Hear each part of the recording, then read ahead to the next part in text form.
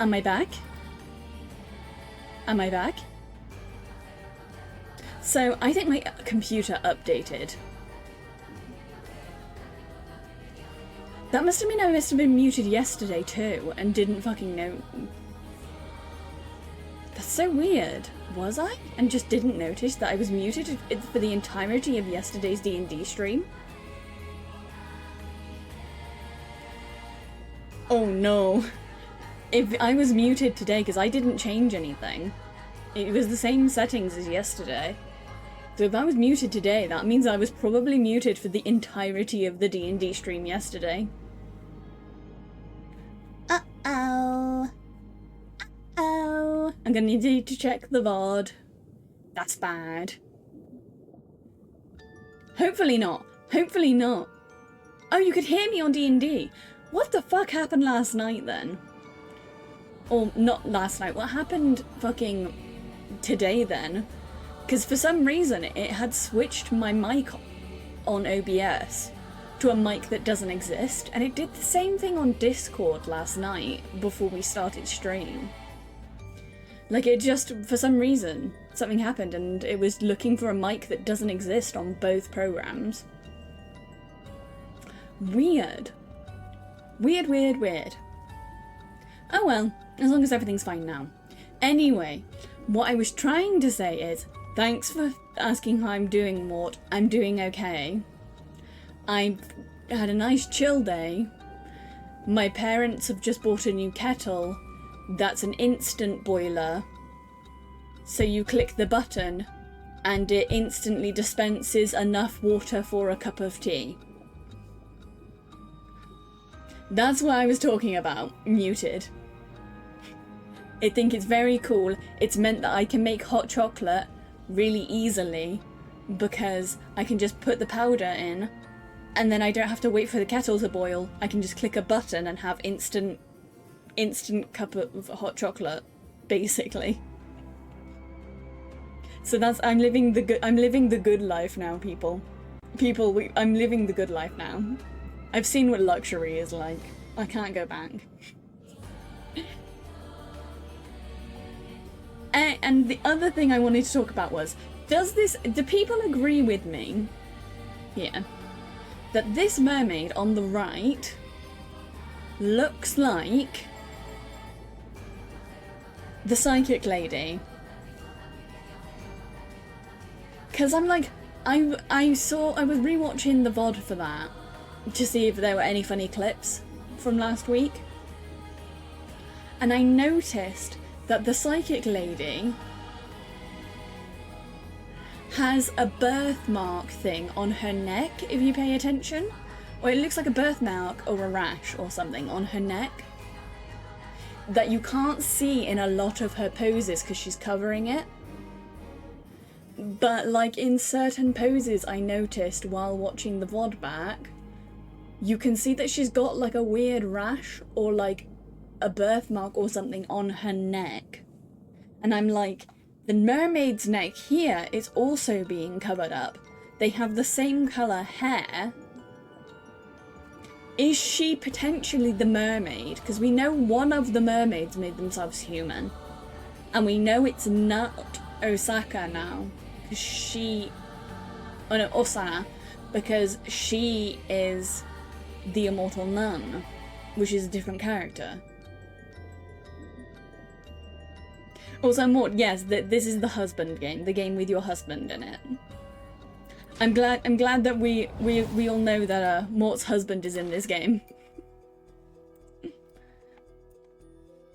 God, this game is so good though. I'm so excited to get back into it today.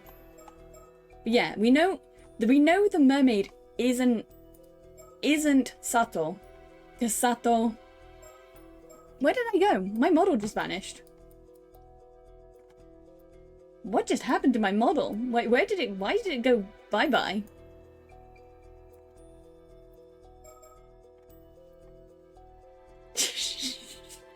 We know it's not Yuza. Yuza's not a mermaid because his mum, we found out last time. So recap for people because it's been a couple days. Yuza is kind of the main character. He's going to be the one that we have to play as to end the overarching curse. Also, when did we get this? This is new. I don't remember getting this. We got a new memory in the Yumiko sort of timeline. But Sato over here, this girl, we learned last time, is A, immortal, and B, is immortal because she's from actual Japanese mythology.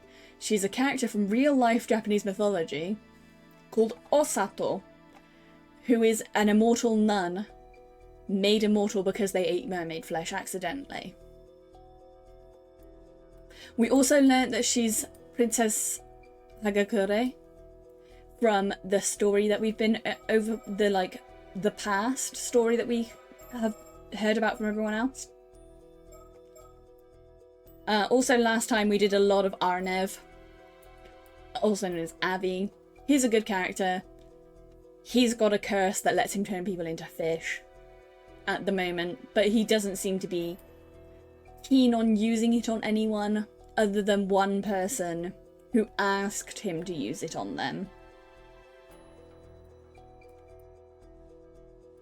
And you know what, Mort? Because you've been here for every stream, we're going to start with your husband. We're going to start with Yumiko Shiki's timeline, because it's got Mort's husband in it, and Mort's been here for the whole thing. And I feel like they deserve it at this point. They've gone 2 whole streams of this game without seeing their husband, and I feel like it would feel correct to give them this. Yumiko and her partner learn about the threat of the curse of the raging waves encroaching upon Kamishima and head over to warn the island. Let's see if I can remember what voices I did for everyone.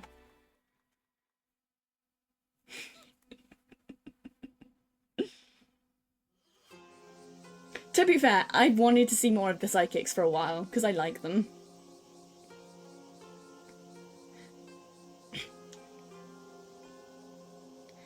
The Wakamura residence is just up the slope after you head through the alley. It's a bit of a maze though, want me to show you? Ah, so it's that way.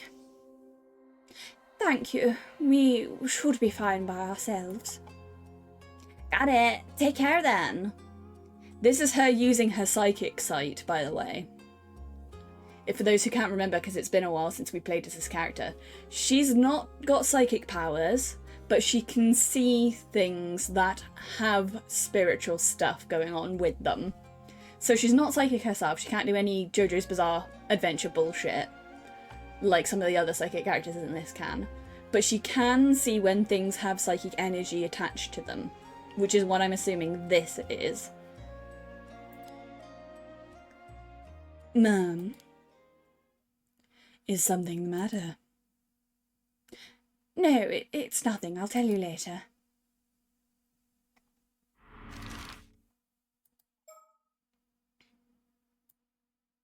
You can see it here. You can see what I mean here if I zoom in on her. Like here, she has something on her neck. Also, the filters on this are way too high. I need to turn them down a bit.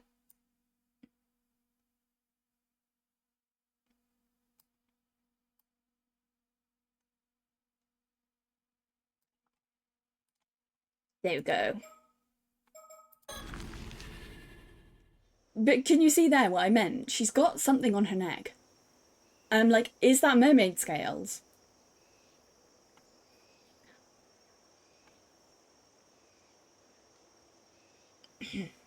Oh, let me get this straight. You're with the place? And you expect me to warn everyone on the island that so Hugh Sean's on his way and get him ready to face it? That's it in a nutshell. I'm so glad you understand. This about the curse of the raging waves? Way ahead of you there. I've been warning them for ages. Well now, you know about the curse. Could it be that a certain sorcerer acquaintance of yours told you about it? That's right, unlike you phony psychics who crawl out the woodwork every other week, my instructor's the real deal. In that case, I expect this instructor also knows how the curse can be lifted.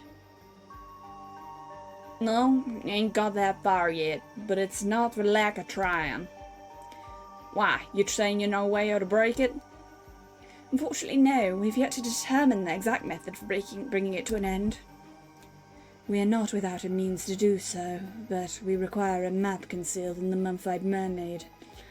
Might you know of it? A mummified mermaid? What are you talking about? This some kind of ruse? I know there was something fishy about you. What are you really after? Go on, out with it. I assure you, we wish only to lift the curse plaguing Kamishima. Would you be prepared to assist us in our efforts? But I like the story, trying to pull one over on old Bakamura, are we? Better than you had tried.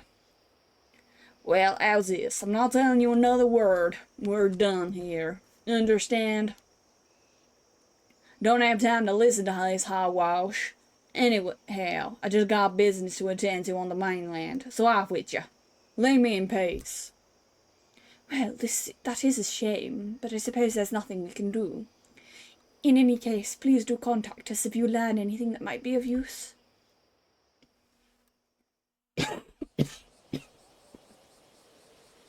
I am now blue.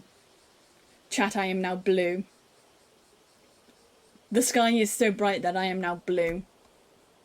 I feel like maybe I need to turn down the colour overlays on this.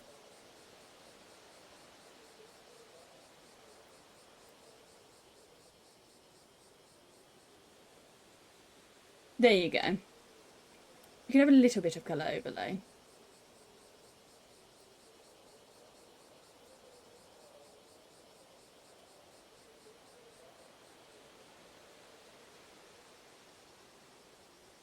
Not very cooperative, is he?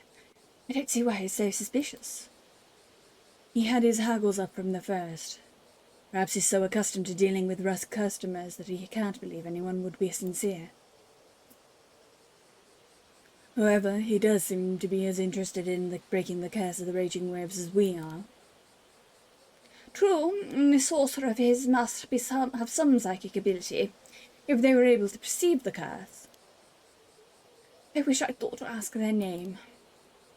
Oh, I think I've an idea of who it might be. Small world, this industry. Oh, really?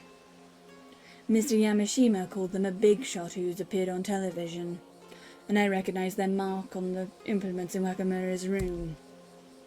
It must be Sugun Gamayodo.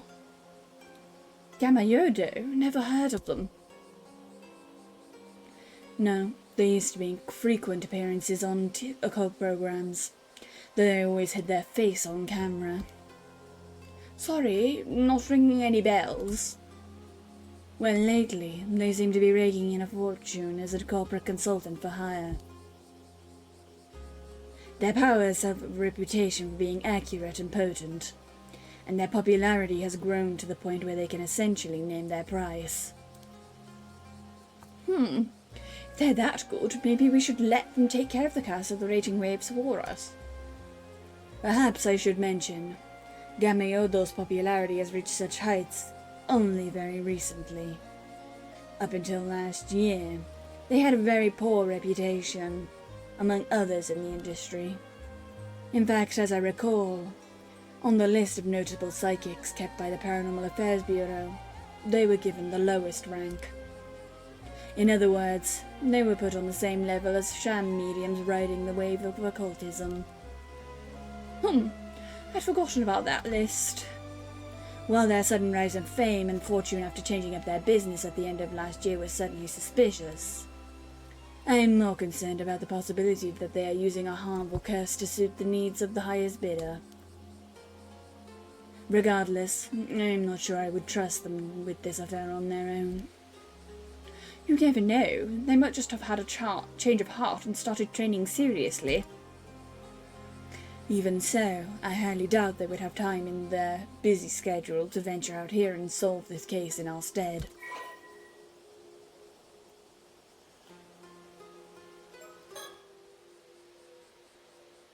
Let's see if we notice anything about this person. Because I think this is probably going to be someone who's here, right? We've got to meet them. It would be weird if we hadn't met them. Mysterious sorcerer. Although said to possess exceptional supernatural abilities, they have revealed nothing of their true identity. Both their age and gender are unknown. Sugengami Odo is previously most known for their prominent media presence, with numerous appearances on both television and in magazines. Wearing an unusual outfit that covered their face, they would demonstrate a variety of psychic abilities, including exorcism of possessed individuals, assessment of submitted ghost photographs, identification of guiding spirits, and conduction of telepathic readings at haunted locations. Their unique sense of presence and high rate of accuracy garnered them a sizable following, particularly among occult enthusiasts, and they were known to accept consultations from the general public, as well as media outlets.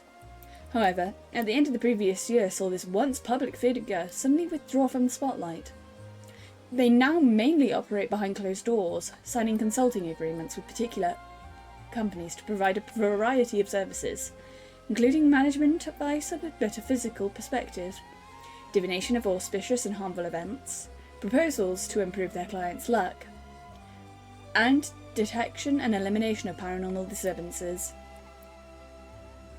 It's even rumoured that they will cast curses on key personnel at rival companies, or conversely exercise curses from targeted victims, for the right price. The undeniable potency of their spiritual abilities has earned them immense trust from both the executives of their contracted companies and other wealthy individuals, and their behind-the-scenes reputation continues to grow.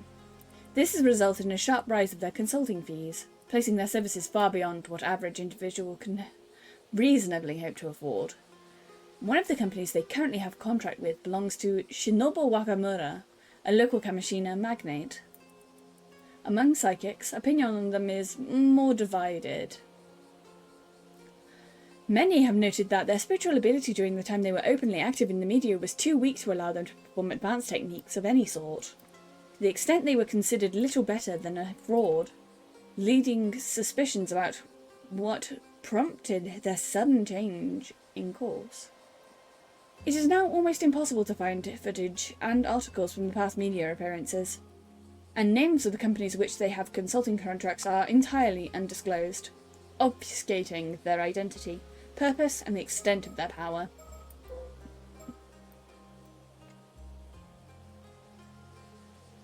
And then we also got this on Sorbet, the mermaid that managed to go back home. Because so far we've got mermaid who was killed and became the fish curse, mermaid who managed to go home, and mermaid who made herself human. And it seems like all three of them have to go home in order for everything to stop. Right? I think that's what this story is getting at, is that all three mermaids have to go home in order for everything to stop. Meaning we're probably going to have to take the cursed object for the curse of the fish curse and chuck it into the ocean, or chuck it into the pit, right? That would be my guess. And then we're going to have to figure out which of the human characters is the other mermaid. You're the girl who showed us the way earlier. Good thing I caught you. Mind if we have a word? I'd rather not. I'm afraid you don't really have a choice. Besides, I already know that you're an 800-year immortal. What are you talking about? Don't even bother. That shock look has given you away. Besides, you have nothing to fear. Your secret's safe with me. Come on, let's take this somewhere private. Oh, so they did know that she was a 800-year immortal. I thought they probably would. They seem pretty competent. My girl seems pretty confident and competent.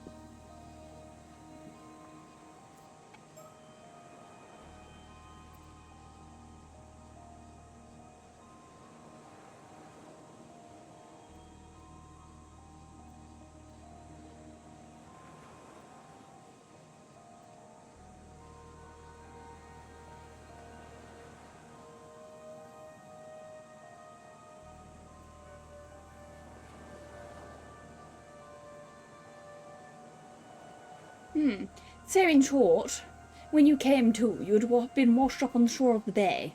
Wakamura took you in. And as far back as your memories go, you don't remember anything about your life before that.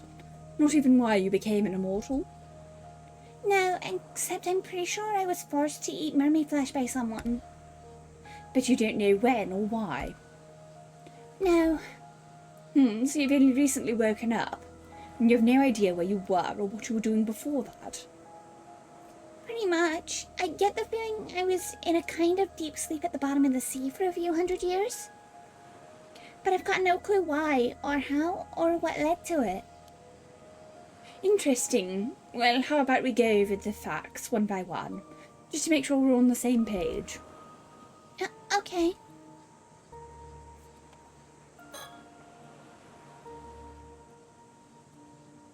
This is the southwestern coast of the island. We've got it all to ourselves right now. Yeah, trying to figure out how to do my lighting thing I like to do. Because for some reason today it's not playing up a little bit. The model lighting to match the game. I think I've figured it out though. I think I'm happy with this.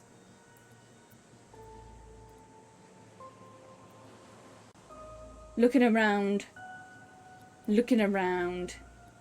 What they she got to say about Sordor?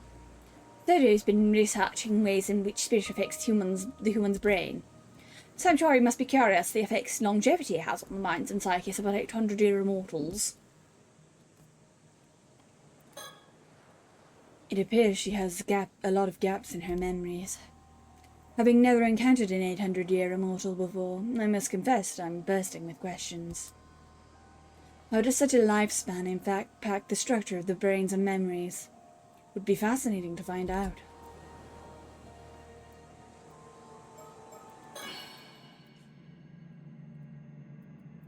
So why is she the only red person? I guess it has something to do with someone... Oh, actually. Let's have a look at her profile. Because I've got a theory about how her vision thing works. No, not you.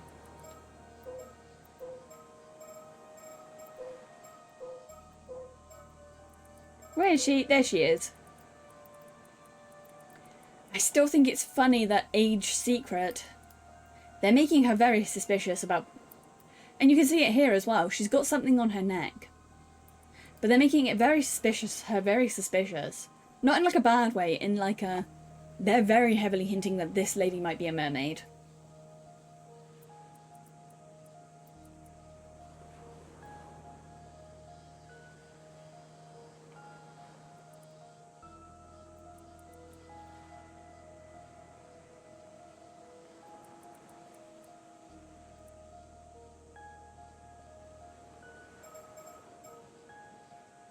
No, it's not saying anything about her powers here. So it's not actually telling us anything about her powers. But I'm thinking, what if she is a mermaid, what if the vision thing that we can turn on and off for her? Because it doesn't tell them if they're got psychic ability. Because because he's not lit up. And she is, but they both have weird psychic stuff happening with them. So really, if it was something to do with being cursed or having psychic something going on with them, they would both be lit up. But because it is only her, I'm thinking maybe if she is a mermaid, she has a vision that lets her see people who have eaten mermaid flesh.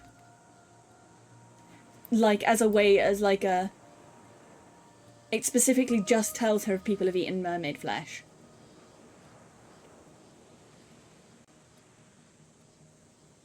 Because we know that the original turning people into fish thing, that was a power that all mermaids have.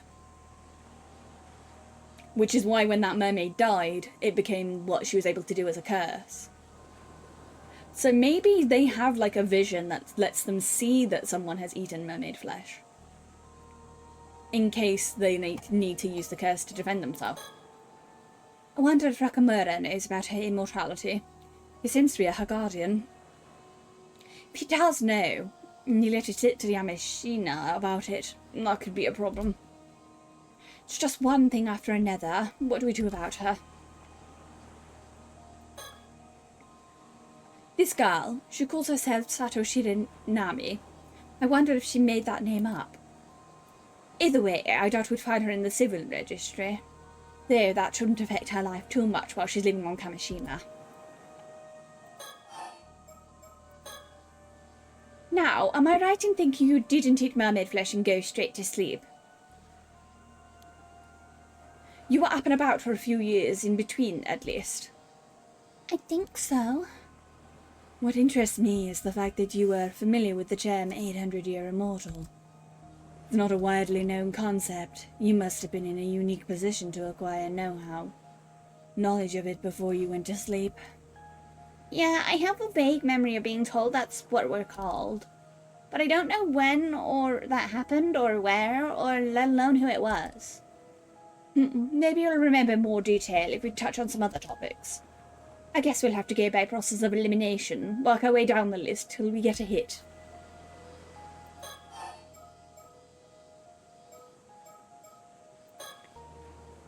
Is there a reason for all these questions? Well, not to sound insensitive, I'm sure it can't be easy for you going about without any memories at all, but I was hoping you might know something that could be of use to us. Given your history, there's a chance you'll possess information otherwise lost to time. Maybe. I'm not sure how much I'll be. I remember so little.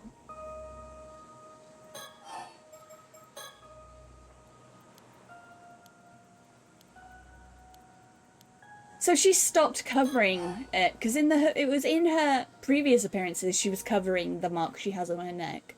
But she's not covering it here. So, yeah, because she did this pose a lot more in her other appearances, Yumiko did. Which hides the fact that she's got something on her neck. So I think that that's going to be something important that I picked up on. Like a hint to something, like finding the curse in the ocean earlier, before we ever knew that it was, like, a thing. Come to think of it, I say it's about time we introduced ourselves. I'll admit we don't exactly look the part, but the truth is... So you're at the place? Wow, I never would have guessed there was a paranormal affairs department. Honestly, I thought all psychics in this age were frauds. At least that's the impression I got from the TV. To be fair, the majority of them are. But, for the record, our department is officially approved by the government. Really? Huh. Back in my time, psychics were treated as omoyoji, even held official positions in the Byoyo of Omoyo, a public institution. Oh, so you seem to know a lot about that. Were you involved somehow? Explained it all without even thinking. It just came naturally to me. Honestly, I'm as surprised as you are. I guess I think that must have had something to do with the Bureau of Omoyo. And it seems your memories aren't all lost after all. All we have to do is find a way to trigger them. Okay. This is a real life thing as well, I think, the Onomoyoshi.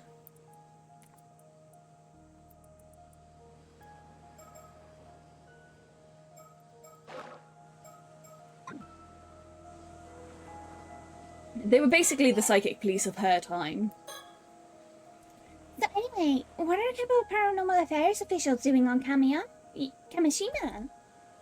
Wrecking a case, of course. What else? Our job is to resolve incidents caused by curses and paranormal phenomena. Whenever possible, prevent them from occurring. It's up to us to keep the greatest mysteries and do whatever it takes to keep the peace. Which is usually a lot. Wait, does that mean something's happened here? You don't know. What? Sounds like we'd better fill you in a bit fast.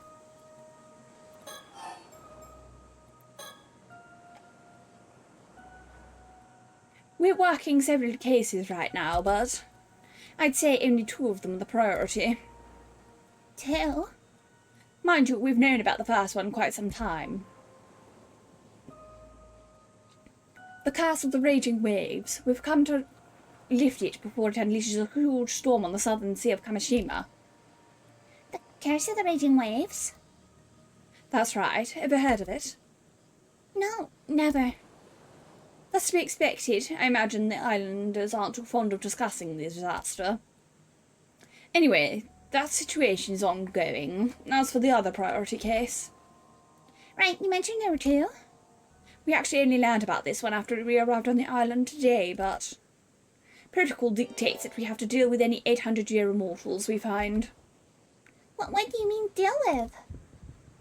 It's not all that difficult to understand. To begin with, 800-year immortals shouldn't exist in this world. And if their existence were to become public knowledge, it would lead to an outbreak of trouble of every kind.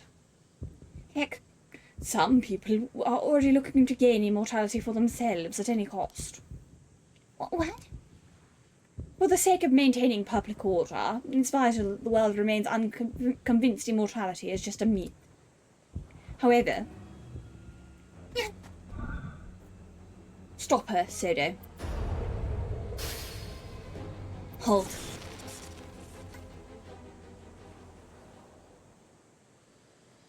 Can you just let me go? Calm down, will you? I hadn't finished. What I was going to say was, I've got no intention of doing anything with you, so don't worry. Wait, really? Surprised? But you should know better than anyone why that would be. You might be an 800-year immortal, but your time is nearly up. These eyes never lie. Satoshi Hami, for the first time in centuries, you're standing on death's door. In a matter of a few days, you'll be gone from this world. Am I right? Yes, it's exactly as you say. I think. I've only got 2 days left now. Just 2 more. So you knew this was coming, but you chose to make a life for yourself on an island even so. Yeah. I've known all along, from the moment I woke up. Well, now you know why I'm prepared to turn a blind eye. In just 48 hours, give or take, you'll fade away, and that will be it. Of course, you would need to swear to keep your identity a secret till the last. But provided you can keep your word, you're free to go. I can, and I will. Thank you. Hey, don't thank me yet. There's another matter I'm needing your help with, if I'm to leave you be. Oh, hi, Junie. Welcome in, hun. Another matter? For starters, only 2 days of her 800-year lifespan remain. She knows it, and yet she's perfectly calm. Seems to have accepted her fate. If so, I suppose there's no harm in letting her go. About her business as usual. I'd not take that time away from her if I can help it. See? Our girl is so good. Nyoko is so good. She's so nice to people.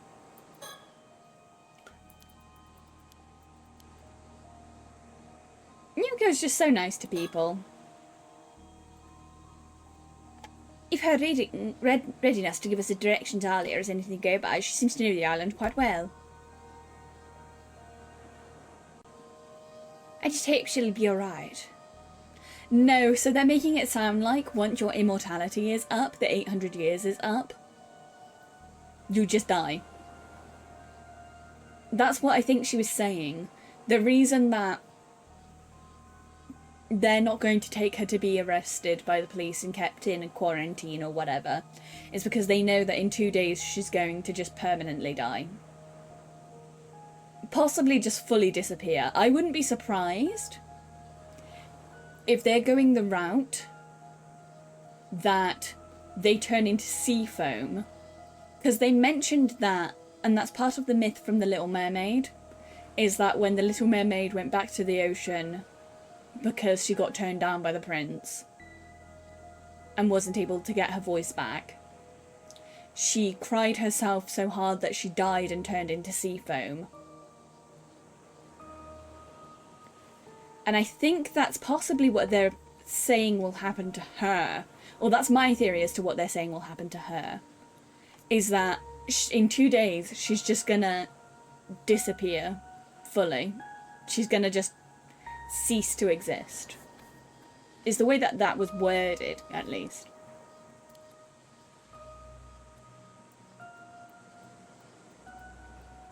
What you gotta say, Sado? Or Sodo? Only 2 days left to live. What would it be like to greet death after living for 800 years estranged from it? I can hardly imagine. It's surely beyond a mortal to understand.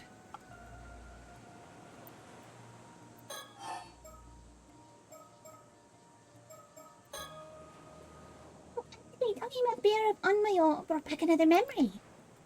I'm pretty sure it was an Onyachi who put me in a sleep, using some kind of spell to keep me in a state between life and death. Really? So someone intentionally put you to sleep under the sea? There must have been a good reason for it. From what point are your memories clearest, would you say? Well, I guess about 3 months ago when the spell keeping me in the state under the sea wore off. From then you woke up, then? I see. I know that look. Did you notice something? Not exactly. It simply occurred to me that if her state of, shall we say, suspended animation was lifted while she were into the sea depths, should she not have drowned and resurrected several times over? Yeah, I did. It was hell. I woke up under the sea, unable to breathe, drowned, and came back. Over and over again.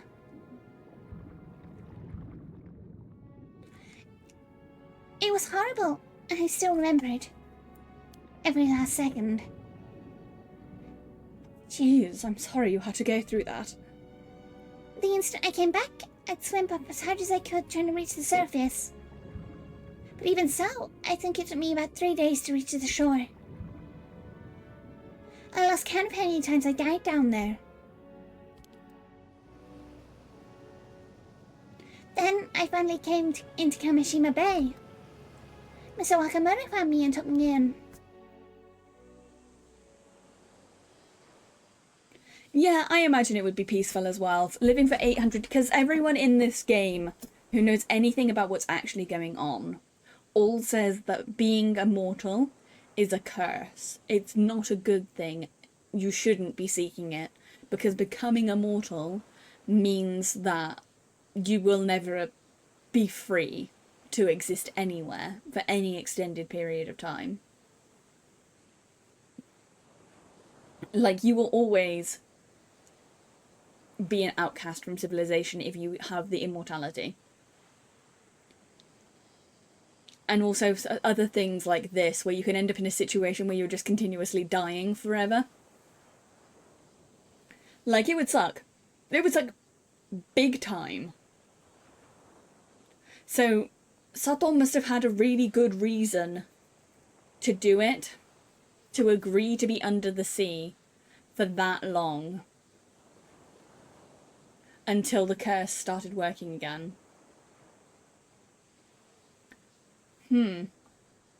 Like, she must have had a really good reason why she agreed to be buried under the sea, still alive.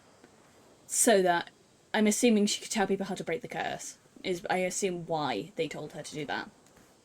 Or she agreed to do it. And I've been living here peacefully ever since. No one's even suspected I'm immortal. You're sure about that, aren't you? No one knows. Yeah, I mean, I think so. Anyhow, I guess that settles the issue of how far back your memories go. Your lifespan is nearly at an end. That must mean you consumed the flesh of a mermaid exactly 800 years ago. Of course, you already knew that, didn't you? Not that you've been forthcoming about it. Sorry, Don't apologise, it just proves you know how to hold your tongue. Valuable skill when you have a secret to keep.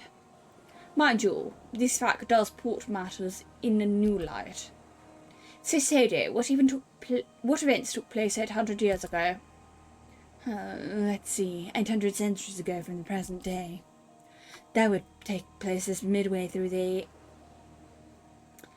1180s, when the Heian period was coming to an end. Right around when the Genpei War took place. Of course, the Hike. Exactly. Did you think there might be a connection?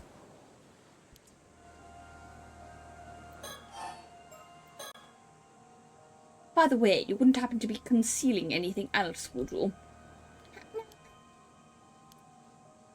It's fine. I'll not pry, just as long as you answer my questions. Ah, but first, before I forget. Yes. Keep our meeting today a secret, and don't let on anyone unless you know about the curse of the raging waves. Okay. People will get suspicious otherwise. Even if Wakamura tells you about it, be sure to act surprised. I figure it shouldn't be too difficult for you. You're an experienced secret keeper after all. I don't know about that, but I'll do my best. By the way, I was wondering, how'd you know I was an 800-year mortal? That. These eyes of mine have what you might call a special ability. A special ability? If I look hard enough at someone, I can tell whether they're an ordinary human or an immortal. It's like you have a different coloured aura about you. Really? Not only that, but as it turns out, with a bit of focus, even immortals can tell each other apart.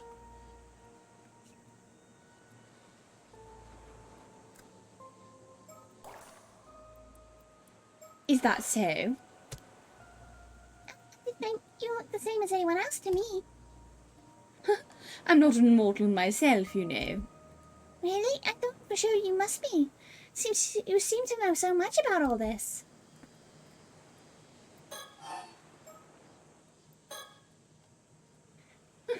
I'm not an immortal myself, you know.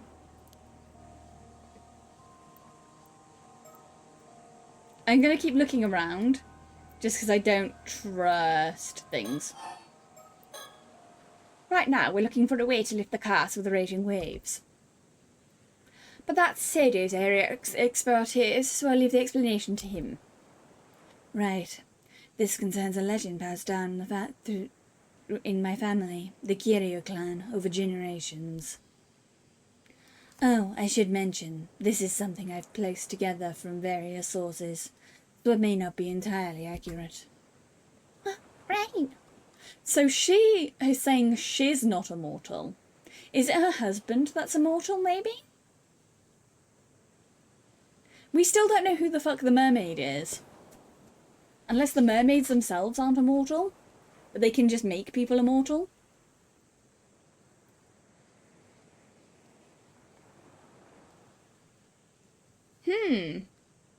Also, I like the fact that me and Yumiko have very similar earrings. If you look at me, we're wearing very similar earrings. A gold hoop with 2 pearls. Mine are just a little bit bigger to accommodate my bird ears. It's very cute. No wonder I like her so much. She has excellent taste. Long ago, south of Kamishima, there is an island called Taishima. It is said that 400 years ago, it was beset by an earthquake and a tsunami, in an event so catastrophic that the island sunk to the sea floor. Taishima. However, the truth of the matter is that it was invaded and laid waste to. So then, in the aftermath, the islanders' intense hatred coalesced into the curse of the raging waves, which manifested as a tremendous storm. I see. 400 years ago, so this would have been towards the end of the Sengoku period, correct? Yes, ma'am. The Honjo Iji incident in which Oda Nobunga ended his life took place in 1582, if you recall. Following this event, one of my ancestors, an accomplished omoyoshi by the name of Harukage Tsushimikado, sacrificed a young woman, one of the survivors of Taishima, in order to seal away the source of the curse of the raging waves. An Omiyoshi, Harakuge Toshimikado. Wouldn't that make your ancestor a direct descendant of the Abe no Shimine? Sounds to me like you share a borderline with the mythology elite. Yes and no. While Harakage's powers were potent, he was never affiliated with the Bureau of Onmyo.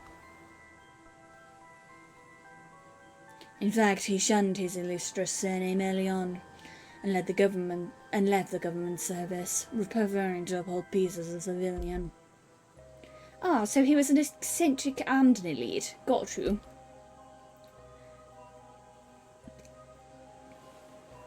Harakage's seal was not permanent, however. It would only endure for 4 centuries. Wait, you mean? Yes, this was the last year of peace. Actually, the seal's already broken. Isn't that really bad? For now, the curse appears to be inert, but the storm could strike at any moment. Okay, so you need to find a way to seal the curse again? Is that it? Not seal it, break it. We're here to put an end to this curse for good. Shouldn't be too difficult. It's bound to have weakened a bit over 400 years. Indeed, it seems to have been Harakage's plan, for the legend tells. That he left behind instructions detailing how the curse should be lifted after 400 years had elapsed. However, the map that would have led us to these instructions has been lost. No. It seems they were once concealed inside a model of a mummified mermaid. Yet over time this fact was forgotten, and at some point in my family's history, the object in question was sold to a foreign buyer. If you don't have a map, then what are you going to do? Well, we were hoping to find some clue as to the map's whereabouts here on Gamashima. But we've had no luck so far, and I reckon we're at a dead end. I see.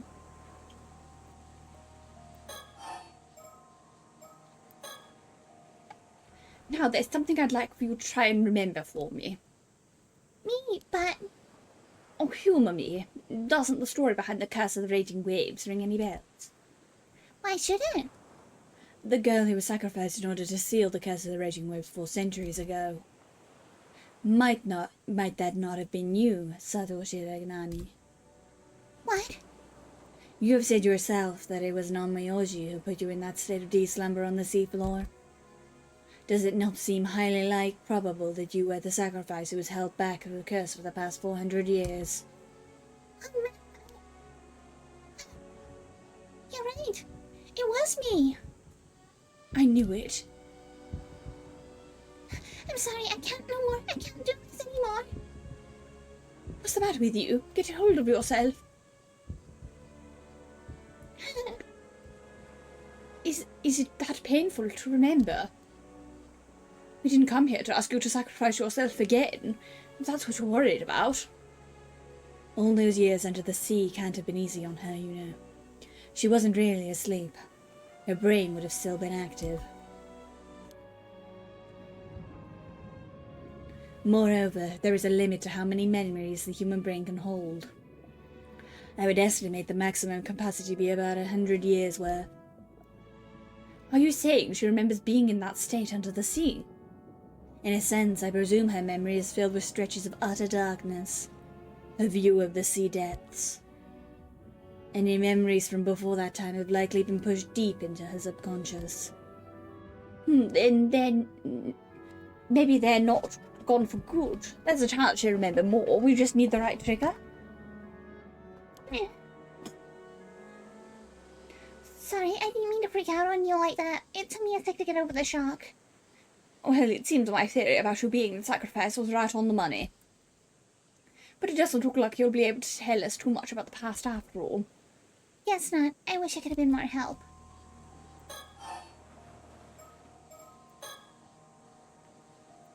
Oh, there's something else I'd like to ask you. Be my guest. How exactly do you deal with 800-year immortals? You sure you want to know? Since it's not going to happen to you, there's no reason for you to think about it. That would be something like taking away their immortality. Fortunately, that's downright impossible. Because your original body is long gone, you know. But then, what else can you do? You tell her, Sodo. Must I always be the one to handle these unpleasant topics? Besides, I see no point in explaining something that she's already painfully familiar with. What do you mean? Among the arts we psychics wield is a spell that can place even an immortal into a state of apparent death. Once that is done, they can simply be sealed in an underground vault for the rest of their days. Wait, you mean that's the same thing that happened to me? Essentially, yes, except for in your case, it was for the purpose of making you a sacrifice. And you woke up before your lifespan came to an end. Yikes. Mind you, neither I nor Sodio have actually done this to anyone.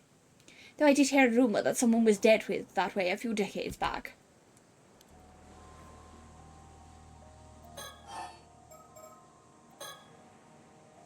Of course, there's been 800-year immortals who sought ways to become immortal again in the past.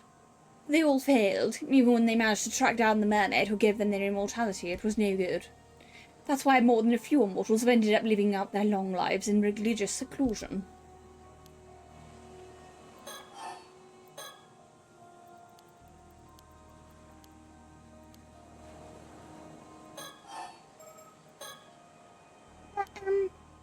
Does this mean the seal broke because I woke up?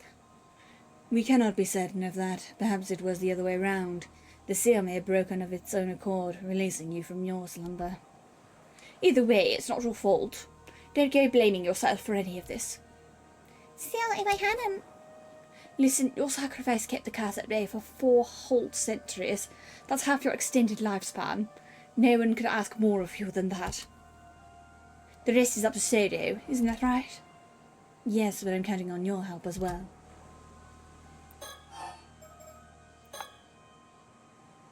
So any chance you've remembered something about the curse of the raging waves? Did that Omiyoshi Harakure Tsuchimikado happen to tell you how it could be lifted? I'm sorry. All that came back to me is the fact that I was sacrificed. I don't remember the Omiyoshi at all. What kind of persona he was or anything. The most I can remember is that I think he said something about the curse being lifted after 400 years. That's all. Well, be sure to let us know if you remember anything else that could help us break the curse. I will. Right, next question. You wouldn't happen to know much about the Hike, would you? The Hike? Why'd you ask? This actually pertains to one of our other cases we're working on, but we've got reason to believe that someone out there is using the curse of the Hike to commit murder. Yes, the Hike. Did you hear about those skeleton remains that washed up over near here? It was all over the news. Yeah, I saw that. Well, we suspect the curse of the Hike may be involved. And seeing you were alive 800 years now, I was hoping you might know something about the Hike that could help us. We're right about in thinking you had ties to the Bureau of Onryo. The timing matches up perfectly. I might have known once, but nothing's coming to me at the moment. Really? Shoot. On that note, I too have noticed a potential correlation. There's a legend that tells of how the Tara no Todori was presented with the flesh of a mermaid at Beshuyo. Perhaps that was the flesh Sato consumed to gain her immortality. Actually, I'm pretty familiar with that legend myself. And those so-called mermaids that were caught in Betsuo they weren't the kind that could make anyone immortal. Oh, is that so? But if you ask me, Sato here couldn't have become immortal by eating mermaid flesh. Without the use of a relic called the Tama Tobacco now. Does that ring any bells? Huh? Wait, mermaid flesh in the Tama Tobacco? Oh, have you remembered something? Yes, that's it. It was one of the Hike. A man wearing a suit of armor. We were on a boat. And he had the Tama Tobacco. There was mermaid flesh inside it. He wanted me to eat some of it. A warrior in armor, could it be? So it sounds like you had ties with the Hike as well. And this man, was he the one who made you eat the mermaid flesh? Yes, I remember now. What was his name? Do you remember that too? I think it was Tomo something. Tomo Shige, that's it. That man's name was Tara Tomo Shige. Tara no Tomoshike. That was the name of the Tara no Yomori's sons. And Yoro Mori himself was the son of Tamadori's official wife. You're telling me that Tamadori's grandson started to eat mermaid flesh? What do we know about this Tarano Tomoshige, anyway? Not much, aside from the fact he was part of the clan's main lineage. History has not seen fit to record his deeds, whatever they may have been. Well, he may not have been one of the clan's famous warriors, but I think he actually knew one of the Hike. Do we potentially think? So, this is my theory right now. That is who has got the curse of the sword of the Hike, the one who's got the sword's curse. Is that Tamo Tahike? I think he's also immortal. And I think that's why he's targeting Sato. Because he's the one that forced her to eat the mermaid flesh. Potentially to check that it works. Right? He possibly got her to eat the mermaid flesh to check that it actually works that way. And then he's immortal. And he's targeting her because he's realised that she's come back out of the ocean. He might have been trying to get to her this whole time. You mentioned her in a boat. Do you recall anything else? Think we're being chased? I do not wonder at that. At the end of the Heian period, the Hika were being pursued by the full might of Genji's forces. I was struck with an arrow, and I fell into the sea and drowned. But by that time, I'd already become an immortal. Like, I must have resurrected and washed up somewhere along the coast. I guess that's how I escaped. What about Tomoshige? Did he eat some of the mermaid flesh too? I'm not sure. I don't remember that part, but I don't think I encountered him again after that. If you remember, madame, that curse echo I witnessed earlier had the famed blade Nagamaru. Perhaps Tomoshige inherited the blade from Yoshimori and wielded it with the intent to avenge his clan. After all, future generations would surely have held a memorial service for a warrior renowned like Imamori, letting his spirit to rest. Tomoshige, on the other hand, is unlikely to have received the same treatment. If so, his hatred may have persisted long after his death. Creating the curse of the Hike, it is a distinct possibility. This curse sounds terrifying. I have to say, I wasn't expecting a connection there. You know, Sato, it's starting to sound like you're involved in all the incidents that have gone down in these parts over the centuries. Not by choice. Anyway, I get the feeling this Tara no Tomoshige wasn't a very nice guy. And this curse of his sounds even nastier. Could it really still be active even after all this time? Certainly looks that way. The Hika's resentment is awfully persistent, I hear. You don't think he could hold a grudge against me, do you? Who knows? That would depend on your relationship with him back then. Oh, man. However, it appears someone is actively wielding the curse of the Hika at present. Therefore, the targets of the curse would be decided by this individual, whoever they may be. Another unknown, huh?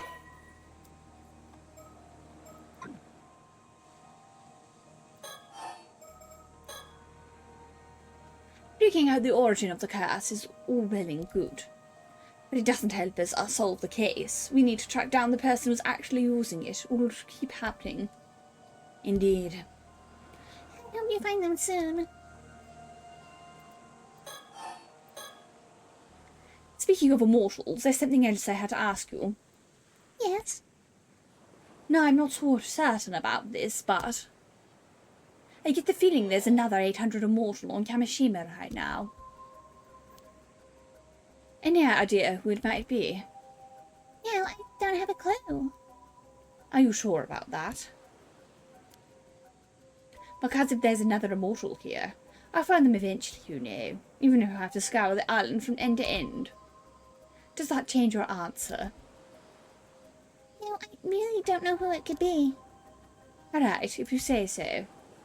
Guess this means I'll have to search the island after all, as if I didn't have enough to deal with. Well, I'd say that about covers everything. We've talked your ear off long enough. Must be confusing, all this talk of the past. We'll not trouble you any further. Right, thank you. Still, give it a bit of time, and something else might come back too. If it does, please let us know. We'll be visiting the island again real soon. You should have a chance. I'll be going then.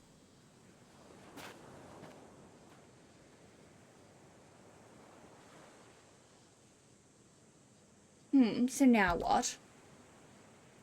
She's given us much to ponder. To think we'd encounter a living witness.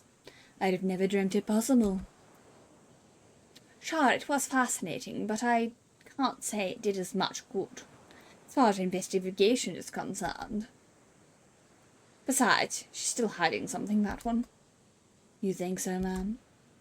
I do, in fact. I'd bet on it. She might even be up to something. But our primary objective here is to lift the cast with raging waves. We don't need to start digging into anything else without good reason. On that note, do you really intend to search the island for this other 800-year immortal? Yeah, figuring out that we might as well look into that too while we're here. Understood.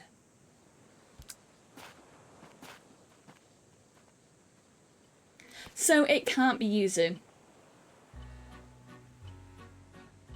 Mort, that's a good question. Thinking it might be Yuzu is a good question. But it can't be. Because we know for a fact that 800-year immortals don't age. And we know for a fact that Yuzu does age.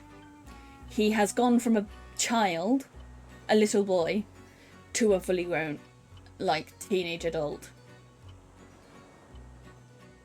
So it can't be him. It's got to be someone else. And that's probably what we're going to be doing. End up having to do. I'm not entirely convinced. It's not Swim Team Meat Boy. The one that I'm suspicious of. The one that wears the red. The son of Wakamura, basically. Not the son. Grandson?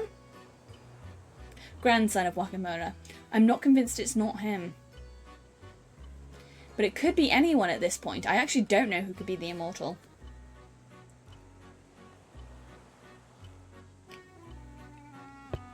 Okay. Also, welcome back, Storyteller. I fucking love you. You're so cool. He's one of my favourite characters. My apologies for the interruption, but there is an important matter I wish to discuss with you. Now then, I believe you have been privy to quite the interesting development. As Yumiko Shiki would tell it, Satoshi Nanami is not the only 800-year immortal here on Kamishima. And so I would pose you a question. There is indeed one more individual on Kamishima who has made a miraculous return from the dead. You have borne witness to the death and revival of this individual 2 times. Oh, it has to be Yuzu. With this in mind, allow me to ask, who is the other 800-year immortal on Kamishima? Please tell me their name. It's got to be Yuzu, right? Because I think that number changes. I think that 2 changes. 'Cause, we fell into that whirlpool twice. Once at the very beginning of the game, and then I accidentally did it a second time, I think.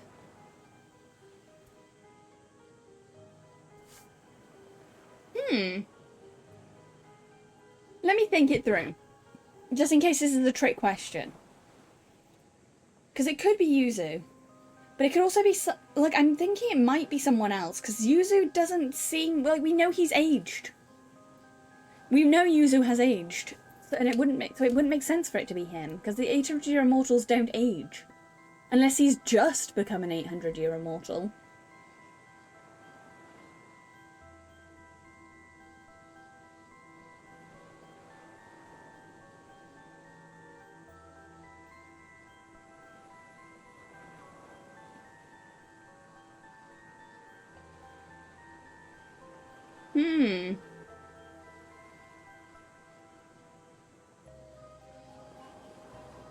No, it's got to be Yuzu. Or Yuza is actually his name, isn't it? Because he's died twice and come back. Correct. The answer is Yuza Minakuchi. To think you got that in one go. You're quite the observant one.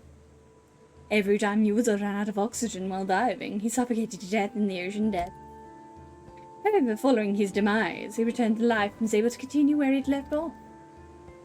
It would normally be highly unusual for someone to reach a diver rank of 19 on their first outing. Such a feat would be difficult indeed, unless one was unburdened by their fear of failure or the fear of death. It was this knowledge of his own immortality that led him displaying such an uncanny degree of confidence. As you may have suspected, Yuzo Minikuchi became an 800-year immortal 5 years ago, when he was saved by a mermaid. Oh, I didn't know this. This isn't... Okay, so they're explaining it. It's good that they're explaining it, because this was not the conclusion I came to. I thought it was going to be something to do with that, what happened at the very beginning of the game, where we go to the hole and he sees the other version of himself. I thought that's when he became an immortal, and he had just become an immortal. But no, he became immortal during the incident. In truth, help arrived too late that fateful day, and it became the first time he lost his life. I wonder if that light, in light of this new information, will cast events. I wonder what light this information will cast on events going forward. With that, please enjoy the continuation of this tale. Yeah, Mort, you were 100% correct. I just thought that they were maybe trying to trick us. I thought maybe they were trying to trick us, but if it is Yuza who is immortal, that means this is not the end. He will come back to life. In that, you know when his head gets cut off? That's not the end for him, because he'll come back. This is the only place we can go now. Mysterious deaths continue to occur amongst the island's residents. It is not long before the same tragedy befalls Yuza. Azami and the others are left helpless and overwhelmed by grief. I wonder if we'd tried to continue this, it would have stopped us and told us to go do the other one, so that we could have got this information that Yuza is immortal before coming to this one. Damn it! What the hell's going on? What the fuck happened to you, Yuza? How could you just die like that, out of nowhere? You managed to live through the disaster 5 years ago just to die like this? Still, the whole island turned on you, blamed your mom for everything. They rejected you even when you said you wanted to become an ama diver. What the hell did you ever do to deserve that? But you never once complained. Just kept going, like it was nothing. You did everything right. Someone like you deserved much better. You deserved to be happy, damn it. I would have done anything to make that happen. And yet, I couldn't do a damn thing. Sorry. I'm so damn sorry, Yuza. This shouldn't have been the way you had to go. How could the gods think this is fair? How? Hey, Tsukasa, sorry, this is a terrible time. But there's something important I need to tell you. Yeah, go ahead. There aren't many people around here, so it's nothing like the chaos in town. It's so quiet here, it almost feels like that whole nightmare earlier was just a dream. If only that were true. Okay, first off, I'm having a look around, because this would be a good place to hide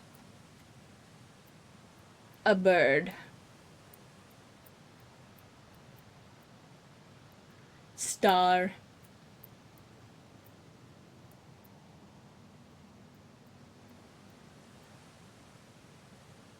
I cannot see a bird.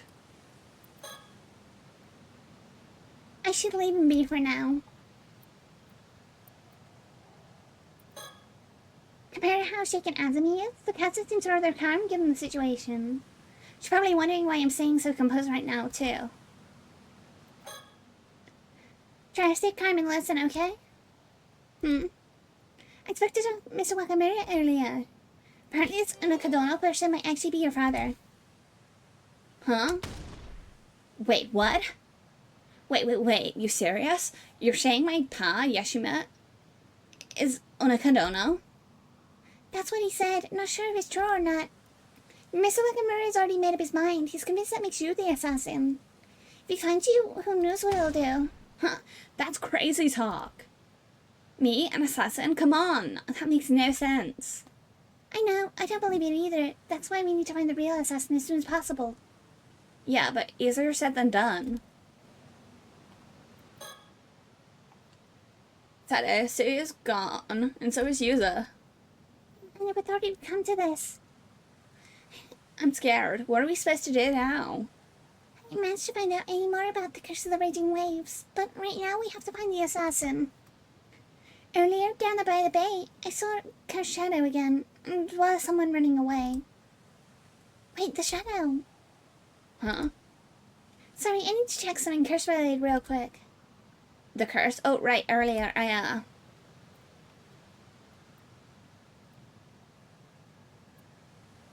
I'm still confused. There's no birds here. This is the new CG and there's not a single bird.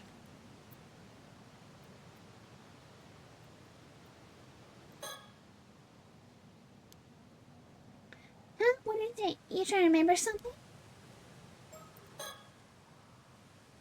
And now I can check with the hand mirror to make sure the shadow isn't nearby.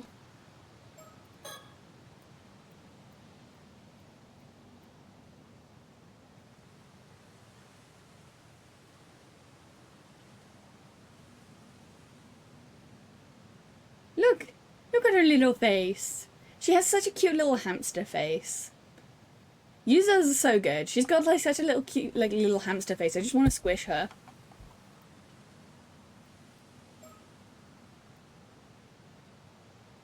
Where's Azumi? I can't see.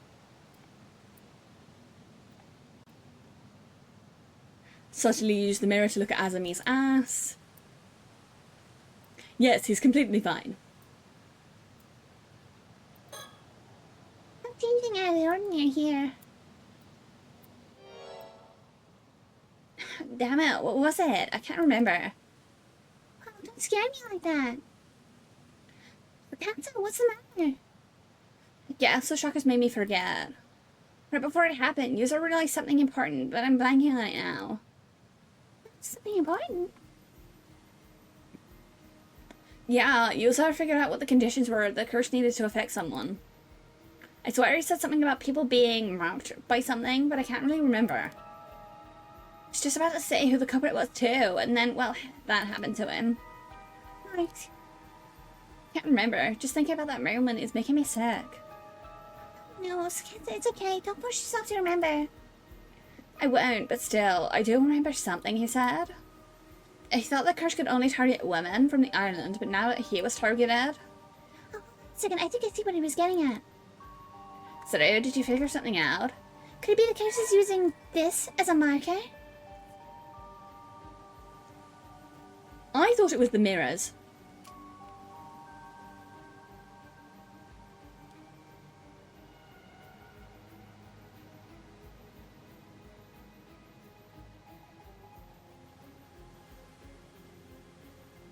I'm not actually sure I know this one. I thought it was the mirror. But that doesn't make sense because other people had the mirror.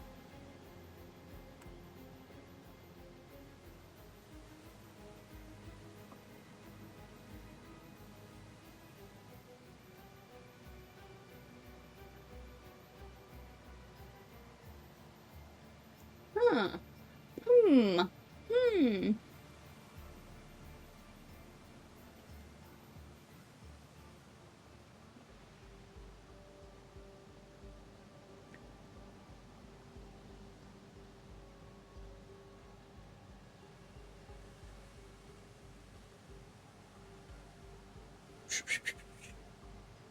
No, it's got to be the mirror, because that's the only thing that makes sense. I'm at this point where I think D&D yesterday has fucked me up with the, like, thinking it's going to be one thing and then it's another thing.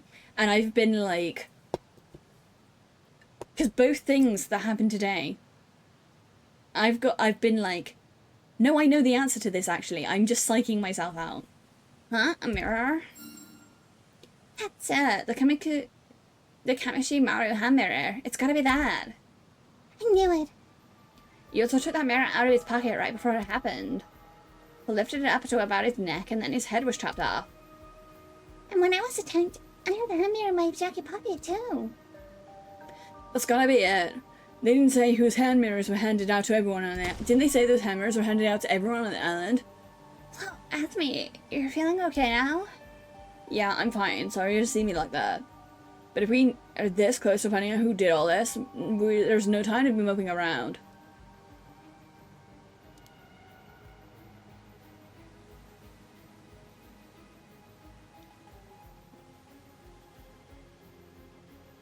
First things first. If either of you still have that mirror, get rid of it now. Good point.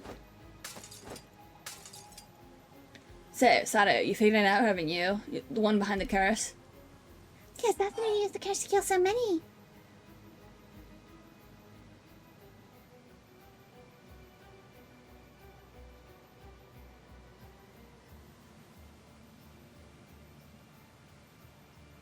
Huh. Well... Where is she? She's the one that handed out the mirror, right? She handed out the mirror, and she was also there when the Nan was killed. So it's gotta be Kikyo, right? She's the only one that it would make sense for it to be to me. Because she gave everyone the mirrors. She has no attachment to anyone in the town because they all make fun of her for her facial deformity. Like, it would make sense. It's Kikyo. It's gotta be Kikyo. I think I know who it is. Yeah, it's gonna be the person who gave out the hand mirrors, so... It's Kikyo. It has to be Kikyo, right? Huh? You saying she never actually died? Wait, you saying Kikyo was killed too? Yeah, we saw her lying in a pool of blood by the jetty. You did. I was just there earlier. I remember seeing a large bloodstain, but no body. Really? I guess someone must have moved her. And all this chaos, who's gonna have time to move a body with everyone panicking like this? Where would they even move her? There's so many dead, we barely have the time to or space to light folks down and cover them up. That's true. Then maybe she never actually died, managed to get up and walk off on her own. If Kikyo's the assassin, why would she let herself get hit by the curse's attack? Wait, if she managed to get up from the death... I mean, I doubt it, but maybe she's the immortal like you, Sato. What? No way. Huh? What was that? You said that so casually. I could have sworn you just said Sato was immortal. Well, it's kind of a long story, but yeah, that's basically what it boils down to. Huh. So that's what happened earlier. That explains why everyone was talking about. So, I think there were others like me out there. Huh? You think so? Is it really that rare? I don't really have any frame of reference. Do you get what I mean? She has such like a cute little hamster face. She has such a cute little hamster face. Out of everyone here, she is my favourite. Right now. I obviously love the old lady more. The like psychic lady more. Detective psychic lady more. But she is also really good. I love her little hamster face. She's so fucking cute.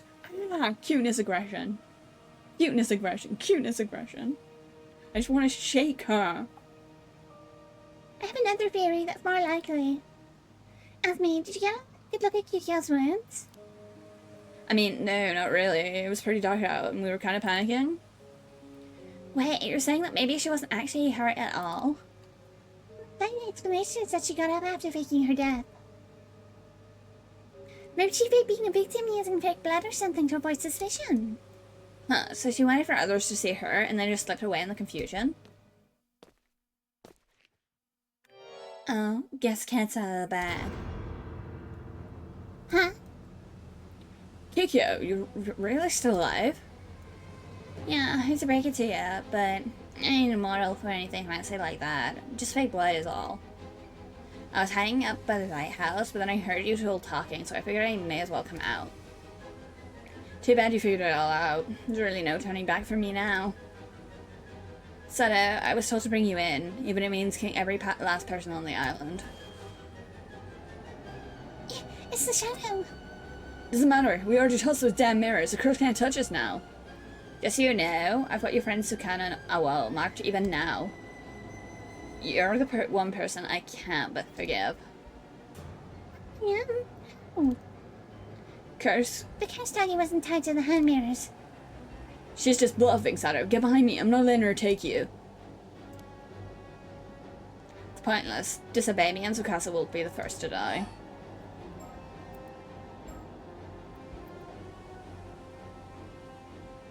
I have to surrender. It's not letting me pick anything else. No, I surrender. I'll go with you quietly. What? Sato, what are you saying? Now's not the time to be joking.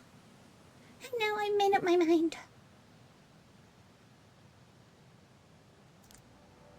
I can't let anyone else get killed because of me. There's no resisting this curse. I'm too strong. It's too strong. Sato, no. Good. Smart choice. Otherwise, everyone on the island would have perished. Pigeon, why are you doing this? You come here too. Does this place mean nothing to you? I guess I have some feelings for this place. But if I didn't sever those ties, my world would never change. What the hell are you talking about? He's the only one who ever sparked a change in my miserable excuse for a life. Now he'll finally acknowledge me, and I'll become who I was meant to be. Could you reason all of this? This island never cared about people. It always just blamed everything on curses. Surely you'll understand wanting to destroy this shithole. I just took up the reins. Someone needed to break the cycle. Now I can finally start living my own life, free from all that bullshit. Anyway, we need to get moving. There's a boat waiting out back. If you follow it, I'll kill Tsukasa. Do yourselves a favor and stay here, okay? Thank you, both of you. Please don't try to follow. It's too dangerous. God damn it. No, Sato!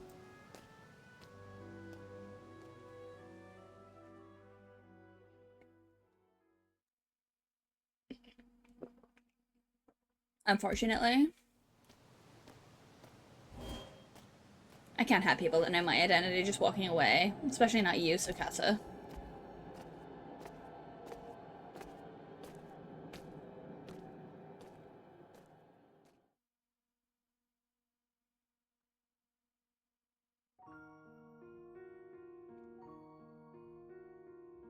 The following day, the bodies of Azumi Kamoi and Tsukasa Awao were found beneath the lighthouse, collapsed together in a lifeless heap. Azumi, who had been helping search for the curse mark, tried to take Tsukasa's place, but ended up caught in the curse instead. But the tragedy that struck Kamishima didn't end there. Right after the assassin left Kamishima with Satoshi and Nami, a new calamity followed. A violent storm, born of the curse of the raging waves, erupted in the seas around the island. As expected, the curse could not be sealed away by a bronze mirror alone. Ferocious winds and towering waves pounded the island for 3 days and nights, leaving devastation in their wake. Most islanders who had tried to flee the tragedy by boat that night were lost to the storm and remain missing to this day. Among them was the assassin behind the incident, and Satoshi Nami, who went along with her. She was never to be seen again.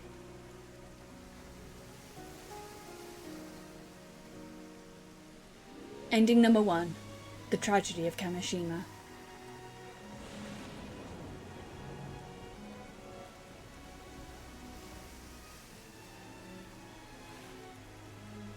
So chat, how do we feel? So chat, how do we feel? Chat, how do we feel, chat? Welcome to the ending of the game. Smile. Welcome to the ending of the game. Smile. Oh well. Everyone died. Everyone died. That's so sad. Guess it's just gonna be like that. Guess it's just gonna be like that.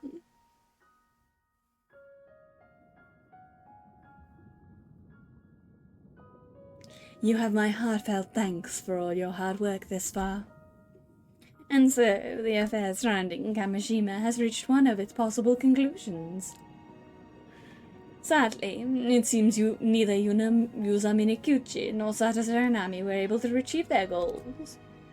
To avoid arriving at this particular outcome, please continue progressing through the story chart. After all, you came here for that very purpose, did you not? Oh my, are you still unaware perhaps of who you are? No need to worry, I'm confident you'll remember in time, you're just missing a few key pieces.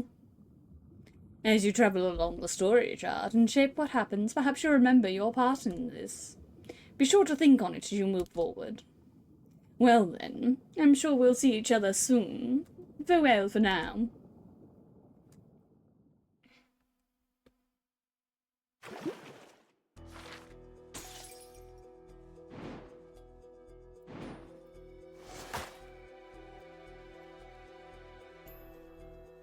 Soda. No, we're not Soda. So, if we want my headcanon as to who we are. Where are they? They're not here. I think, because there's a name. I'm pretty sure we are them, if I can find them.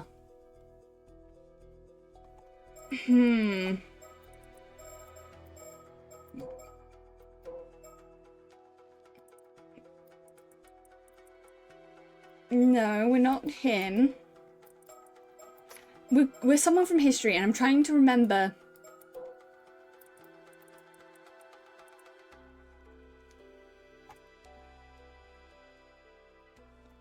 Where is this name? There's a name, and it's not been brought up. Oh, you were just saying Soda's name because you love him and he's your favourite. There's a name, and I can't remember what it is.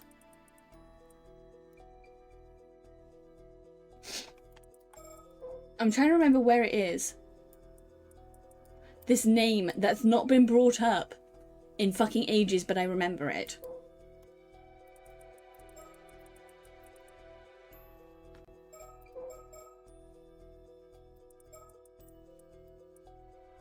Where?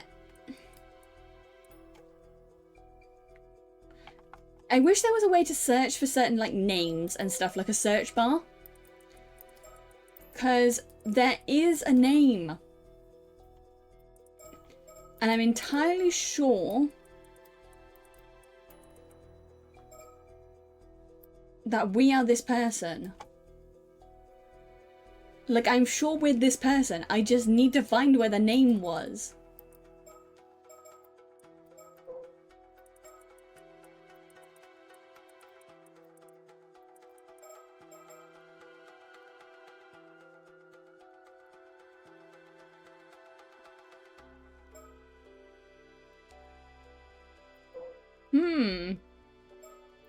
Where is it?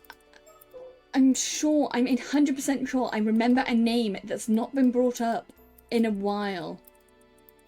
In the folklore stuff. But where are they?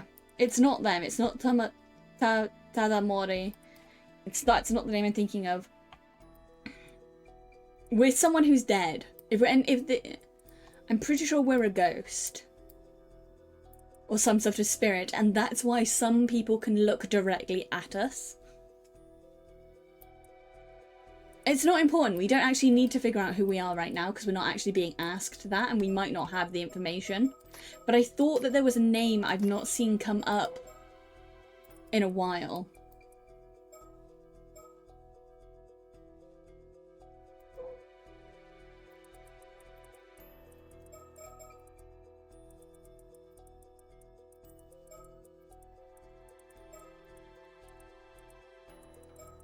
I'm having a look, see if there's any birds we can get either. Doesn't look like it. Okay. Vision of the future. let's go here. Okay.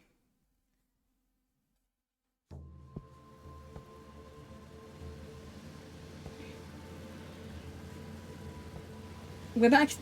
We're having to look at the past again to change things. So, what's this important thing you have to do, user? Sounds like it might be a pretty big deal. It is. I just hope you'll believe me. Listen and don't fly off the handle. Yeah, like Abby, I'm pretty sure we're a ghost of someone. Please forgive the interruption, but I have an important announcement to make. The moment you've been waiting for has arrived. Everything is ready for you to proceed.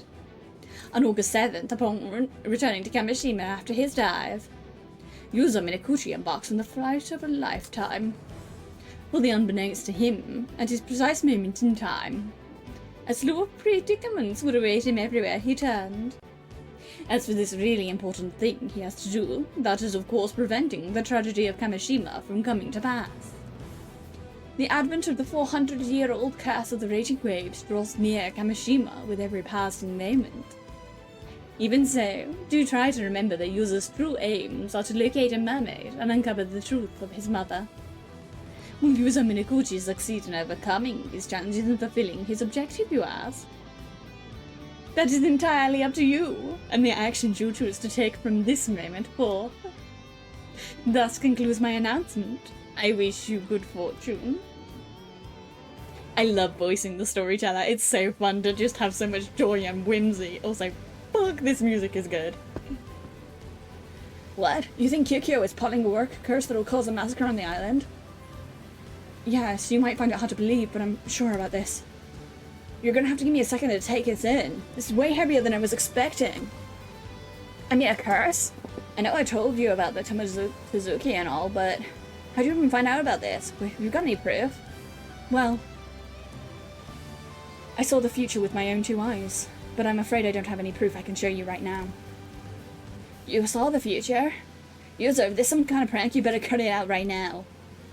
Seriously, this shit ain't funny. If you're just fooling around, I don't know if we can be friends anymore.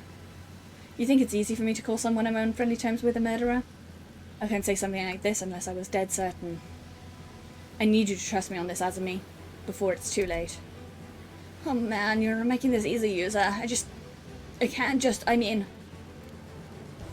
No, I understand. I won't ask you to believe me until I can present you with solid proof. Till then, I still need your help.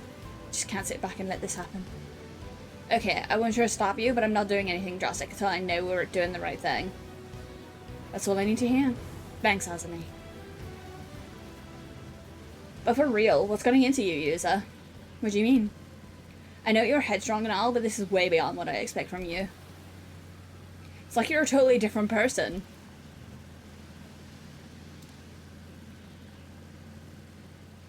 Come on, you're exaggerating. I'm the same old user I've always been.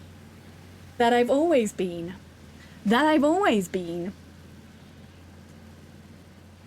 Yes, this is him. This is him. Do not worry about it, Azumi. It is him. He is the one in control and making the decisions. Very much him making the decisions. Smile. There isn't a weird pigeon that's been flying past every so often telling him what to do. Not at all. Who would even think that? Huh? What are you two doing here?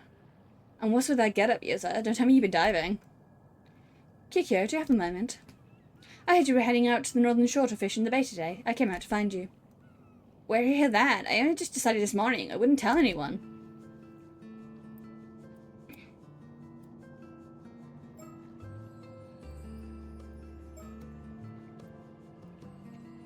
Bird on the boat. She has bird on boat.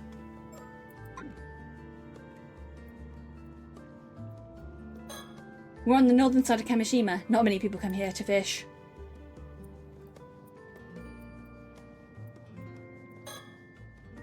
I can tell Azumi is trying to believe in me. That's a good start, I guess. Right, this is where it all begins. This is my chance. I have to find a way to change the future. But I don't have any evidence, and I doubt I can just talk Kikyo out of this.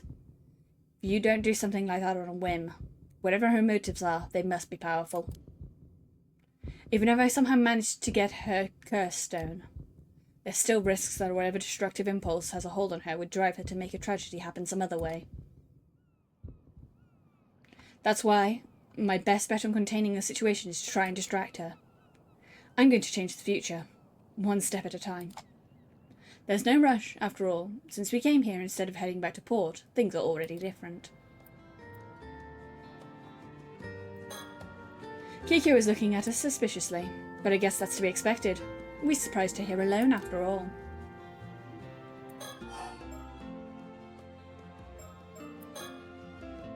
So Kikyo, when you first left the island, you did some kind of office work, right? Huh? That's true and all, but why are you asking? I was just wondering if you might have preferred your life back then. I mean, you must have had more opportunities to meet people and go out on dates and all that. Stop right there. If I don't hear enough of that, where's it is? What's that got to do with you, anyway? Sorry, I didn't mean to pry. I was just wondering if you still kept in contact with anyone. Sir, a few people, just a few. Would you say any of them had a big influence on you? Huh? Seriously, what's all this about? Nothing really. I was just curious.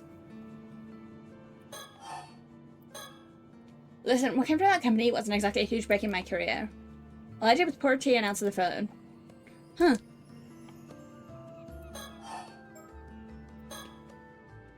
You've been passing Kamishima Maru hand mirrors around to everyone, right? Yeah, I have. It sounds like someone keeps their ears to the ground. So how many have you given out? Who's got one already? I don't know, I haven't kept track or anything. But if I had to guess, I reckon it'd be about 20 or so.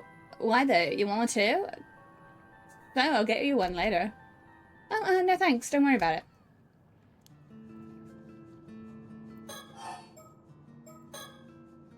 Suit yourself. They're pretty sweet little items if I do say so myself. Honestly, yeah, that probably would be the best way to deal with this right now. Or the quickest way to deal with this if you had a time constraint and can just go back and forth between the past and the future continuously. The pulling out the gun and just drowning her right now would be the best way to deal with this. So, were you running off diving? You sure you should be doing that? If Chief finds out, she'll give you an earful.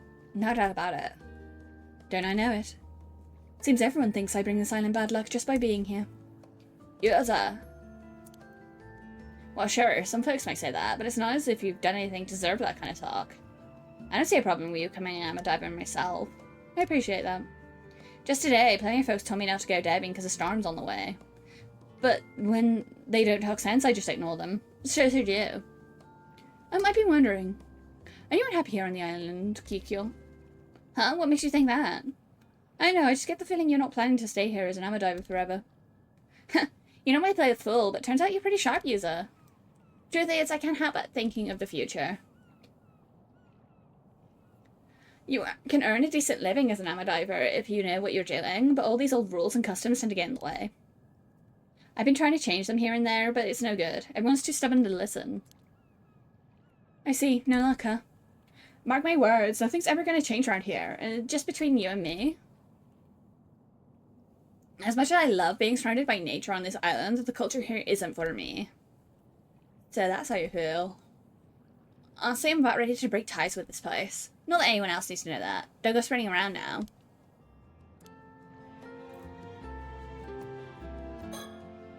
Yes, are you sure about this? So we're clear, I'm leaving the talking to you. Don't worry, I know what I'm doing. Frankly, I had no idea you were so interested in diving, Yuza. Anyway, Yuza, did you really come all the way out here just to chat? Something like that, but I've wasted enough of your time. Thanks for hearing me out. Come on, Azumi, let's go. You're sure? See you later, Kikyo.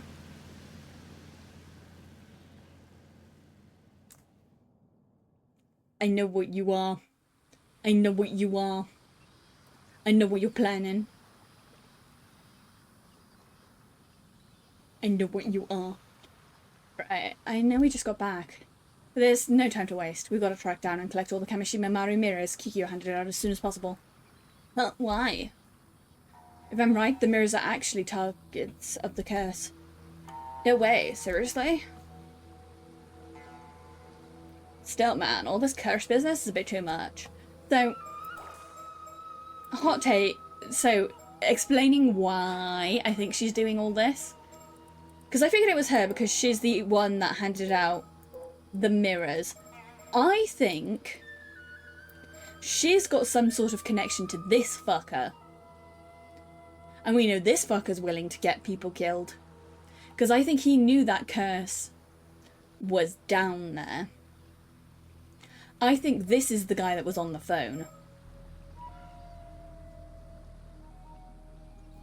I think this is the guy that was contacting Sato on the phone, being like, if you don't do this, I'll get my lackey to kill everyone.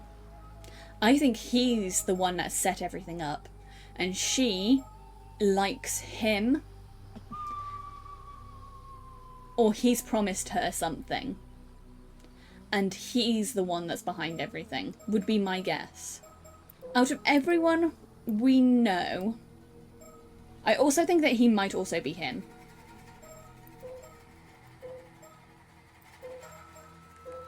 Because out of everyone we know,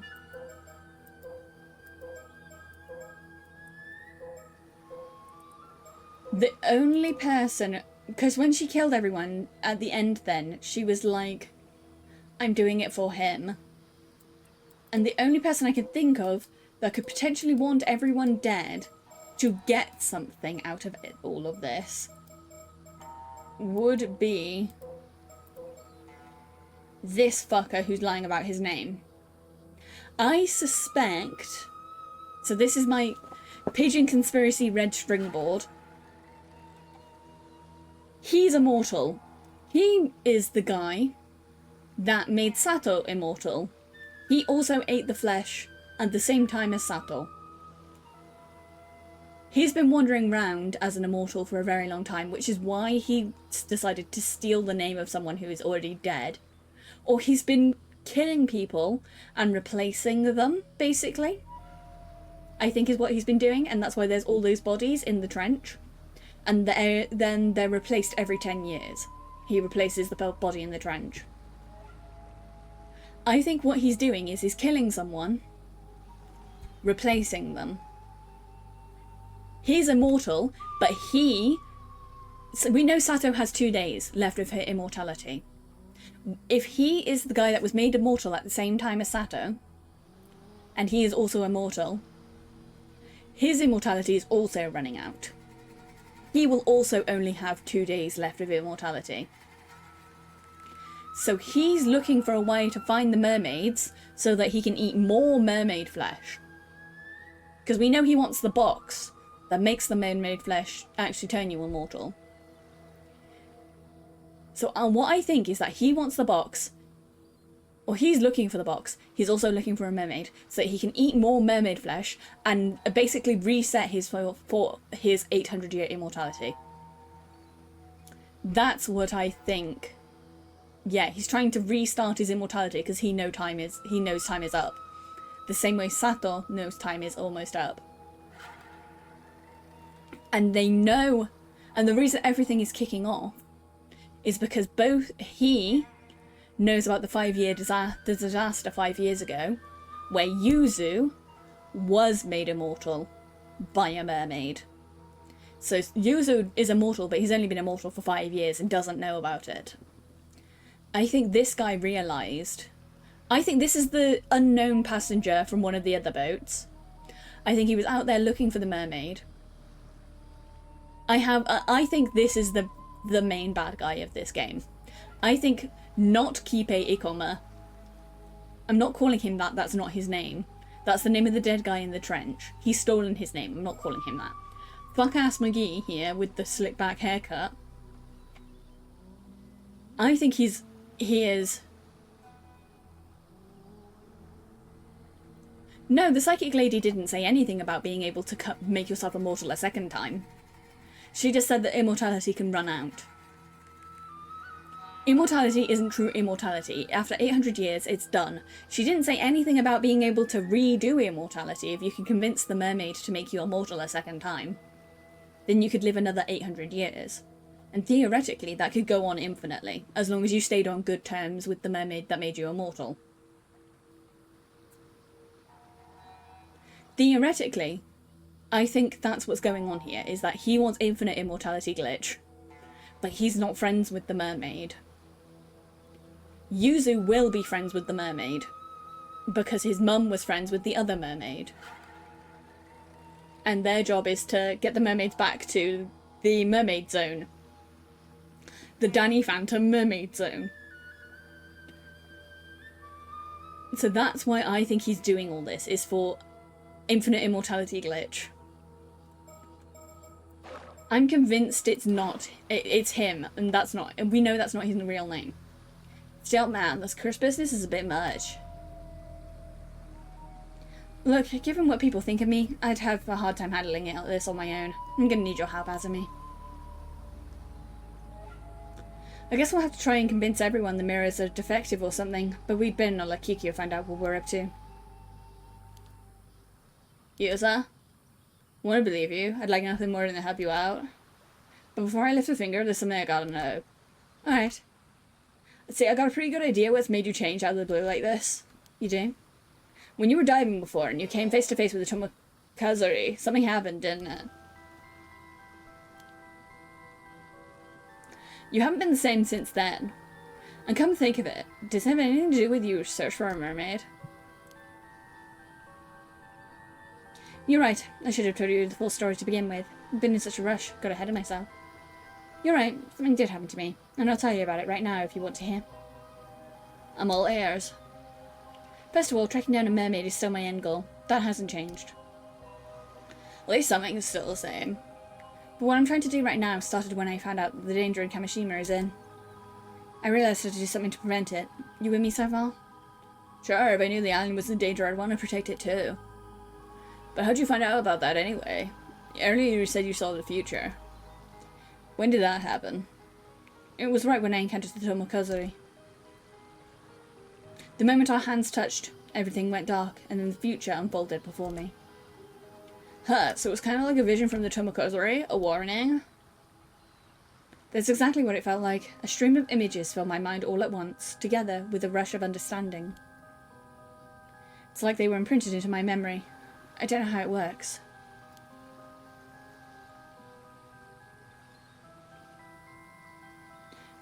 But I believe what I saw.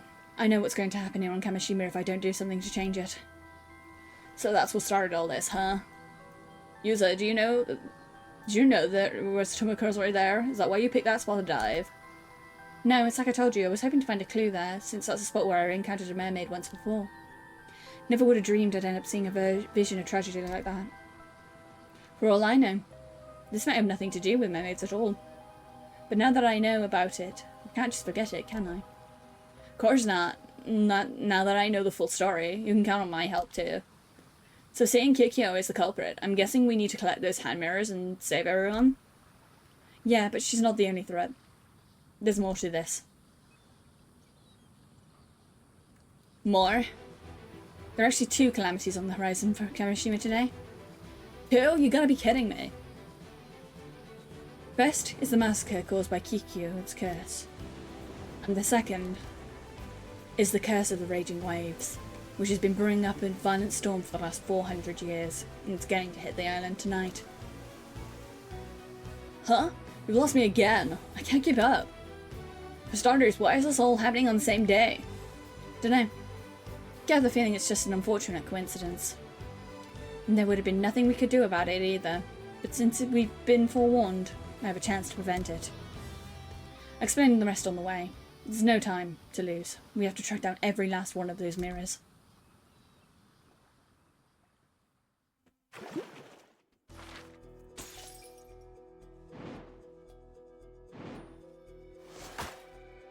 Ooh! We got more Cersei and also more soda. More Cersei and soda.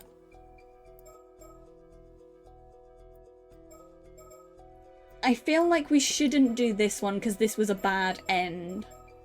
We should wait and do some more of these. Let's do Arnev. We haven't done Arnev in a while. After arriving in Kamishima, Avi and Cersei continue to ask about the mermaids. But this garners suspicion and they find themselves unable to gain any information. We haven't done Arnev and Cersei in a bit, so let's do those two.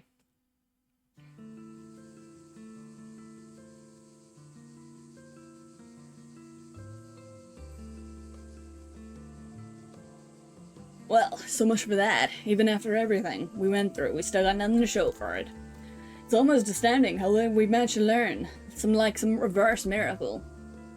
Well, I think the rumor spread that everyone's avoiding us. This is a pickle. I can't even bring up mermaids without the islanders looking at me like some kind of foreigner who's lost his marbles. And for some reason, mentioning Mana Minikuchi makes things even worse. Do people hate her or something? Just bearing her name makes them recoil with undisguised disgust. Yes, I noticed that too. But your way of asking probably doesn't help much. Well, how about we take a break from investigating and go a little sightseeing instead? Seems like there's a shrine and a lighthouse around here, so we may as well drop by. Count me in, to be honest. The way people are treating us had me starting to bum me out. Maybe heading to the lighthouse to unwind a bit wouldn't be such a bad idea. Let's go. No, we must go to the jetty, and that's that. What? Don't scare me like that. What's gotten into you all of a sudden? The waves of my... Oh, we just convinced him to go to the jetty instead of the lighthouse.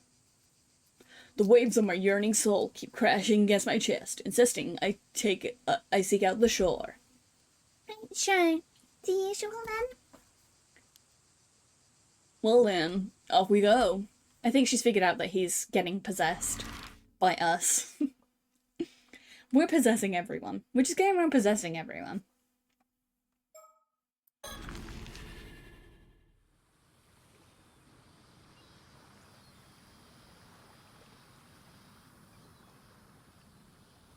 Oh, looks like we got ourselves a spunky young lady here. Maybe we should have a word with her.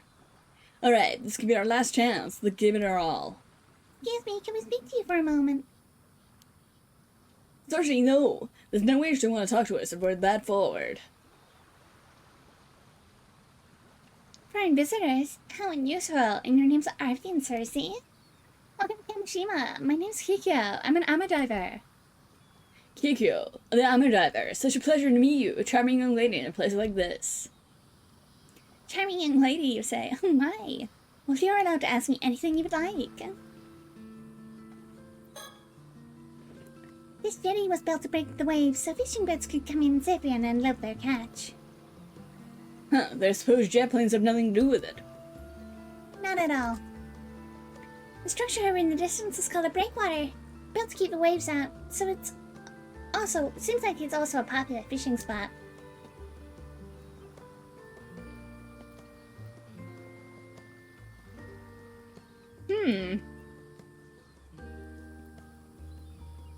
I wonder if Arnev is going to be the one to convince her not to do the thing, because she's really interested in foreign Abby. Looks like we made a solid first impression. Seems she's genuinely excited to talk to us. After all the lengths we went to, I refuse to leave this place without a few answers.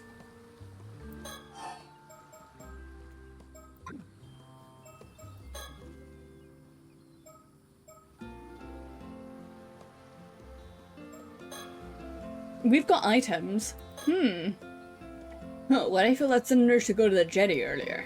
Thanks to that, we ended up running into Kikyo.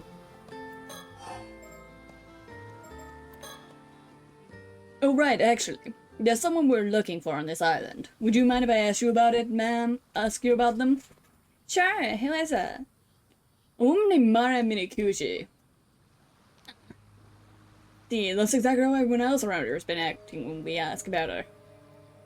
No, it's just I'm sorry, but that woman died in an accident, say 5 years ago. Ah yes, we were well aware that she's passed away. Huh, the one you ask. Did she leave anything behind, or was there perhaps someone who was close to her? Anything like that? Sorry, I got no idea. Nobody on this island really knew her. Although her son just returned to the island. Her son, you say? Now it's getting interesting. We'd certainly like to meet him. Do you know where he is? Sorry, no idea, but he's gotta be somewhere around the island. His name is Yuza Minakuchi. I'll give you his address. You might find him there. Thank you. This is invaluable information.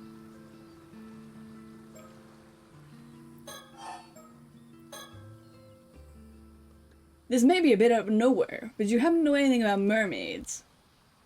Huh? Mermaids? Oh, so you know something. When you say mermaids, you mean mermaids, right? Mythical creatures? Precisely, the very same. Rumor has it this island houses some kind of secret connection to mermaids, but I haven't been able to ascertain whether it's true or not. So tell me, any mermaid secrets about?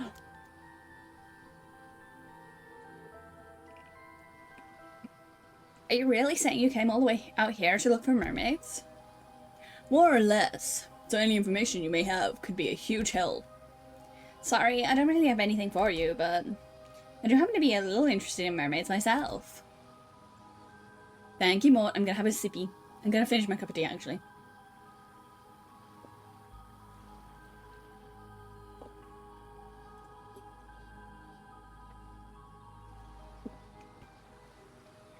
I could feel myself starting to need a drink.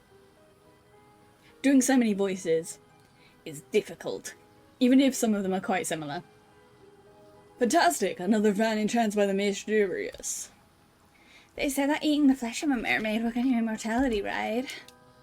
That's right. Could you perhaps be interested in immortality as well?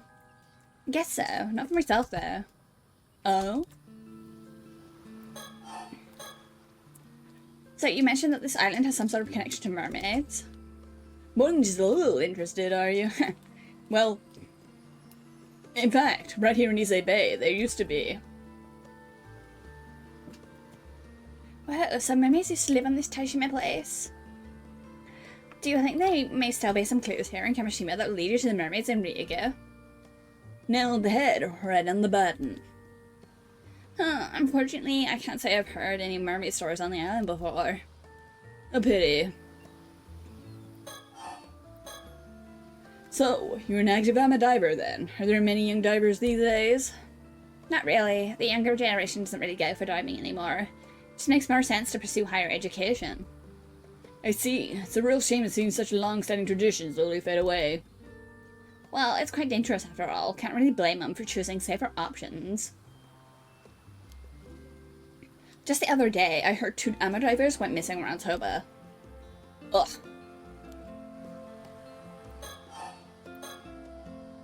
Speaking of amateur divers,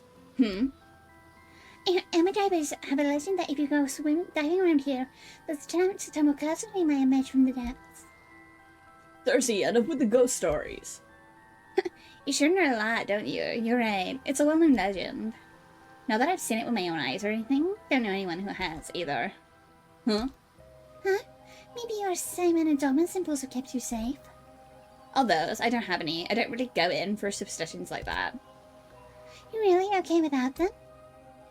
I think it's more than no more than an old tradition, meant to remind us not to forget our gratitude and respect towards the sea.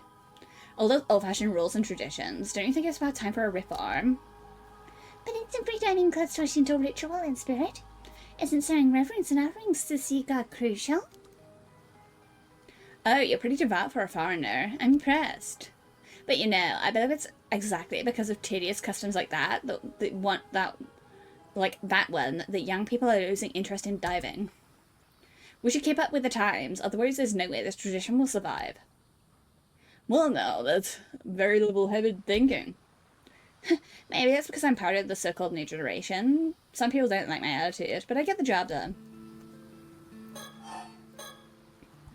Some of the young divers go to high school on the mainland and then work as amateur divers when they return home. I guess there's also that guy that just started working as an amateur here. I saw him earlier. I didn't realize men could be amateur divers too. It's not like it's forbidden, but it's pretty rare, though it's the first time I've ever seen it happen. It looks like Mary Kyuchi's son, the woman you were asking about earlier. Interesting. By the way, you wouldn't happen to know why everyone's fanatically dodging our questions about Mary Minikuchi, would you? Was she such a terrible person? It's something people really don't like to talk about. She didn't fit in much with the other islanders. Nobody knew much about her either. Why are you so interested in her anyway? Well, this is kind of secret, but it seems Mara Minikuchi had some sort of connection to the mermaids. Huh? You didn't say. I see, so that's why. Oh, did you remember something? Not really, it's just that I always thought she was a little off, almost as though she wasn't actually human.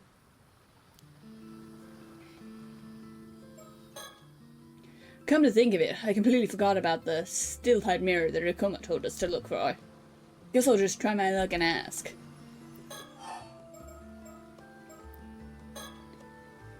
So you're saying Mare might not have been human after all, that she was actually a mermaid? No way, I was just joking. She was kind of weird, sure, but mermaid? That's a bit far-fetched, don't you think? Right.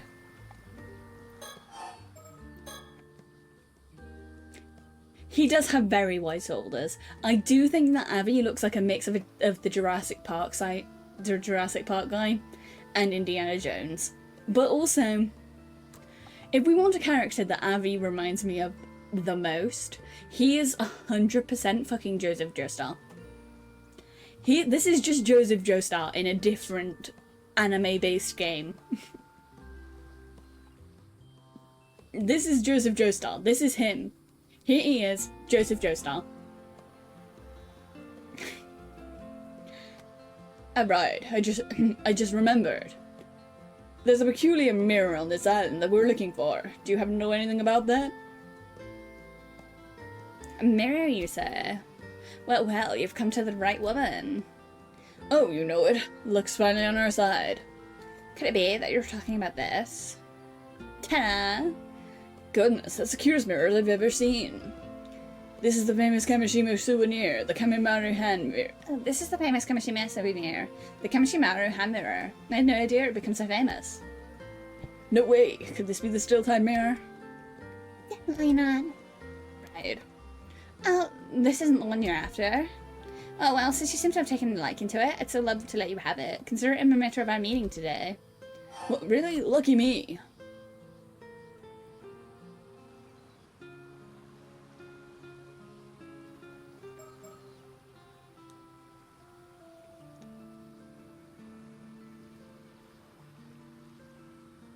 We know the mirror isn't the actual thing, though, don't we? Like, they thought the mirror is what causes it.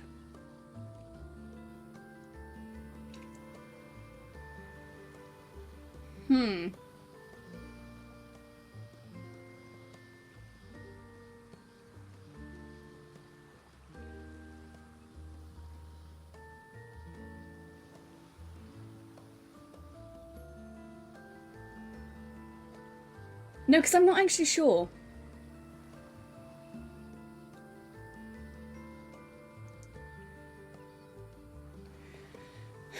Because...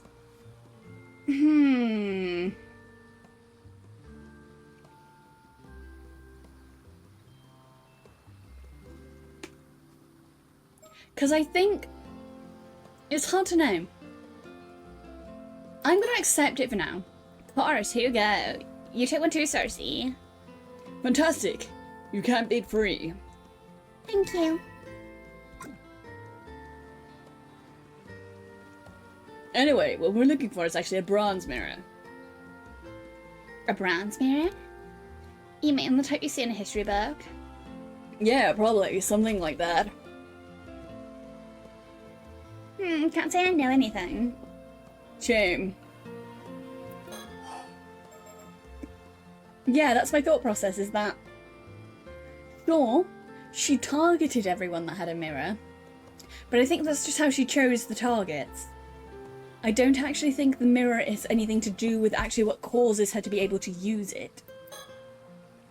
I've never heard anything about a bronze mirror on this island.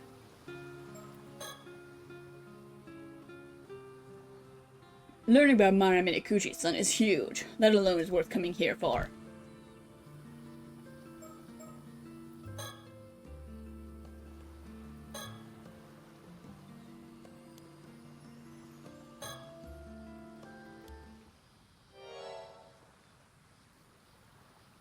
Oh wait, I missed that. The Tomotabago, sacred treasure of the mermaids. Haven't heard the curse open it yet. Huh? Is that Tomotabago? What? Oh, thank you, Mort. Thank you for the bits. Sorry, I just happened to notice. And judging by your reaction, I say I'm right. Damn it, I didn't think it'd be that noticeable. How come someone should have given away that was Tommy Tobacco?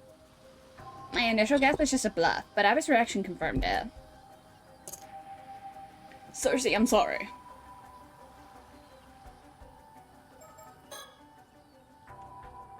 We shouldn't show her. Or maybe we should. Cursed stone bearing the curse of the forsaken fish. Should I really be carrying this around? No, we should be carrying it. Kikyo, why the interest in the Tommy Tobacco? Some kind of ancient mermaid treasure, right? My, you're well informed. Would you be willing to hand it over to me? Make sure it's worth your while. Huh? You see, I know someone who's ridiculously rich and in search of eternal life. They'd be willing to pay a small fortune for the thing. So she is the apprentice of the immortality guy. Okay. I thought that might be the case, but I didn't want to say it before it was confirmed. Well, after the kind of money, you could probably only get to see once in a lifetime, so what would you say? Whoa, slow down. Abby? Huh, much more than some third Right, rider yourself, and you could earn in a lifetime.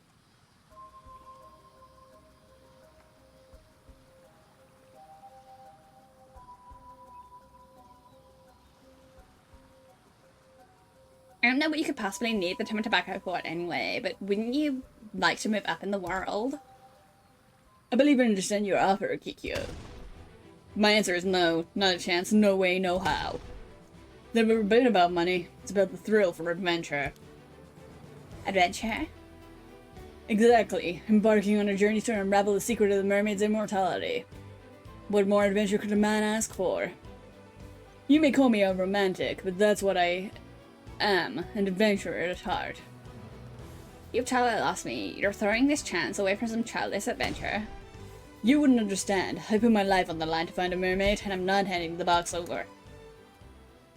I see. There just seems like no reasoning with you. Alright then, this conversation is over. It's a shame, but I gave you a chance. Oh no, don't get me wrong, I still love to ask you some more things. Egots. A curse. A curse, I got? No. Damn it.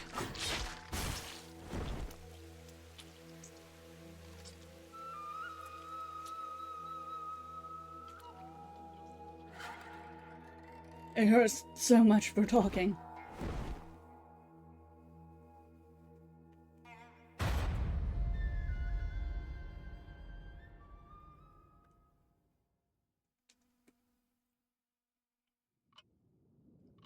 Okay, Abby died.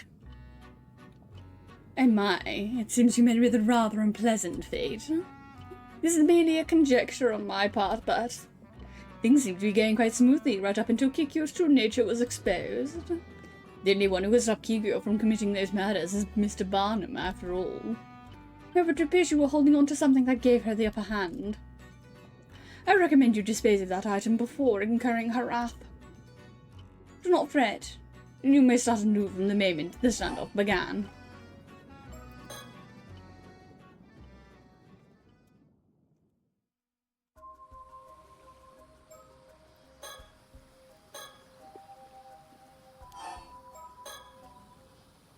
Cersei, pass me the hammer we received earlier. Oh, sure. Take that, and some of this.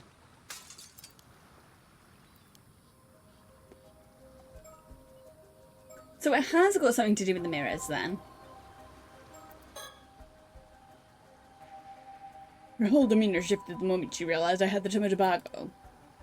Damn it, could it be she's after it too?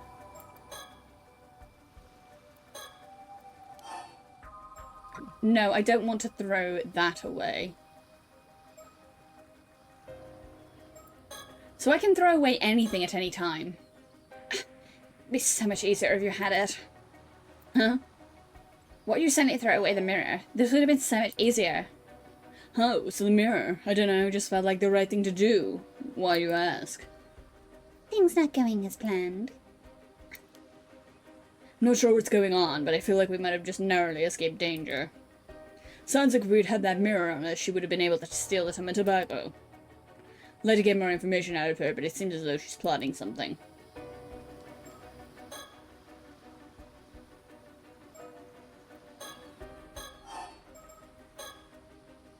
So why did you enlighten us? Who told you about the tobacco? Who knows? I think you get out of me with that attitude. She still hasn't given up on the tobacco.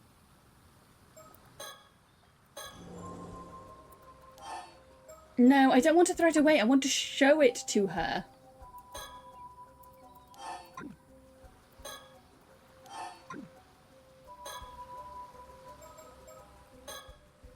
There's no doubt about it. Kikyo wants to take the tobacco from us.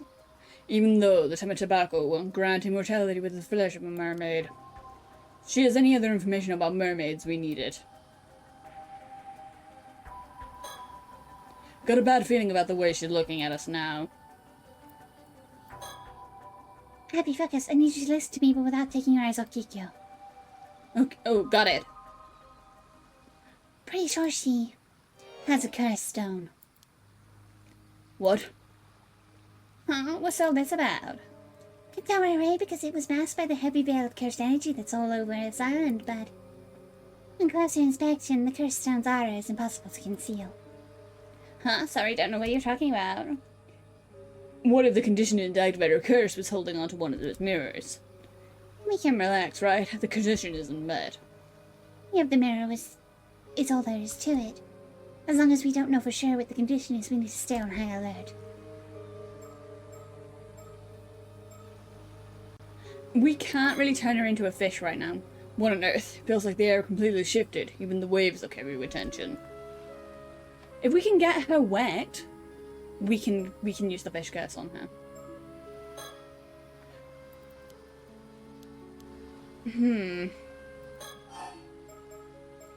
Talk about the curse stone. Hey, Kikyo, I'm gonna let you in a little secret. Yeah. Ta-da! What are the odds? Turns out we both got cursed stones. This one's called the Curse of the Forsaken Fish. When its conditions are met, it transforms you into a fish and kills you. Pretty messed up, huh? What? Abby, are you sure? You were planning to use your cursed stone on us to steal the tobacco, weren't you? But your cursed stone requires to have one of those hand mirrors, am I right? Oh, on the other hand, I can use my cursed stone on you whenever I so please.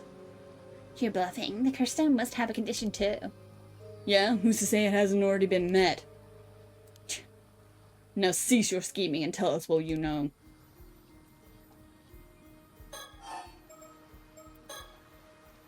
Do you really have the resolve to kill someone with a curse? Well, I'm not exactly keen on it, but I am prepared to defend my life if necessary. Really? I wasn't expecting that from such a kind gentleman. You look like you wouldn't hurt a fly. Indeed, my heart is pure, but trust me, I'm quite capable. Experience has hardened my resolve. You're saying you've actually used it before? At this point, what's the difference does one more death to the tally make? My hands are already stained. So you're a proper criminal. Maybe I should report you to the cops. Be my guest. And which is faster, my curse or the phone call? What about your lay friend? Are you okay with this? I'm afraid there's no restraining Abby. I've pretty much given up on him at this point. So it would be great if you could just give up and hand over the cursed stone. What the fuck is this? You guys are absolutely insane. Oh, come on now. I think we can agree that we both have our issues. Good, we're at a stalemate. Now I can try to extract some more information out of her. Good job, Cersei, making her believe I lost it. Very convincing. Actually, maybe a little too convincing. Does she really think that I'm crazy? Whatever, I got more important things to focus on now.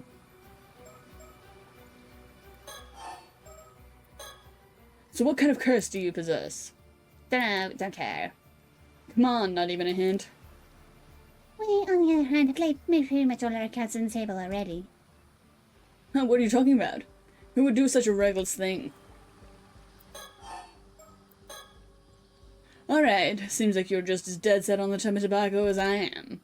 This standoff won't get us anywhere. Why don't you tell us your motivation? Maybe we'll be able to find a compromise. Compromise?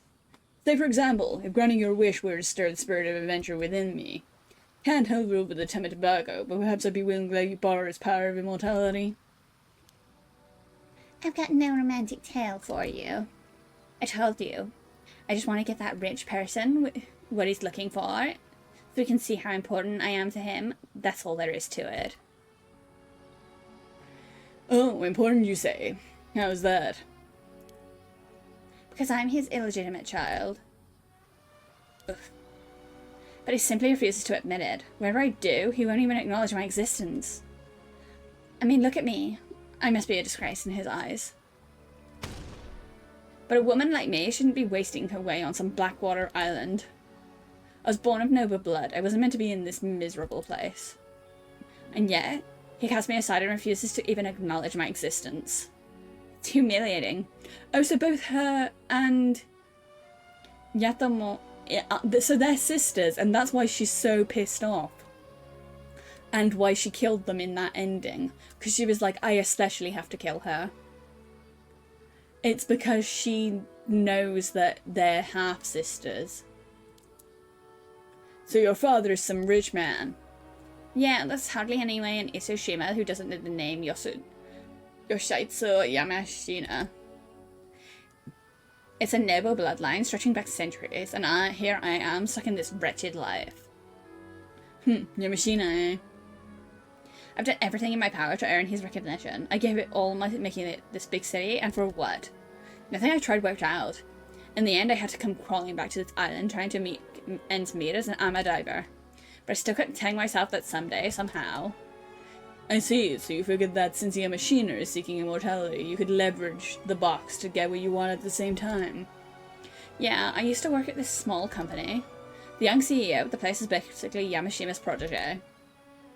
Guess he felt sorry for me, so he let it slip Yamashima was after immortality. Interesting. And was he the one who told you about the cursed stone in the Tobago as well? Yeah. Ever since Yamashima doesn't know about this, he suggested I use it to my advantage and take the credit. He gave me the cursed stone and told me to use it wisely. Originally I planned on offering something different to Yamashina, but now that I've got a chance with the Tobago, that's my best option. Oh, how interesting. So you wanted to trade Tobago for Yamashina's recognition? That's right. See, I knew we were never going to find a compromise. True, it's a compelling story, but it's missing a certain adventurous allure. The company president you mentioned, how come he knew about the Tobago and the cursed stone? Just exactly who is he? I was wondering the same thing. Of course you were. He's an incredible person after all. Mr. Kikipe Ikoma is an amazing man. Well, thanks to him, I got a chance to make my dream come true. Oh. Did you say Ikoma? Show her business card. Why can't I showed her the item the one time, but I can't show her again. Kiba Ikoma, you say, from Sala Planning. Huh? You know Mr. Ikoma? Indeed, we met him the other day. In fact, I've even got his business card. Huh? You have Mr. Ikoma's business card? Wait. Then is that business card you took out earlier was his? Wait, that business card you took out earlier was his? That's right. Want to see it? Nah, it's fine. You hold on to that. If you say so. What? What was that then?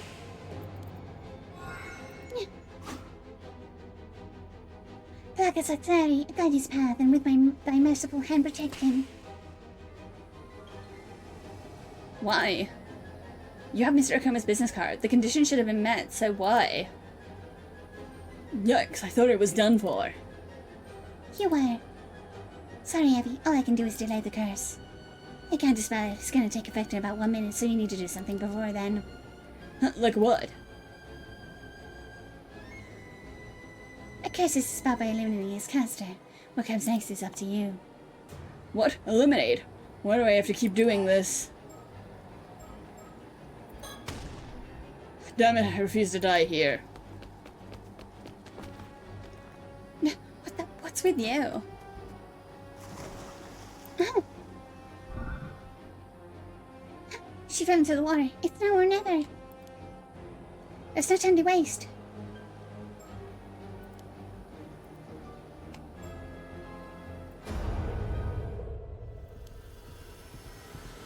Although, we can probably do that without killing Kikyo.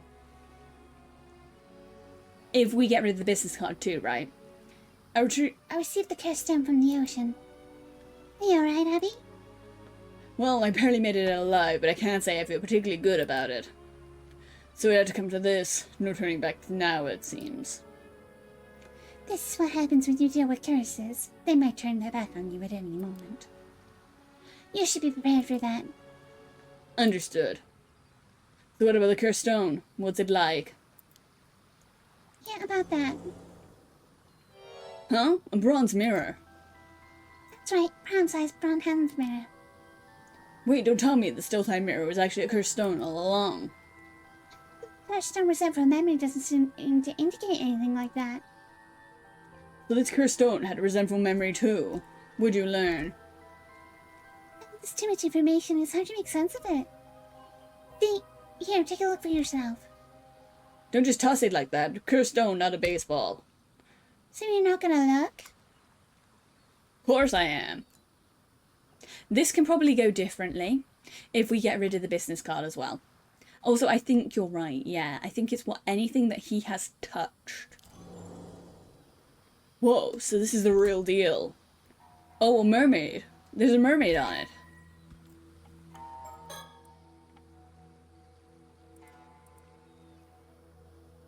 Tomashige.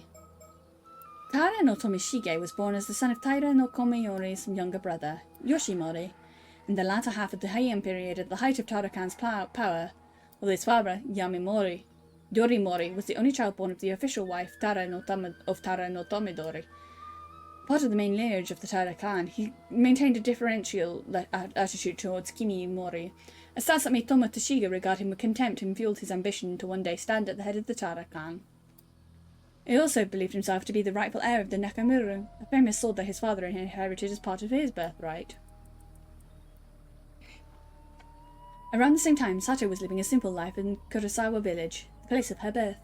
One day she happened to encounter a visiting Onomoyoshi and was offered a chance to work at the Bureau of Onomoshi and Kyoto. Sato readily accepted, having always felt out of place in the village due to her faint spirit sense, and left Kurosawa to work in the Bureau of Onryo as a maid-servant. At the end of a certain year, Tara no Kiyomori's daughter, Noriko, gave birth to the imperial prince. Though Tomoshige visited the palace with his father to celebrate the birth, he soon grew bored with the proceedings and left, only to encounter Sato, who was attending to odd jobs nearby. Tomoshige was intrigued by Sato, who made no attempts to curry favour with him and whose thoughts he found difficult to read. He frequently visited her from then on. Not yet having an official wife, it was not uncommon for Tomoshige to spend his time on dances with other women, with Sato being the latest among them. However, as their interactions continued, he found himself becoming particularly drawn to her. He eventually had a pair of bronze hand mirrors made and gifted one to her, telling her to carry it with her at all times as a sign of a vow to each other.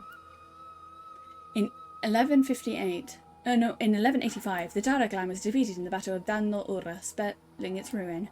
Tomoshige, who had fled from palace to palace as if to desperately avert his eyes from the Taira clan's decline, ultimately did not participate in the decisive Battle of Dara no Ura, and came to know the Taira clan's downfall while he was lying low in a remote village in Ise with Sato. Although initially terrified of being hunted down by soldiers of the Minamoto clan, Tomoshige regained his senses upon seeing Sato's unbroken composure, now believing it lay with him to restore the Taira clan as one of its sole survivors. He swore an oath to his fallen clan that he would see it rise again one day. With the survivors of the Taira clan being hunted down across the country, Tomoshige continued to search for a way to turn the situation to his advantage. In the process, he suddenly remembered a box that his grandfather Tomadori had left in the family, a tametabako, proffered by a fisherman that said he contained the flesh of a mermaid. Although Tomadori had refused to accept it, a member of the clan had secretly hidden it in a storehouse back in the homeland. It was said that eating mermaid flesh would grant eternal life to whoever ate it.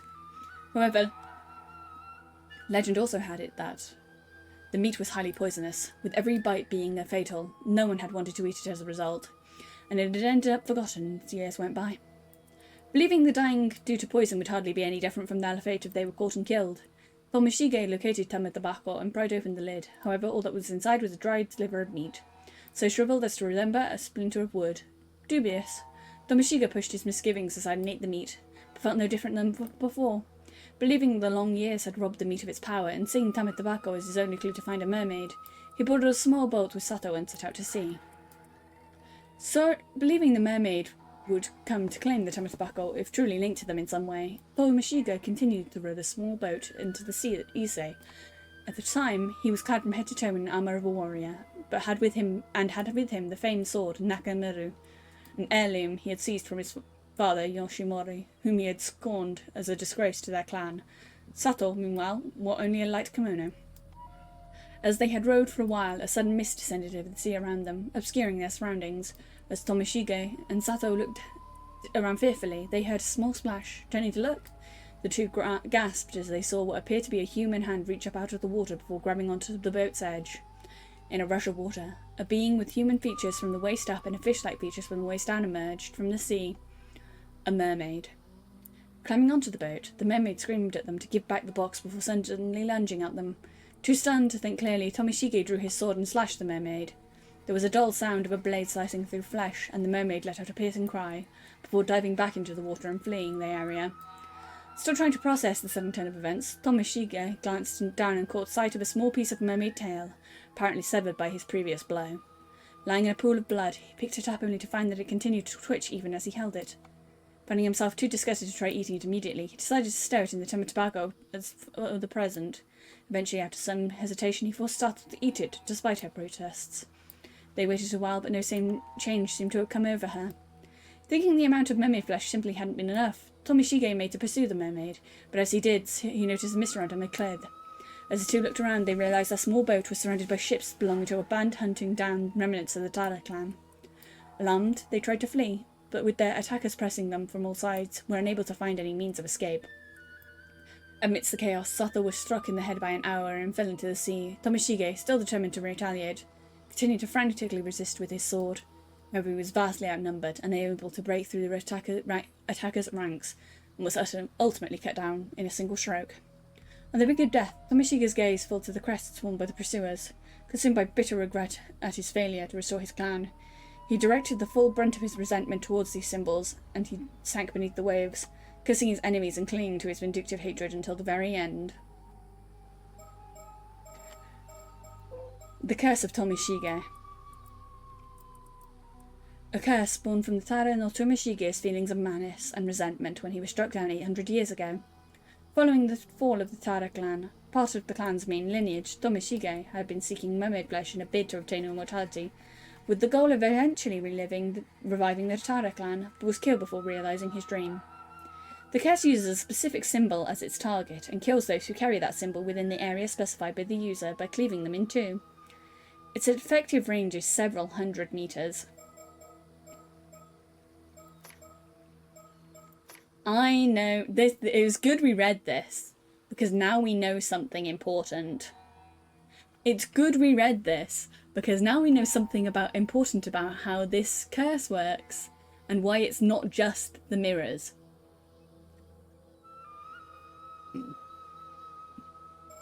That's really good, actually. We learnt something very important there.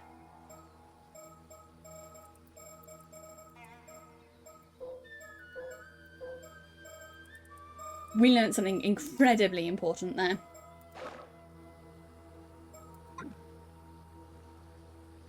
So this is the curse of Tara no Tomoshige that grew over 800 long years.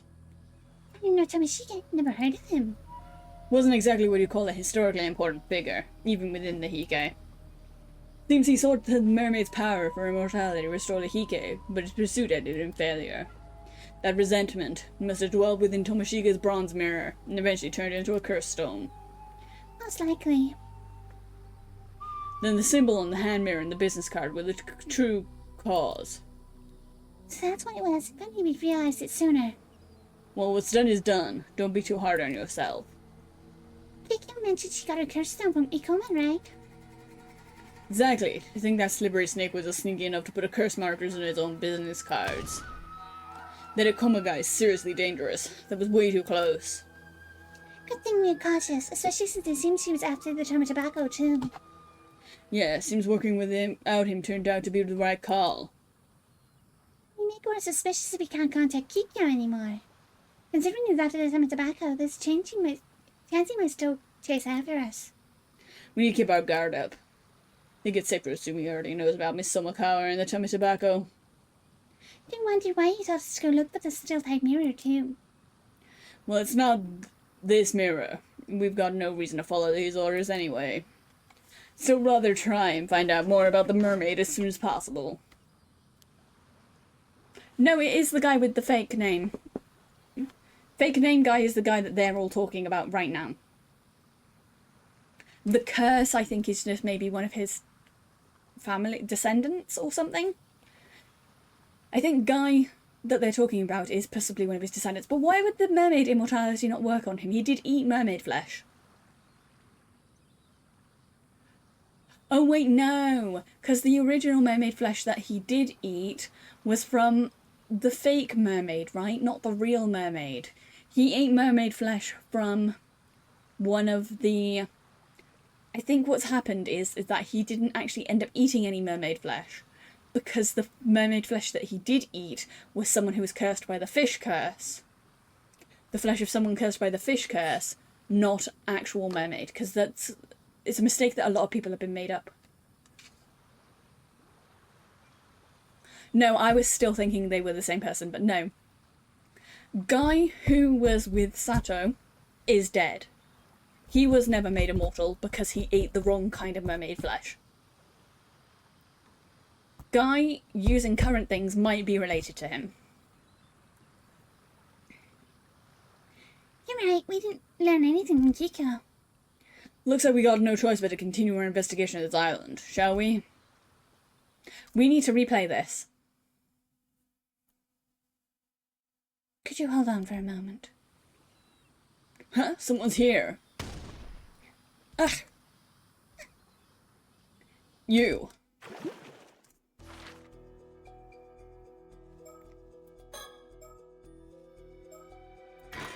We want to...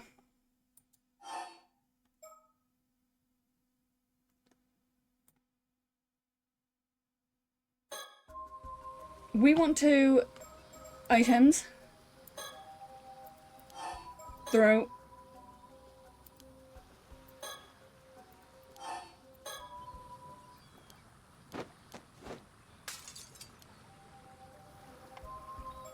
Items. Throw. Right, I don't think anyone noticed. We have nothing else that has this item. Okay, we're good. It's so much easier if you had it. We can skip all this.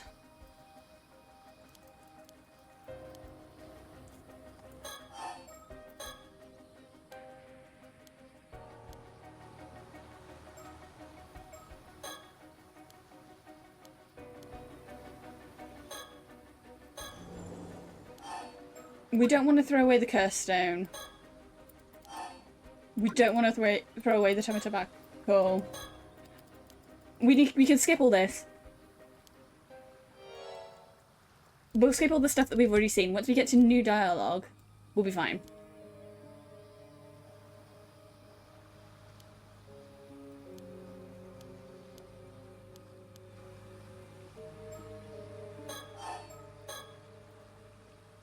Hey Kikyo, I'm gonna leave you in a little secret.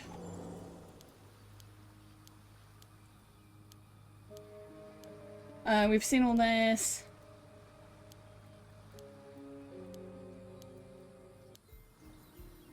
Because I want to try and do the thing without her being dead. I want to avoid killing her if I can, because I think that the good ending is going to include not killing her. Or killing the least amount of people possible.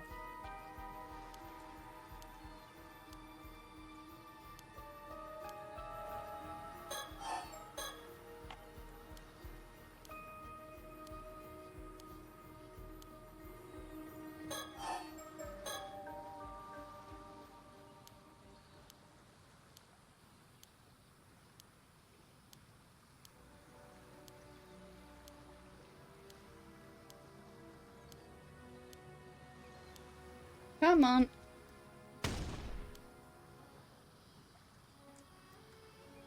I'm gonna auto-click.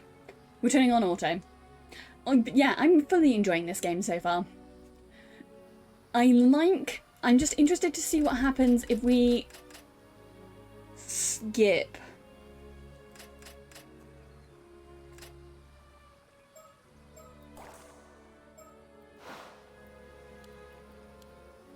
Like, I'm just interested to hear what we're going to find out by not killing her.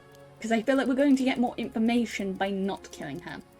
And we know the Paranormal Investigation Bureau rocks up at the end of this conversation.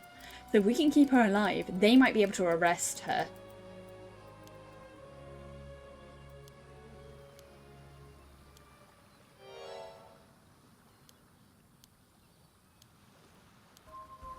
Because like, in an ideal world, I wouldn't kill her.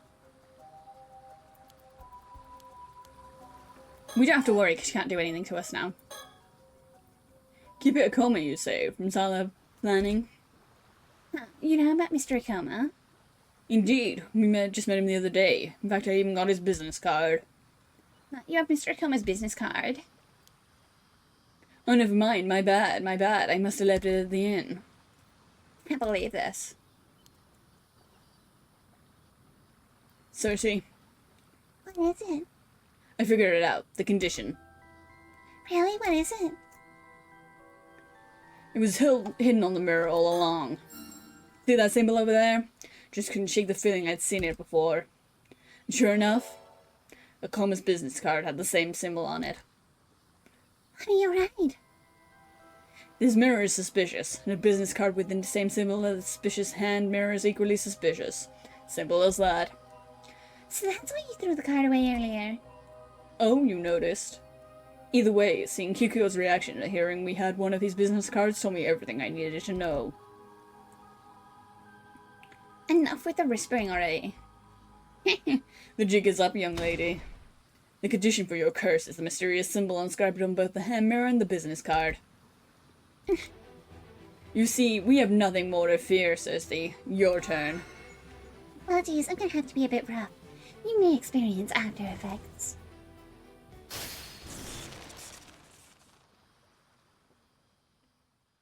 And so, we managed to apprehend Kikyo Tatsui. Apparently, Sis' binding spell weakens those trained in spiritual arts and causes them to fall into a dazed, almost intoxicated state.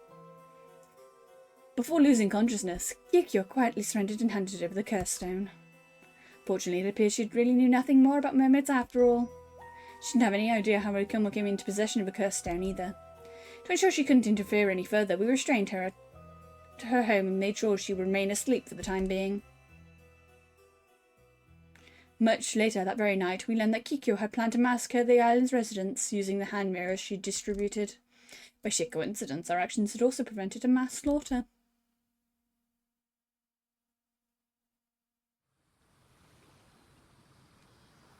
So, what about the cursed stone? What's it like? Oh, we can skip all this because we've seen all of this as well.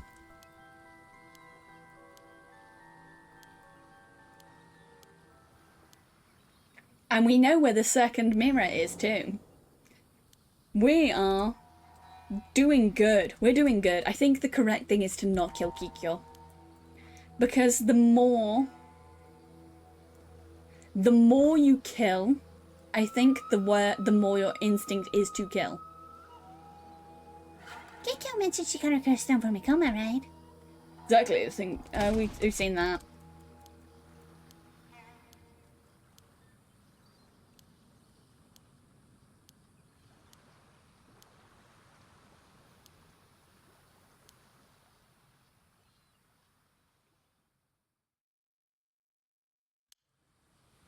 So they meet up either way.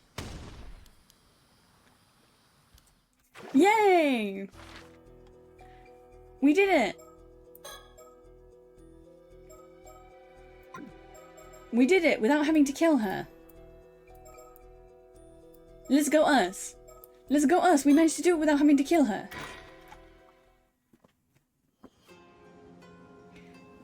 Time for Sodo and the one I like. Time for the good peoples. The good peoples. Bird. I have to look around every time we are in an area where I can look around so that we can find the birds. This large bird spanning over... Oh!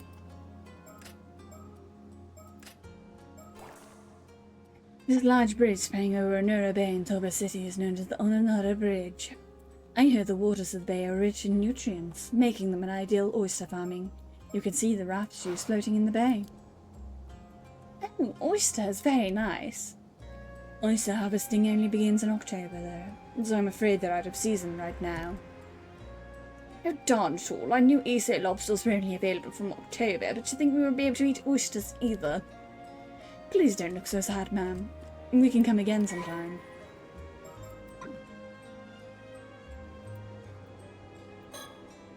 Sedo gives off an impression of being all business, but often goes along with any suggestions I make to stop him taking the scenery. Despite appearances, I think he quite enjoys the moments like this.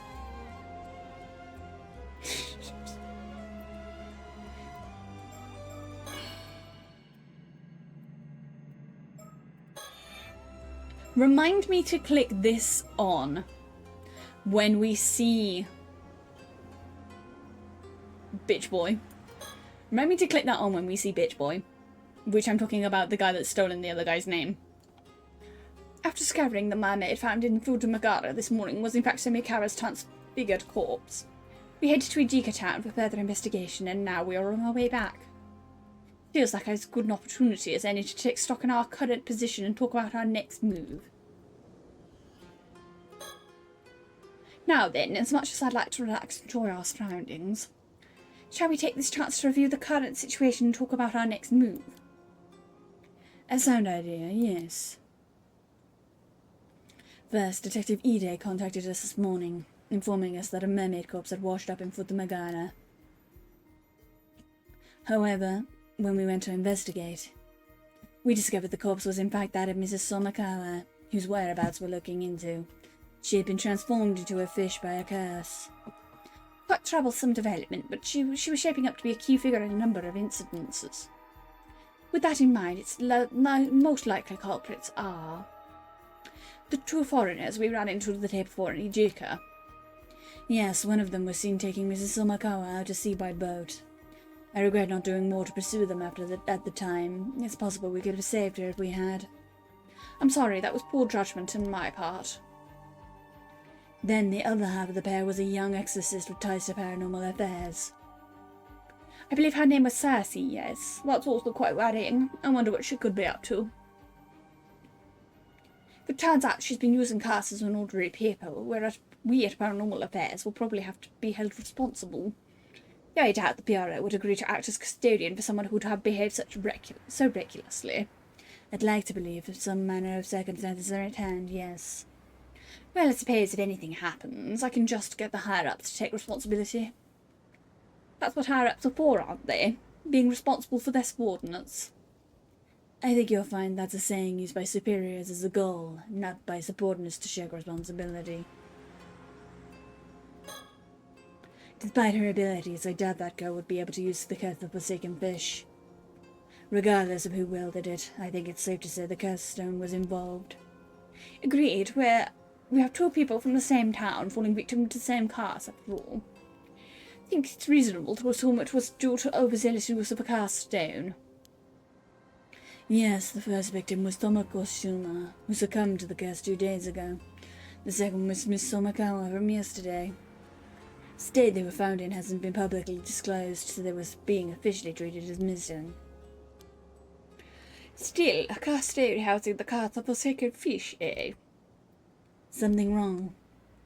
The curse of Forsaken Fish is one of the curses mermaids can use, you see.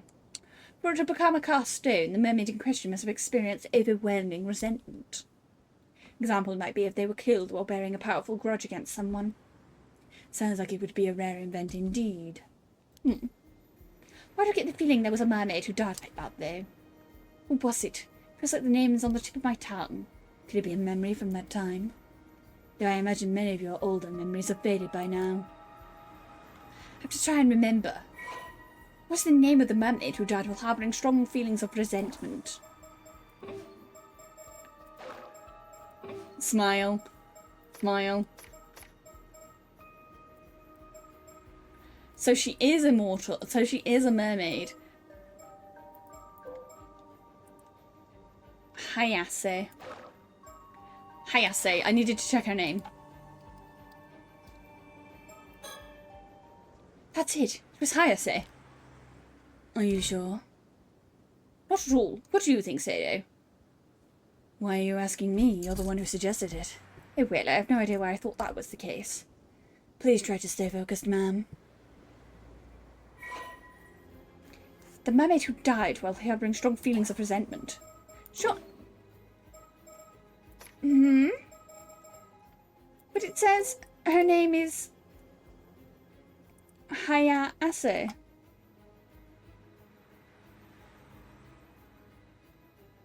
Huh? But I got it right.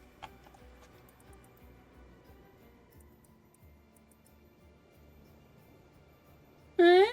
Question mark?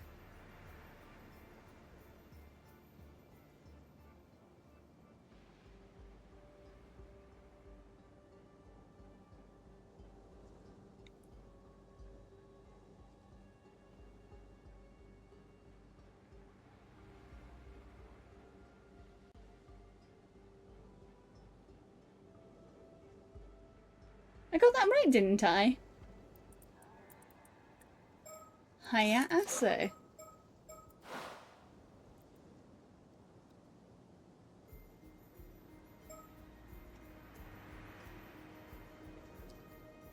Unless I spelt it wrong? Hayase. I just spelt it wrong. I spelt it wrong. That was what was wrong. It would have been cool. I did have it correct. It would have been cool if I spelt it right the first time. That's right, her name was Hayase. Can't believe it, I'd completely forgotten, but it suddenly just popped into my head. Oh, so was a mermaid who died like that, was there? There was, I finally remember. One of the mermaids who lived in Taishima 400 years ago was called Hayase. She was captured during the invasion of Taishima and died being brutally tortured. This is the first I've heard of mermaids living near Taishima.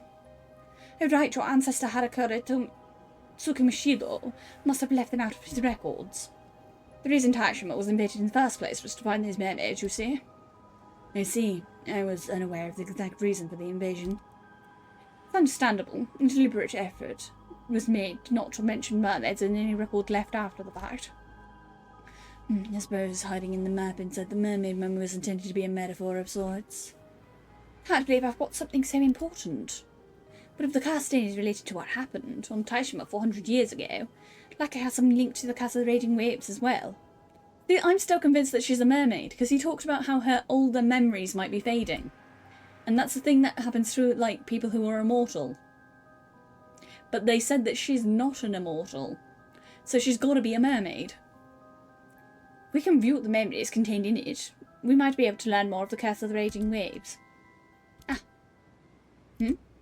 I wonder, could the keepsake Harakura left behind be using the map might have been the curse stone housing the curse of the forsaken fish?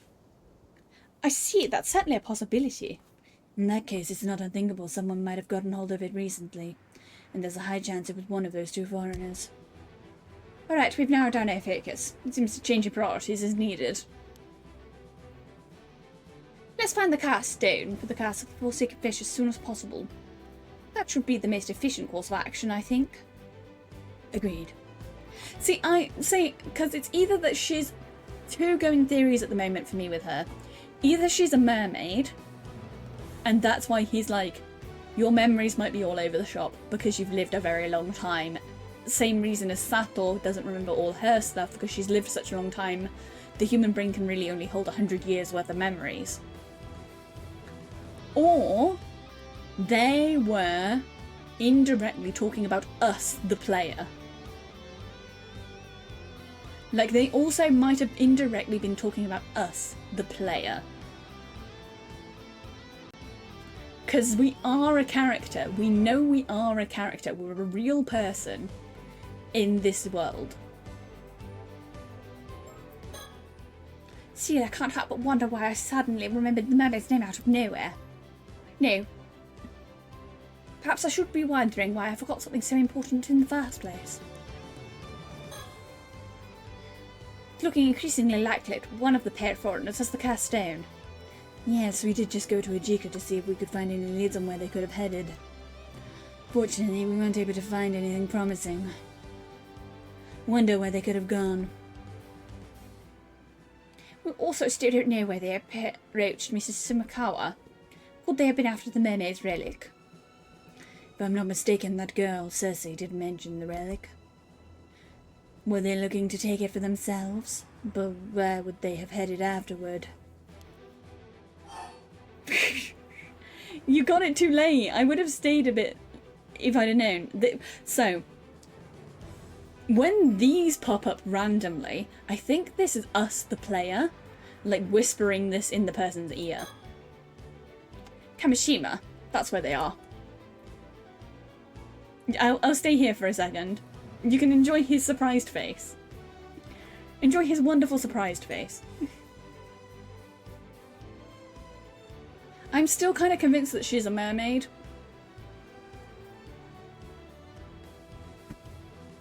Because the blotches on her neck, behind me here, you can see them quite well. They seem really suspicious to me. Okay, we're continuing. I thought we decided we weren't going there today. We failed to find any promising leads yesterday, after all. No, something's telling me they went to Kamishima. I get the feeling this is a hunch I shouldn't ignore. Alright, let's head to the port in Toba City. We'll catch a ferry to Kamishima from there. God, the music in this game is so good. It's like not too intrusive. The music is just non-intrusive enough.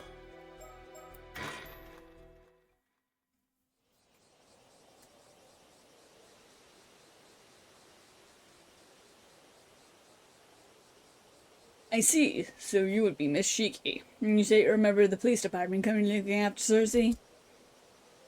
My apologies for all the trouble young Cersei caused you the other day. She's quite mischievous little lady, I'm afraid. Oh, not at all. She certainly had some pluck for someone so young. Took us quite by surprise, in fact. You would be Cersei's guardian, then? Oh no, we're related to be sure, but she's really more my guard, come bodyguard, if anything. I see. Bodyguard as well. I'm afraid that circumstances may dictate that we have to take Cersei back to Tokyo with us, though. That's so. That'd be quite the bother. Personally, I'd rather avoid having to do it as well, but there's a case here that needs our urgent attention, you see. So I'd appreciate if you cooperated without any fuss. That would depend on what you ask, I'm afraid. We currently stand in front of the Torii at the top of the hill. The elevation gives us a beautiful view of both the town and the bay. People were starting together at the jetty, so we decided to move our conversation here. Bird? Look around for bird. Bird, maybe bird. No bird. No bird. So dear, what do you make of these two? I can sense an ominous spiritual energy lingering around them. All but certain they have curse stones. I see it. We won't have time to play games then. It seems the direct approach will be best here. Wait, you mean both of them have curse stones? Yes, both of them. The girl is managing to camouflage the energy from the one she has, but I managed to catch sight of it for a moment. So we're dealing with two curse stones, are we? By the way, Cersei, if I was told to tell you to return to Tokyo once I saw you. I don't want to. I thought you'd say that. Well, it was only asked to tell you, no more, no less. What you choose to do with the message is up to you. Thanks, I think. If you want to know what happened, ask Abby. I will, thank you. Cersei is currently meant to be in the care of paranormal affairs, but has been shirking her training to travel around the country instead. Very talented for when so young. She's got a lot of guts, too. Can't help but root for people like her. More than anything, I know how they feel.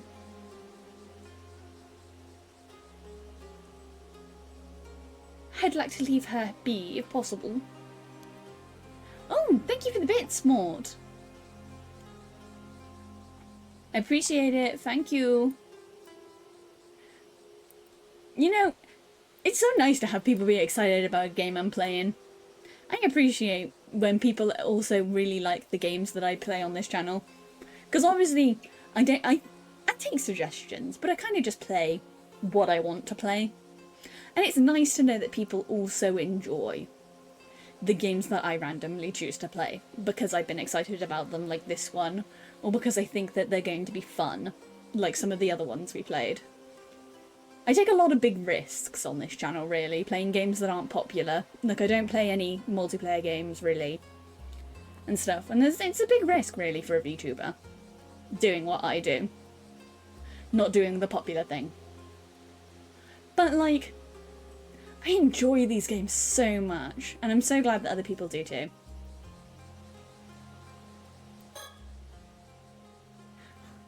What were you doing down by the jetty just now? Oh, so you didn't see anything that happened before that then? Would it be inconvenient if we had? Nonsense. My hands are clean as any of my conscience. Not a spot inside, I assure you. Never mind that now. We don't have the time. There are several things I want to ask you. And what would those be? About the cursed stones. No use trying to play innocent. We know you have cursed stone housing the rest of the forsaken fish. What's that? A cursed stone? I'm afraid I don't have the foggiest what you're talking about. I got stuck in Soda's voice then. Abby, they already know. Just give it up already. Was this? Stabbed in the back. And by my own kin, no less. How could you? Its spiritual energy is too powerful to hide. I can tell that man over there has already noticed it. Thank you for the help. You saved us quite a bit of trouble just now. Does that mean you'll let us go? I'm afraid you won't be able to just yet, no. After all, you have a cursed stone as well, don't you? Yeah, I do. We ran into someone who was trying to use it earlier, so we took it off him. Too? They'd rather take it on my hands if possible. You don't seem to be planning to do any harm with it. I suppose we can leave that topic for later. So, why are you letting Abby here walk around with the cursed forsaken fish? Letting live out his dreams, I suppose. I'm afraid that makes for a poor reason. Alright, I'll admit it. It was all me. Didn't want to give it up, so I asked Thursday if I could hold on to it. I just couldn't let it go, not after learning it had such a close link to mermaids. I see. So the cursed stone for the sake of the forsaken fish. How'd you come into possession of that cursed stone? Well, that would be a bit of a long story. It started when I found a mermaid mummy left on my great-grandmother in the old family storage back in the States. That mermaid mummy ended up containing a map with a riddle to be solved, no less. That riddle led us to a mysterious box on the seabed. Once we'd solved the puzzle sealing the box shut, we found this cursed stone nestled within. Oh, a mermaid mummy. Oh, a mermaid mummy, you say? Seems the keepsake passed down by your ancestor was indeed the cursed stone, then.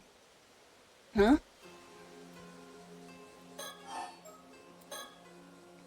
By the by, I heard you say something about the Omeoji who sealed this stone away just now. Am I correct in thinking that they were the ancestor of this young man here? That is right. It was an Omeoji by the name of Harakuge Toshimakato. It said that he had a clue to the lifting of a certain curse within the mermaid mummy, hence our search for the object in question. I see, and that mermaid mummy ended up crossing the Pacific, passing from hand to hand until it reached my great-grandmother. It's quite the miracle this cursed stone is here with us today. Almost romantic, don't you think? I suppose you could say that, yes. I'm kind of curious. Anything happening here? No. I feel like just the need to check. Occasionally. It's quite the miracle the cursed stone is here with us today. Yeah. This new doubt that Mrs. Simikawa was trying to figure it into a fish but the cursed forsaken fish. And it's looking extremely likely that you'll have the cursed stone that would make that possible. No more excuses. That is what really happened.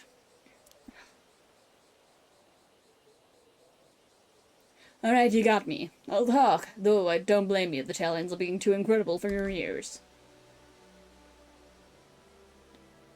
I see. It would seem Mrs. Somakawa had quite the twisted obsession with mermaids.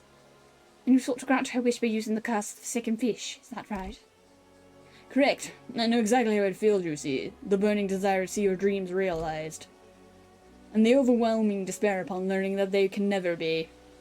that desperate hope to see even the slightest part of your wish fulfilled. At the end. Perhaps that's why I couldn't ignore her wish, the wish to meet her end at the hands of the mermaid's curse. Hearing was Susamakawa's fervent plea, and seeing her cast herself in the water like that. I knew this was the ending she wanted for her tale, and so I decided to grant it. An elegy from a woman bound by her lineage and consumed by her obsession. I see. I understand where you're coming from, and I can't say I don't sympathise with your feelings on the matter. The fact is, she entered the water of her own accord and must also be taken into account. Imagine it would have made rescuing her quite difficult. Oh, so you're willing to give me a pass, are you? I'm afraid that isn't my decision to make. Once we finish our business on Kamishima, I imagine you'll have to come along with us to the office back in Tokyo. I'll do my best to see if some sort of arrangement can't be reached there. Oh, how kind of you. Good thing I thought to ask. I'm trying to, I don't...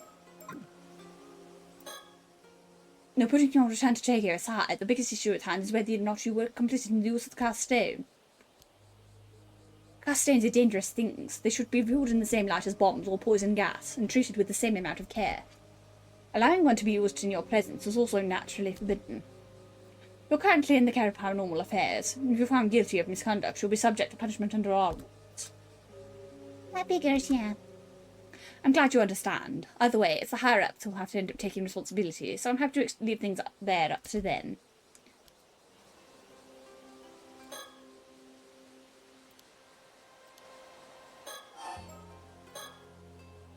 By the way, did you happen to glimpse the resentful memories contained within the cursed stone? I did indeed. A veritable deluge of information. And a 400-year-old information at that. I doubt that they would majorly arrest Abby. 'Cause it's less of him killing her and more of an assisted suicide, which is not entirely illegal in Japan. It's illegal in most countries. Assisted suicide is illegal in most countries. But I don't entirely think it is entirely illegal in Japan, to my knowledge. It's not good, and you will still go to prison for it. But I don't think it would be that bad. I don't think he would get a very long amount of time, especially when real murderers and serial killers in Japan get like maybe 5 years maximum, especially if their victim are women. Like, then I can name several cases where the men who killed women in horrific ways in Japan specifically are up and wandering around and are on social media now. So, like, shrug is what I'm going to say to that. Shrug. I doubt he would get anything particularly serious. And I doubt by the end of this game it would matter either way. Because he's going to have achieved what he wanted to achieve no matter what. Was the way to lift the curse of the raging waves in that information? Certainly was. Ah, that's it. That's what we've been looking for. I see. So you're searching for a way to lift some kind of curse or other, eh? That's the long and short of it. Will you let us have that cast stone of yours, then? Too dangerous to leave unaddressed as it is, so we can't leave it with you either way. Feels so unfair, you know. I was the one who found the map and solved the riddle. Why the cursed stone should be at the bottom of the sea if it weren't for me. And it's hardly been cheap running back and forth like this. I don't know if I could just give you something important for nothing in return. Looking to take advantage of the situation, are we? Yikes. Judge me all you want. I'm at the end of my rope here too, you know. So what is it you're after then? Money? Well, first of all, I'd like you to turn a blind eye to the fact I use a cursed stone. And I'd like you to spill the beans on any knowledge you have of mermaids as well. Turning a blind eye might be a bit much, but I'm afraid, but all I can promise is that there's an attempt to reach some sort of deal. In any case, we don't have time to mess around. I really would appreciate if you cooperated without any further fuss. If you don't, you may end up having to get a better off. Intimidation, is it? If you think you can boorish threats scare me, think again. My trusty bodyguard here will. Sorry, but no. I don't feel well, and we're at a disadvantage here anyway. Over before it even began. A wise decision, young lady. That's your game, is it? Abusing your authority to seize the property of a defenseless, powerless civilian? State violence. State violence, I say. You do have a cast stone, though. I doubt anyone would object to use force against an opponent carrying a lethal weapon. What? Seriously? This is the end of the line, then? Well, if it's really just information on mermaids you want, I'm not opposed to telling you that much. Only within the bounds of what I know, though. Would that be acceptable? What? You mean it? Really? Huzzah! Now that's an offer I can't refuse. Consider this deal done and dusted. Ma'am, suppose we get things settled without a fuss. Besides, I don't think it should be a problem now.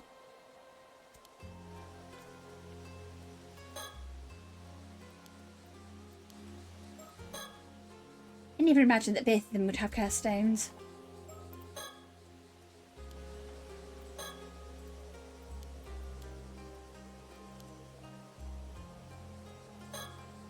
This man, Avi, is apparently a fantasy writer, but he comes across quite the shifty sort.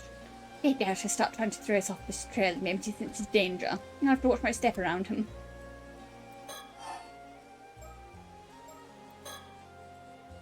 So, what does he want to know about mermaids, then? They're traded you're after a secret of immortality. Immortality? No. All I want is to meet the real live mermaid. It is not the dreams and adventure that drive me. Really, that's it? Well, even if you had been after immortality, I doubt it would have been possible. What? You mean the legends of mermaids being able to grant immortality are false? They're not. I've encountered my fair share of people who have become immortal that way after all. There's even a word of these individuals. They're known as 800-year immortals. 800 years immortals there? Huh. So they do exist. Incredible. What became of the third Taishimi mermaid then, the one known as Nagame? She hasn't returned to Ryugu, has she? She hasn't. Tabi is the only mermaid who returned to Ryugu in the end. Oh, so she's still out there somewhere, roaming the moral world as we speak. You could say that, but you could also say she's no longer here. What do you mean? Don't tell me she died. Well, that also wouldn't be entirely accurate. Oh, What is it, Cersei? I think I got it. Figured it out, have you? What really? What do you mean? Think back on what we heard before. Before? Well, there's not much point in dragging it out, so I'll go ahead and tell you. The mermaid known as Nagame became human. Nagame gave up her existence as a mermaid long ago. She no longer lives as a mermaid, but as human. Ah, so now you mention it, that does sound familiar. You mean to tell me that story was true? Oh, so you've heard these events before? Suppose Miss Sumakawa must have heard about it from Sobe. That when... Could a mermaid really become human? Mermaids are originally from another world, right? Well, it would be unthinkable, yes. It seems a certain talented psychic managed to make the impossible happen. No small cost to himself, might I add. Oh, that's amazing. Can't say I understand why she would do such a thing, though. When I remain a mermaid, it seems like a bit of a waste to me. Well, Nagame was a bit different from the other two mermaids, you see. They were serious and dutiful, but Nagame was strongly drawn to the mortal world and to the humans that live in it. I am sitting up. Don't worry. I got good posture today. I have to do her voice. To do my posh voice, I've got to sit up, actually. Because it comes from my diaphragm, so I have to be sat up in a good position. Otherwise, it's not really possible. Unlike Abby's voice, which comes from me doing it deep in my throat. And Cersei's voice, which comes right down up in the top of my throat. I think it's kind of like interesting to explain how I do some of these voices, but her voice really does come from like down in my diaphragm, so I have to be sitting up to be able to do her voice. I suppose you could say that she was the opposite of Mrs. Sumakawa in a way. You don't say. More than anything. It seems she was particularly drawn to the idea of becoming human, finding the person of her dreams and marrying them, and getting to be their bride. That's a pretty cute thing to have. I guess not all mermaids are the same, huh? Indeed, I think mermaids could harbour the same hopes and dreams as humans do. I must say, she sounds quite relatable. Perhaps. I imagine she was viewed as quite the old soul among her own kind, though.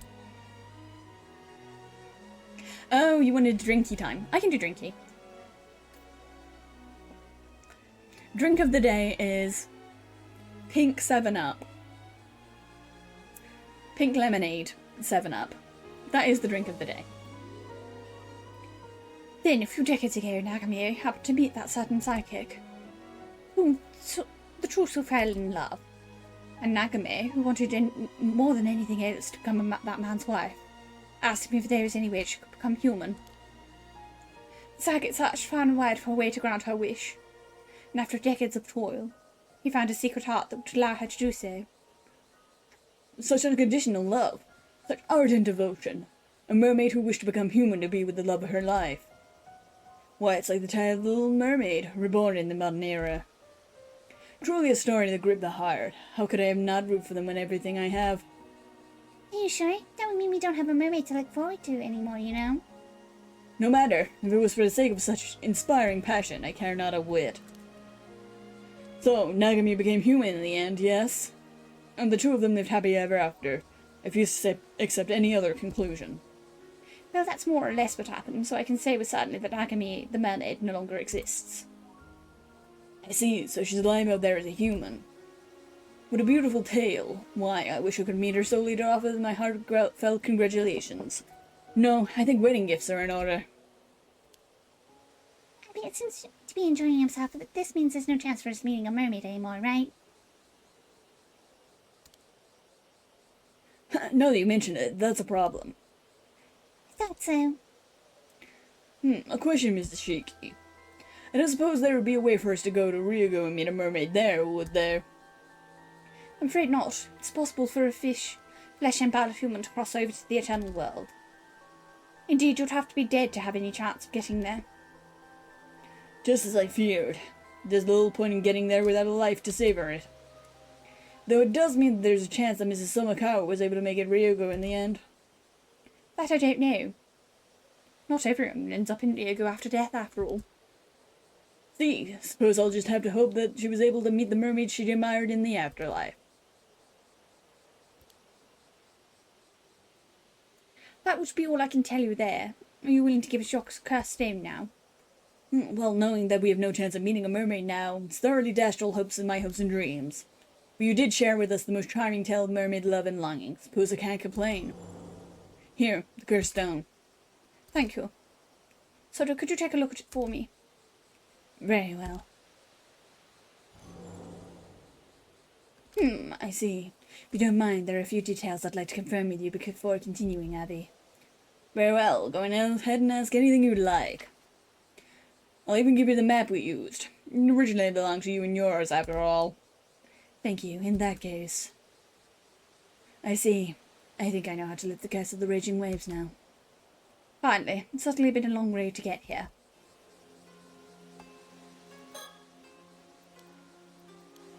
I think Cersei figured out. I think Cersei knows that we're a mermaid. Ma'am, about the curse of the raging waves. Hold on, let's finish dealing with this first. We'll talk about that afterwards. Understood. I'll tell you what you want to know about mermaids and exchange your 100 of your cursed stone. Do we have a deal? We do indeed. Thank you for telling us about what happened to Mrs. Somikawa. As of now, I don't see any reason to doubt your version of events. My thanks. I'll leave the negotiating up to you. Still, you certainly are knowledgeable about mermaids. Weren't it that you get all this information from? Well, let's just say I have my sources. Suppose we can put this down to the vast knowledge of the Paranormal Affairs Bureau as well?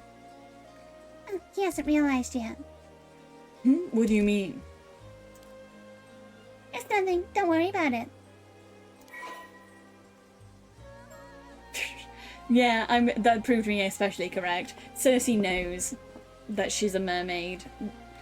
And Cersei knows that technically that means that they've already fulfilled their wish, which was just to meet a mermaid. They've met one.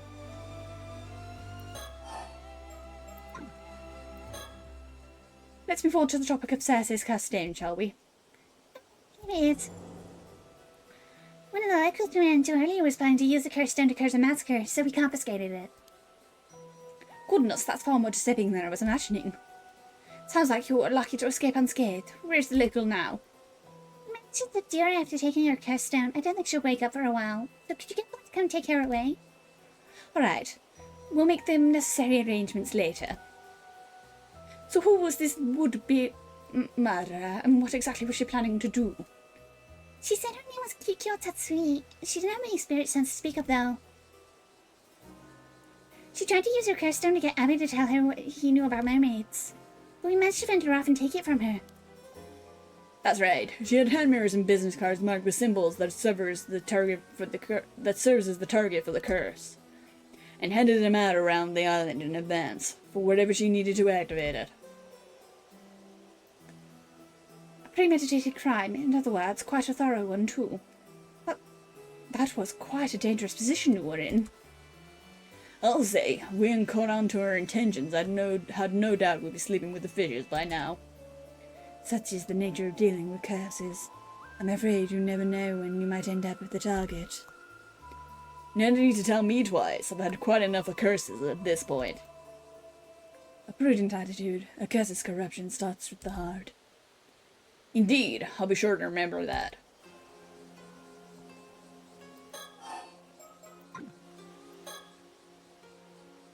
Did you learn who this Kikyo was in the end?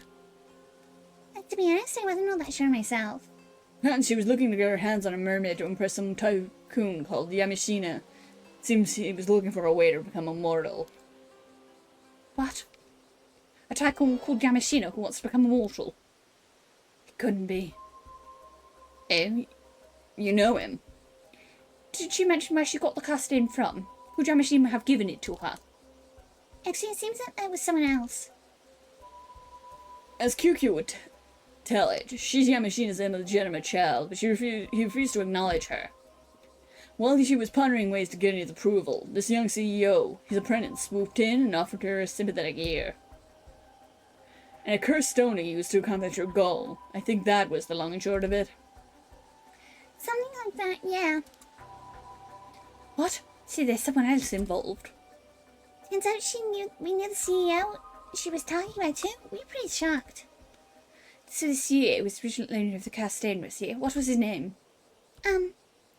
He's a young man named Kibe Akoma, though I dare say young isn't the first word that comes to mind when looking at him. What? Kibe Akoma? It can't be. Too. No, perhaps they simply share a name. The Kibe Akoma we know should have died 6 years ago. Huh? Died? What do you mean? Would you mind taking a look at this, Abby? Huh? A portrait sketch? Who might this be? The Kibe Akoma you know wouldn't happen to look like this, would he? Kibe Akoma? No, he doesn't look like that at all. Yeah, this isn't him. I see. Could you give us the cast stone you have, Cersei? Sure, here you go. Sadie, would you mind taking a look at this one too? Of course. This is the curse of Tomashige. It has the power to cleave the target in two. Man, this is it, the curse of the Toba, from the Toba case. I thought so. What? What's getting everyone so excited all of a sudden? Right, I suppose I should explain. The name of the man in this sketch I just showed you is Kibe Akoma. He was killed 6 years ago. His skeleton remains were recently found in Toba. The cause of his death was a curse, one that kills its victims by slicing through them, bone and all. In other words, it's highly likely he was killed by the curse within the cast stone, the curse of Tomashige. What would that mean? You're telling me that this Kibe Akoma was killed 6 years ago by a curse wielded by Kibe Akoma? Yes, in other words. The current Akoma is an imposter. The Kibe Akoma you know, the company president, is a different man. He used his curse to kill the real one 6 years ago and assumed his identity. What? You're telling me he isn't the real Akoma? I see, so that's how it is. In that case, just who is the man calling himself Keeper Goma now? I can't say, but it seems he's quite the dangerous fellow. Good thing we managed to take his cursed stone, I'll say. Yeah, at the very least, we shouldn't have to worry about him using the curse anymore. By the way, I believe you said this is Yoshitaku Yamashina's apprentice. If that's the case, the Yamashina had someone working for me with a cursed stone. Could Yamashina have been pulling the strings for behind the scenes? It's possible. We should get in touch with Detective Ide and see if we can't take Yamashina in for questioning. With any luck, we'll be able to detain Koma as well. Oh, is something wrong? Yeah, I've already told the Koma about the Forsaken Fish Curse Stone. He did help us out earlier, after all. It only felt fair. Yes, we can assume that information rushed to Yamashina as well, then. Oh, right. We also asked us to look for a bronze mirror that's used to lift the curse of the raging waves. It's still that mirror, I think. The still-time mirror, eh? Just what could he be planning? Either way, it seems we'll have to keep an eye out for any movement on his end.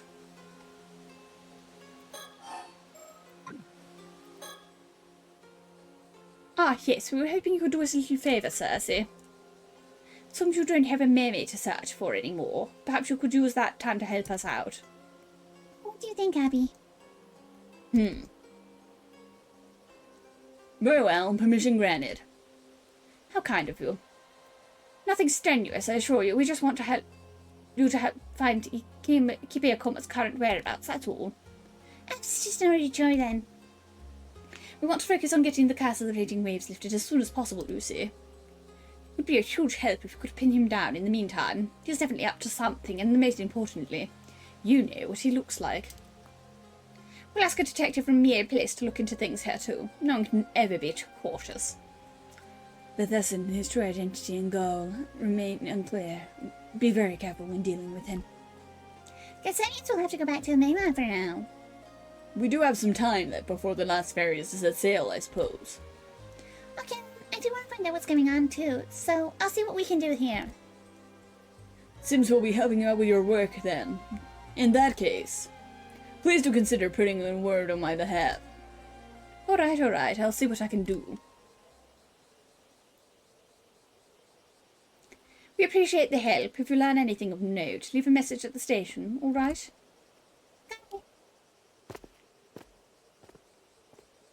Suppose we should do about lifting the curse of the raging waves then. Let's get in touch with Detective Ide first. We can find Wakamura after that and see if we can't get him to cooperate. Understood. Let's be on our way then. Nice.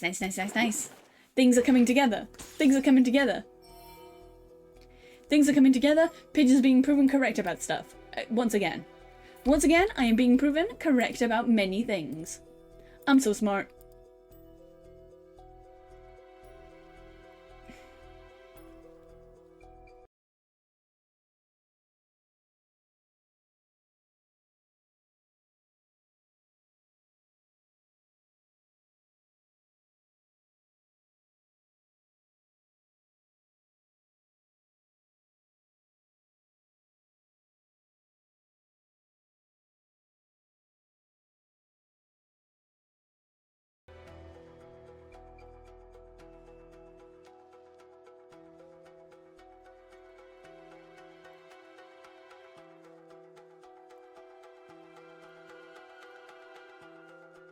There we go.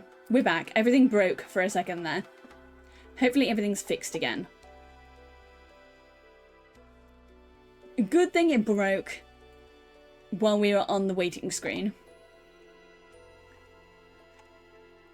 Right. So, I'm gonna take like a couple minutes for a break.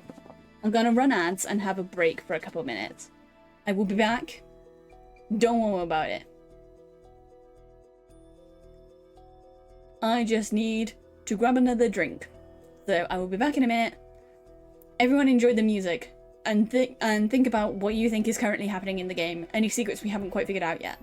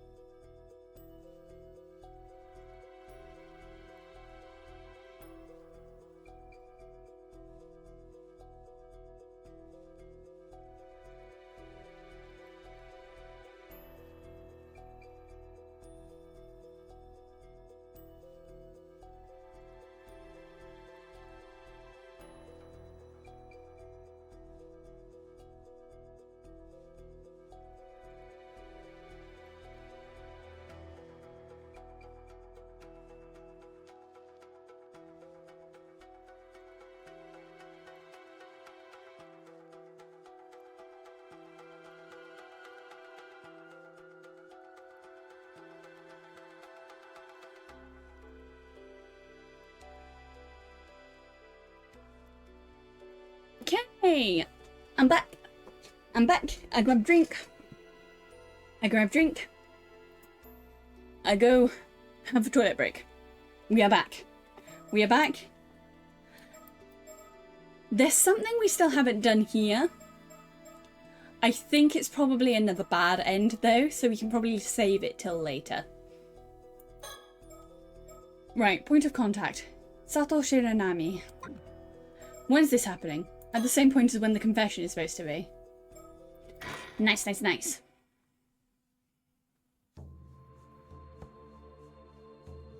Let's think back to what's happened. After coming down Tsukasa, who had the wrong idea after seeing me with Shut her up back at the beach.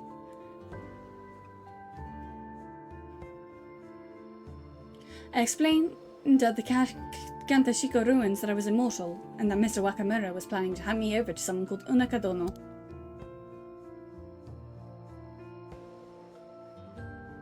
The two of us searched for a way to stop the curse of the raging waves. We also stopped by the Wakamura home to apologize to Shotaro, but no one was there.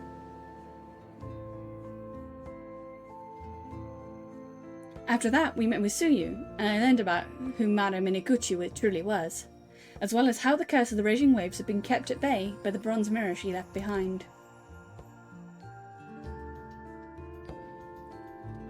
We also ran into Azumi. He looked desperate, saying that Kamishimi Maru hand mirror that Kikyo had given me was dangerous, and that he was going around collecting them. Tsukasa and I handed hers over to him too.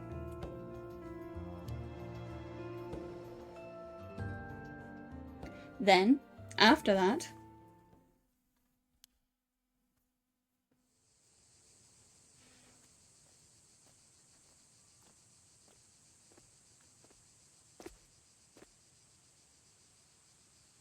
I can't find Mr. Wakamura anywhere. We need to tell him about the bronze mirror as soon as possible. Yeah. Oh. Huh? It's those two.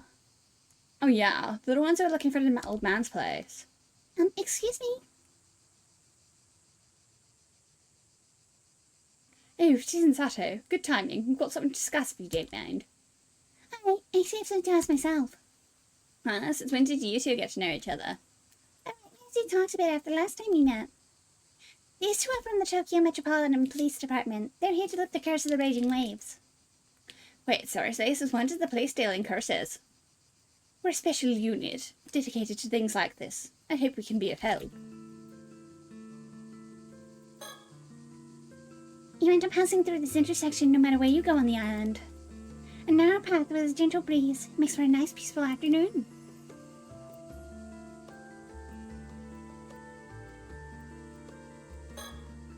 There's no well here. These days most houses have running water, so it isn't used anymore. The story that Thea told us earlier. Bronze mirror was apparently found at the bottom of this very well. Can't even imagine how Mari managed to find it here. That's some real tenacity.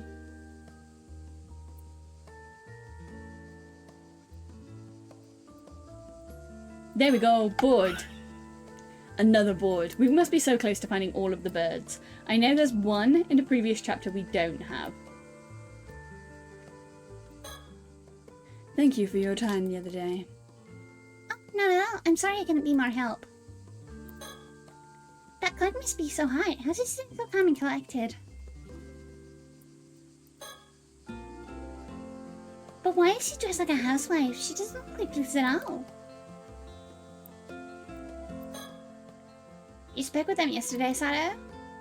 Yeah, that's from a special unit called Paranormal Affairs Bureau. They even saw right through me. Wait, you mean they figured out you're a model?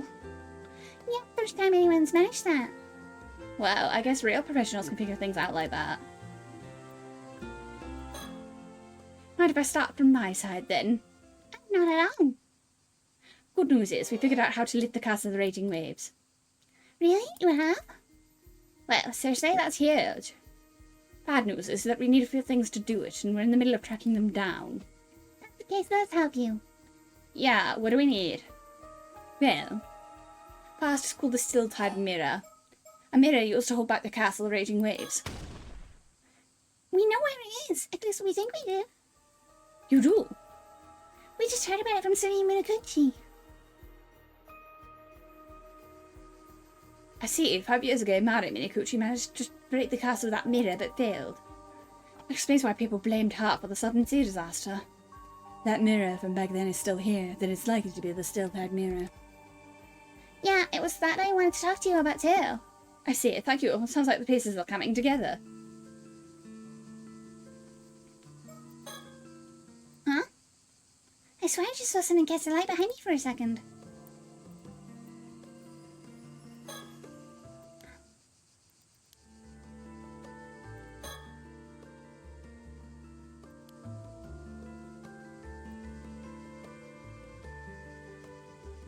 That's suspicious.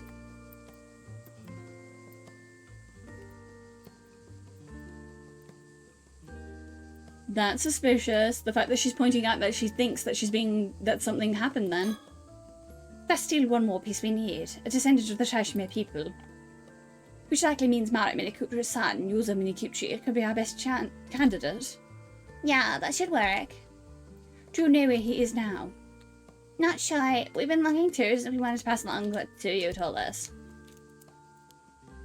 Alright, let's go look for him. Really, that would be a huge help. We'll go secure the mirror. Time is tight. If we split up, we'll need a point of contact in case we can't find each other. Could one of you stay in one place and handle communication between us? Good plan. Would one of you take that on? Point of contact? It would best if it was me. I'll do it.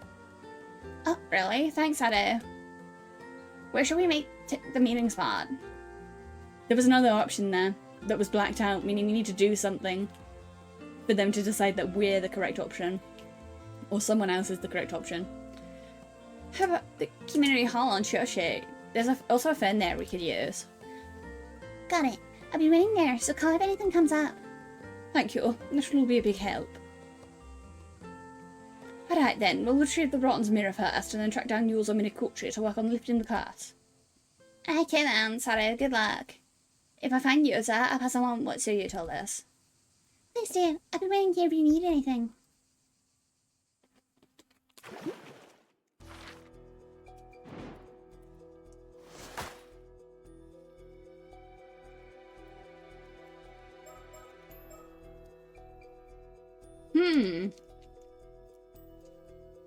There's an option here. An option that we don't have. We're going to need to come back to that. Because I get the feeling that this is going to go wrong.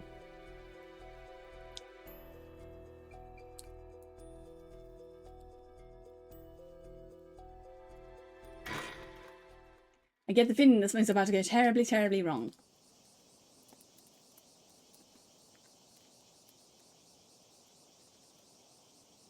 Oh, there you are. You're Yuzo Minikuchi. Are we correct? That's me. I was told to come here, so here I am.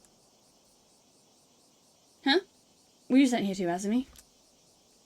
Who, me? Nah. I was just passing by when I heard what was going on, so I decided to wait here for you. Thanks, Azumi. So as I understand it, you two brave police officers were sent out here from Tokyo? To deal with the curse of the raging waves. Brave, I wouldn't go that far. My name is Yumiko Shiki, and this is Yumiko Shiki, and this is Seiro Kiryu. Pleased to meet you. Am I mistaken, or did the two of you visit Kamishimi yesterday as well? It's almost as if you seemed as if you ran away at the sight of me. Did I do something to scare you off? Dear me, you noticed us, did you? My apologies. I will explain everything shortly. Ah, but before I forget, that fellow over there has business with you as well, Yuza. Huh? Mr. Wakamura? He was fairly suspicious of us at first, but it seems he finally earned his trust. He has kindly agreed to assist us in putting an end to the curse of the raging waves. Wait, really? Really, but tell me, is it true you're already familiar with this curse? That's what your friend here told us. Yeah, more or less. Well then, it seems to roll up to speed. The rays of sunlight beaming down amidst this stifling humidity are accompanied by the chorus of cicadas that somehow intensifies the heat.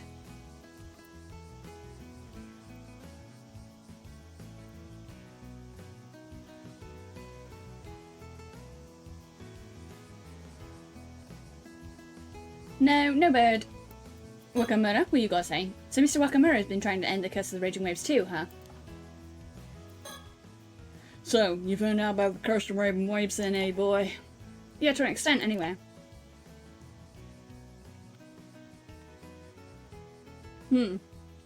I always figured your mother was behind it and she was descended from the raiders, but... Wait, really? That's why you blame my mum for the disaster? Well, you had it wrong. It turns out she's a descendant of the Tashima Islanders. The victims. Seems you know more than you let on. No, that's just what Grant said. So you knew about this too, eh? But should have known. You see here, your mother tried to end the curse 5 years ago and failed, didn't she? That's what brought on the disaster. It wasn't so far off, was it? Be that as it may, still owe you an apology for printing the curse on your mother. All this time. Especially seeing as she was the one who found the bronze mirror and held the curse back from what it's worth. I'm sorry. That's nice to hear. Well, and you, Mr. Wakamura, the least you admit when you made a mistake. When an instructor comes along and tells you to change your views, what choice do you have? Instructor? You talking about that sorcerer friend of yours? That's right. We discovered the sorcerer's identity from there. It wasn't too difficult to reach an understanding. That's how we earned this fellow's cooperation as well. Seems I misjudged you. My instructor says you're the real deal, then I reckon you must be.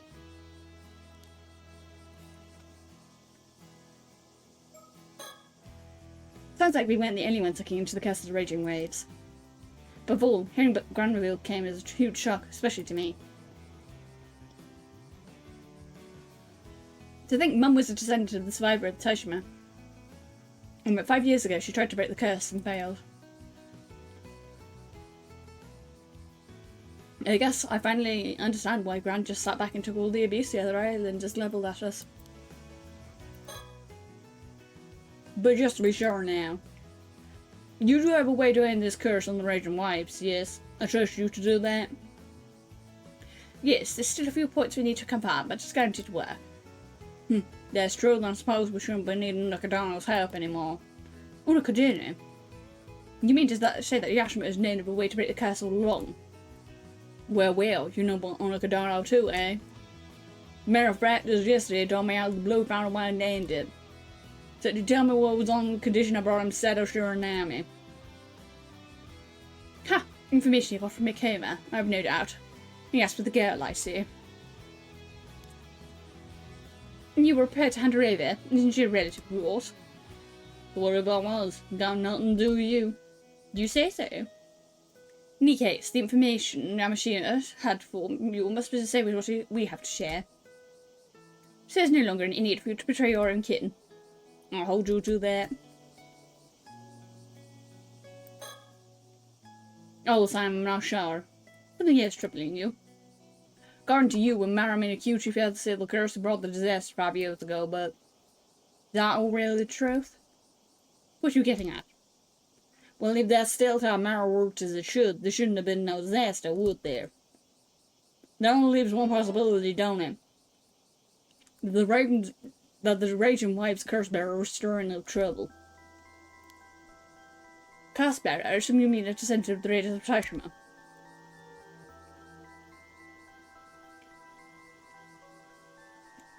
Exactly. Someone that lineage got anyone near the Sun Sea, the wrath of Tashima will turn up those waters into a maelstrom. Anyhow, my instructor swears that the true curse that caused the disaster 5 years ago, and I'm inclined to agree. So that's your theory, is it? Now I understand why you were inclined to... I understand why you were suspecting Minikuchi's heritage. Though, I'd gather this instructor of yours never actually accused her of being the curse bearer. True, never sure on that part. She couldn't be certain, given though it'd been 5 years and all. But all things considered, no one could blame me for being suspicious of her. No one knew where she came from. Can't reach out to her instructor, but I'm not sure how much water this theory holds. Yeah, we cannot rule it out entirely, given we know the sorcerer's powers. So you're skeptical, eh? Not as if you have a better idea, though, is it? Well, you have a point. It just remains. If Mare wasn't the cast better, who else could it have been? Well, I can't say I figured that out yet, but... So interrupt, but I have something to say. Yes. Assuming my mum wasn't the Raging Waves curse bearer, I have a theory. I see, I've read over the reports of the incident again and again. There's something I noticed. Oh, well, what might that be? Well...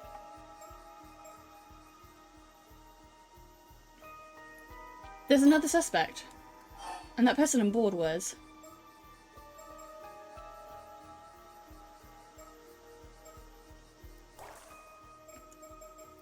which boat was it on again?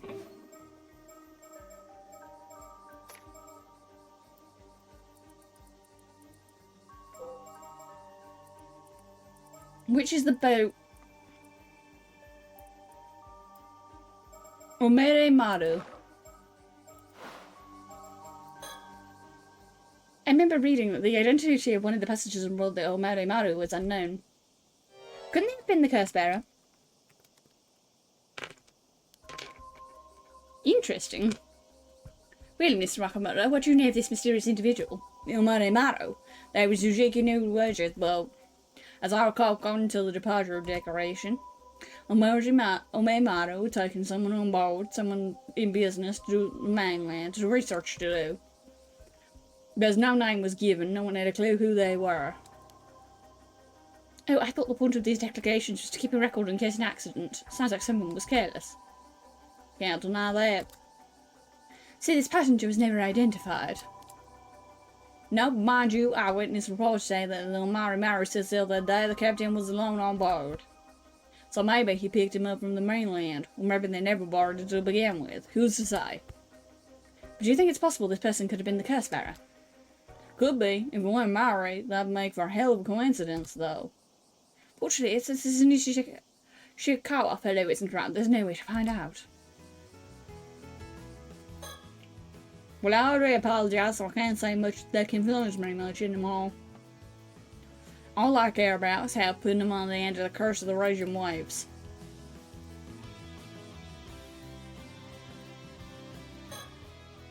That reminds me, any luck with those hand mirrors, Azumi?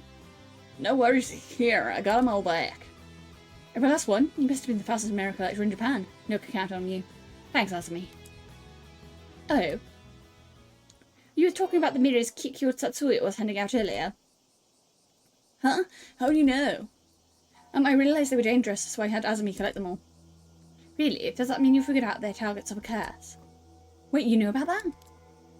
So it was true. The deal with these things. What's the deal with these things anyway?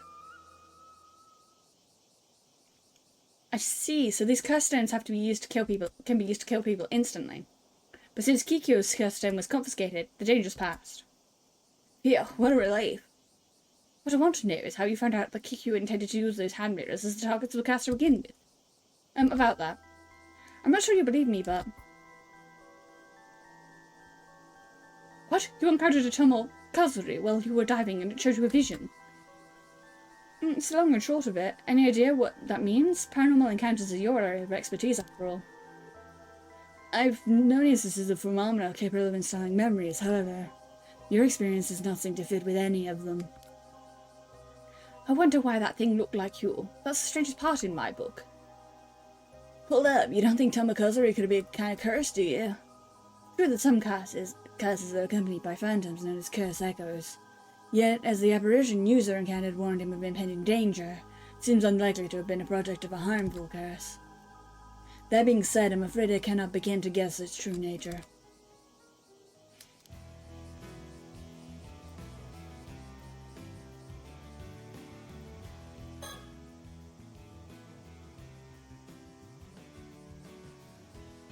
Well, at least that hammer curse is dealt with. That's a lot of our minds. Right, but we're not done yet. One calamity down, one to go. Well, yeah, because we haven't relaxed till the curse of the raging waves is broken too.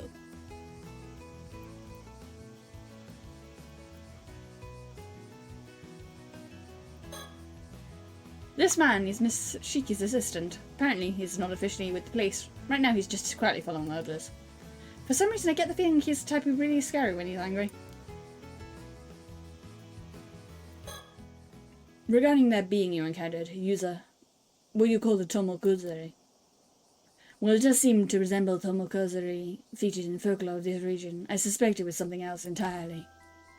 Why? What are Tomokozari anyway?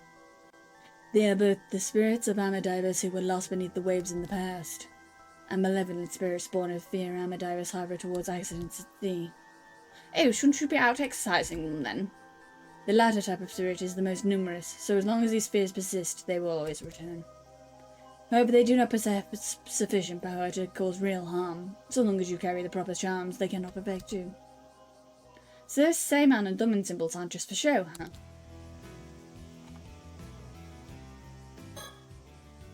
Indeed, that is why I cannot help but wonder what it is you truly encountered down there. Where shall we begin?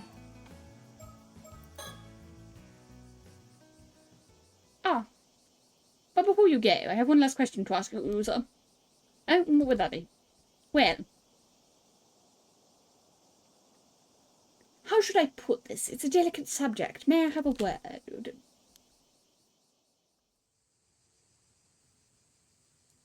So, what do you want to talk about? Just so we're clear, if you're looking to grow pearls, I don't know anything about that. That would require delicate handling. That's not what I meant. User, when you got caught in that disaster 5 years ago, did you by chance encounter a mermaid? Huh? Yeah. I did, but how do you know about that? Good of you to tell the truth. That makes this easier. As for how I know, that would be because it's our only possible explanation. Meaning? Come now, user. A mermaid has cursed you with immortality. You're an 800-year immortal. What? Can't hide the truth from me. These eyes don't lie. I assume it occurred during the disaster 5 years ago. You must have nearly died, but then you were revived by a mermaid and made immortal. Surely you must have realised it by now. Yeah. You got me. I'm an immortal boy with an undying body. Why did this happen to you, I wonder? I wish I knew. If you could tell me more about it, would you mind filling me in? Suppose that's only fair. What would you like to know? Oh, you said mermaid cursed me. What exactly did you mean by that? Just what it sounds like. For 800 years, you'll be incapable of aging or dying. What is that but a curse? Your very existence defies the laws of nature. You can hardly be termed human. You are now an anomalous being, something closer to a spirit. Though, for that matter, I'm in no position to talk. Still, I do feel sorry for you. What possessed you to curse you, a mere child?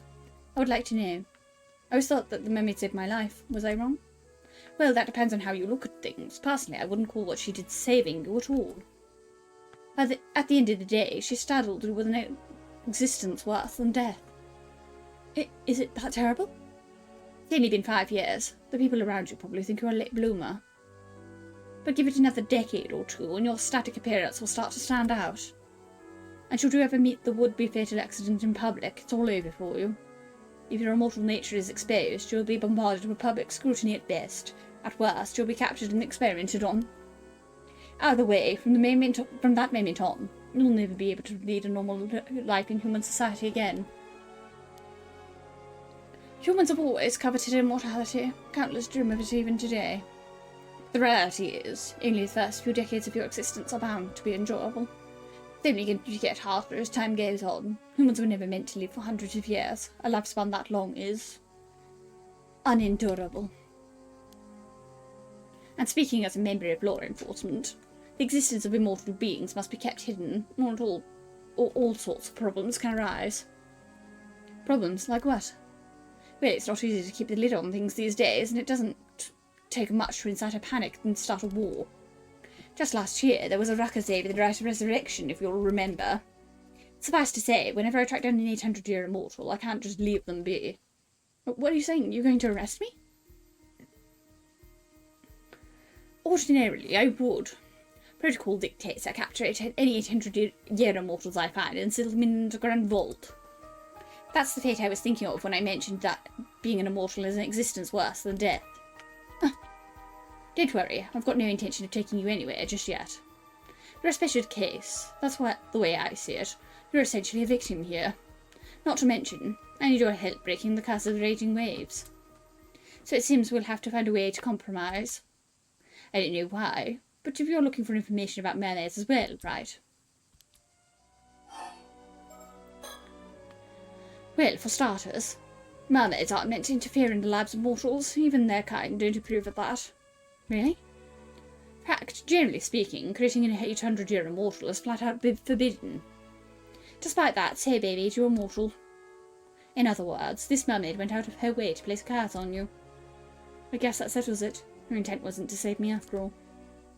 Exactly. I was hoping you'd be able to tell me what made her go that far. But it turns out you're just as clueless as I am. Yeah. Then all we know for sure is that something happened between Sabi and your mother that day. And that led to you being made immortal. Whatever that was, simply to save your life or not, or for some other reason, there's unfortunately no way of knowing.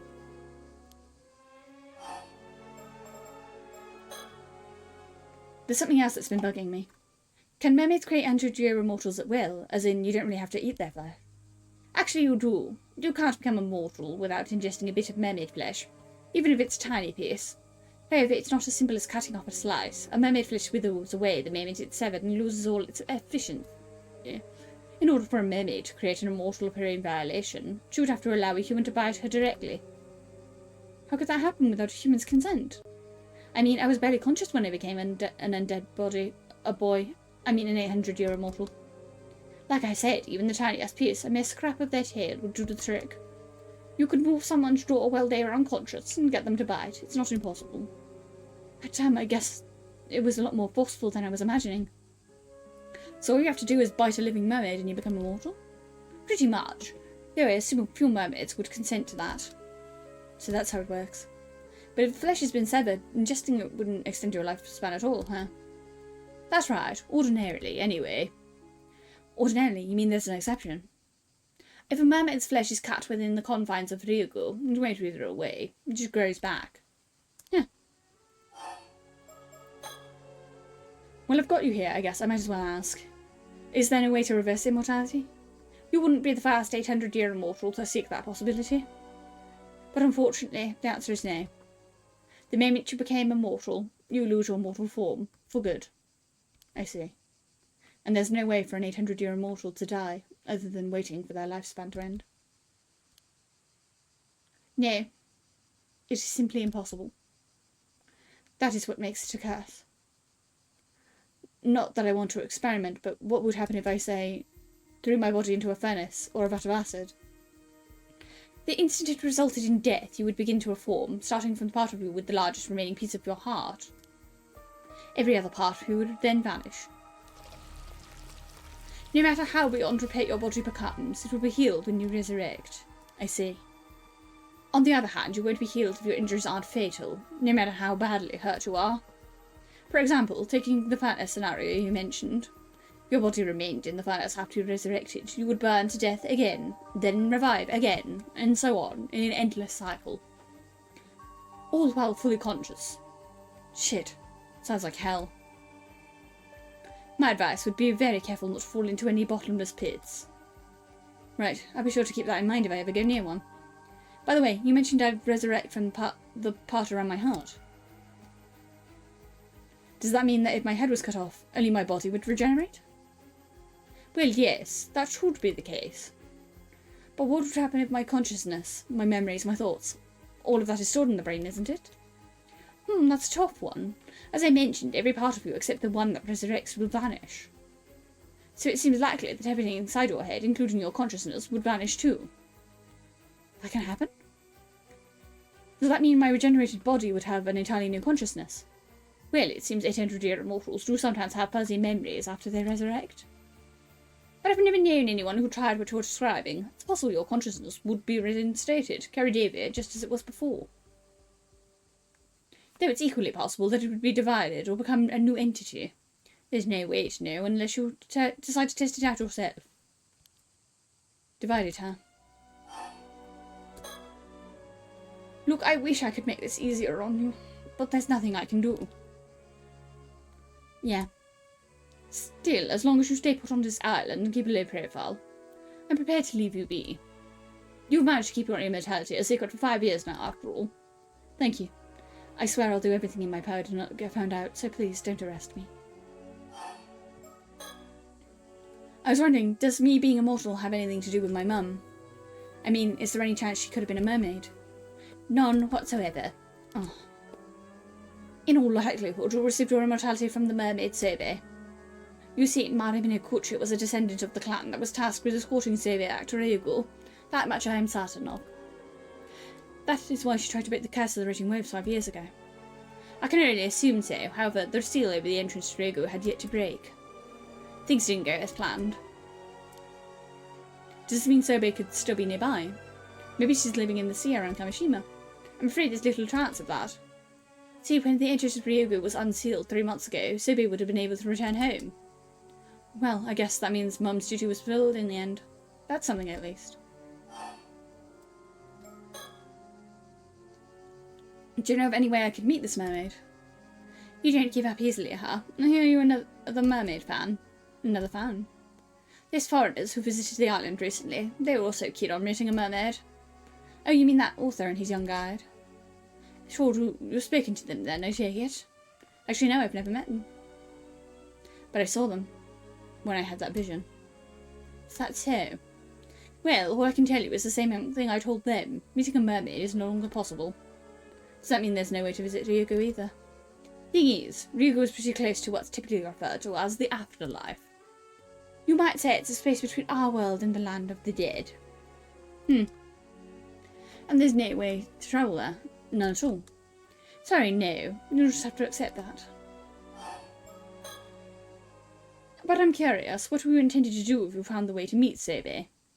Honestly, at first I just wanted to thank her for saving me, but after what you've told me, that's changed. How so? Well, now I'm more curious to hear about why she decided to make me an 800-year immortal, and about what happened with my mum that day. Can't say I blame you. And I understand where you're coming from, but that just can't be done. Even if I can't meet her, isn't there some way I could learn the truth? Well, you can't ask her directly or communicate with her in any way. But you know, I heard you have no memory of the incident 5 years ago. Is that true? Well, yeah, the doctors reckon it's because of the shock. Even my memories of meeting a mermaid are really hazy. Then isn't it possible Sobe to do something that day? If so, the memory of what you heard must be buried in the depths of your subconscious. I can find a way to remember it, but I wouldn't even know where to start. Where would I find my memory of a mermaid? Don't know. The only piece of advice I have for you is to think back, dive into your memories, and scour them corner to corner. Think about it. You must have encountered Sobe before. All you need to do is locate your memory of that time. Alright then. We better head back, or your friend will start to wonder what's happened to you. Right. Thanks for answering my questions. Welcome back. Everything okay, user? Of course. It wasn't to have to make a dramatic entrance. Got to see your usual oddball self. Guess there's nothing to worry about then. Can't put my finger on it, but there's something mysterious about this woman. And I had no idea there were actually police officers who handled supernatural incidents.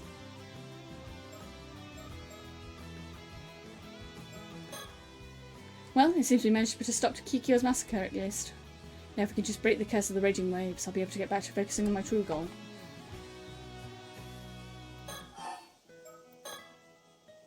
"400 years ago, Normayoshi sealed the entrance to Ryugu in an attempt to contain the curse of the raging waves, and left behind instructions as to how the curse could be broken after 400 years.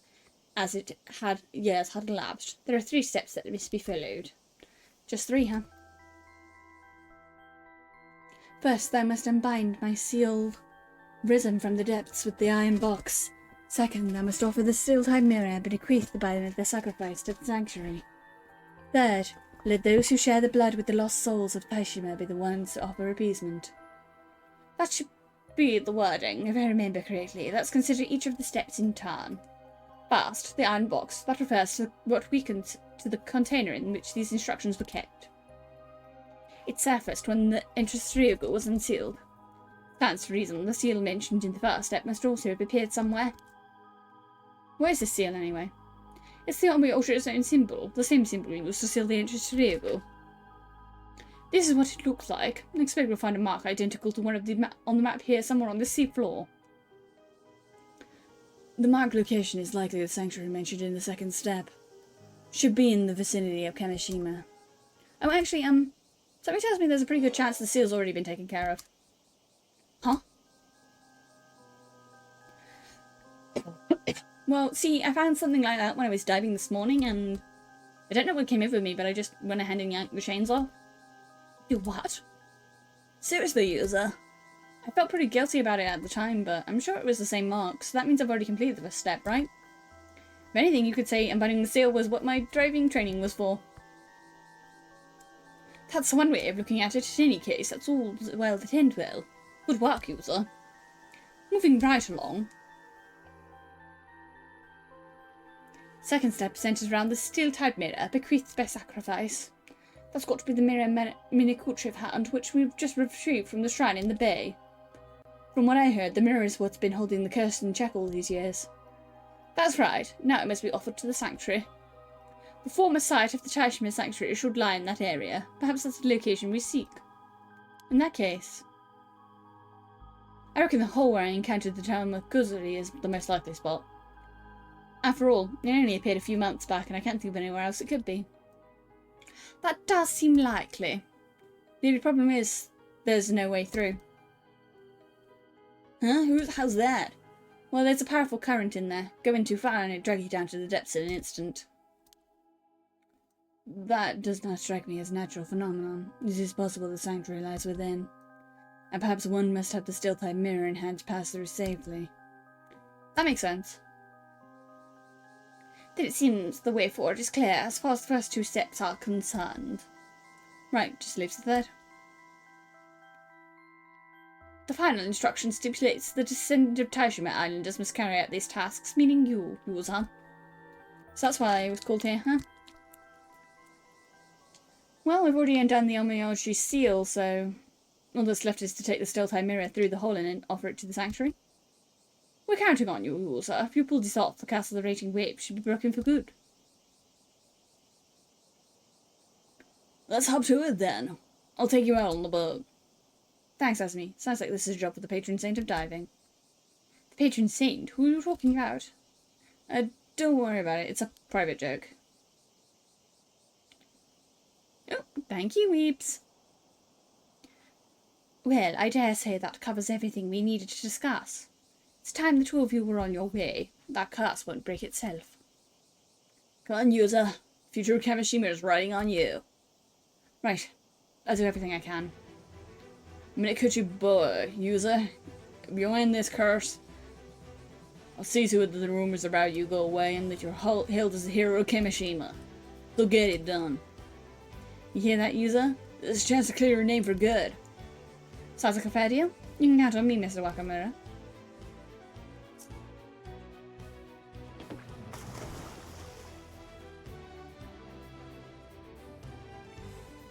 Ready to roll, user? You got a bronze mirror with you? Yeah, got it right here. Ready when you are. Since the seal's already taken care of, all you gotta do is check out that hole you found last time, right?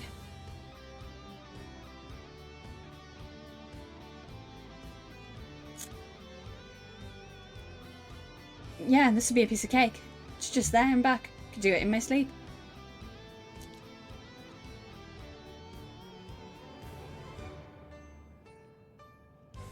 Nothing wrong with being confident, but don't get cocky. You still gotta be careful down there.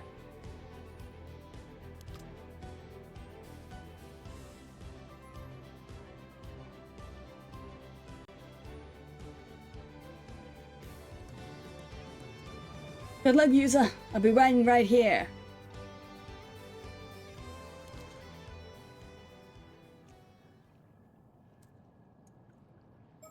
Okay. I guess it's time to dive.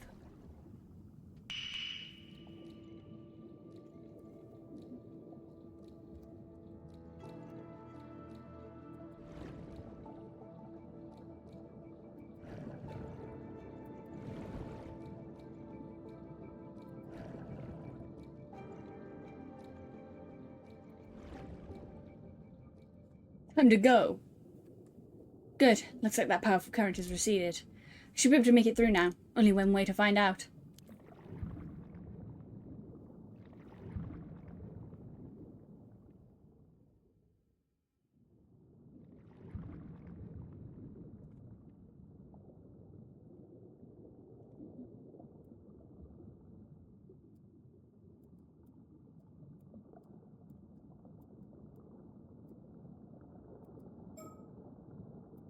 Dive.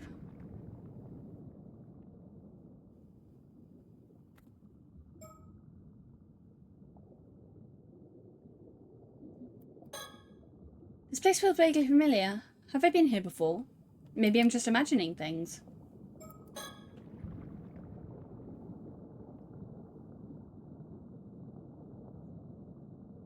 There's a tunnel here. Is this the right way?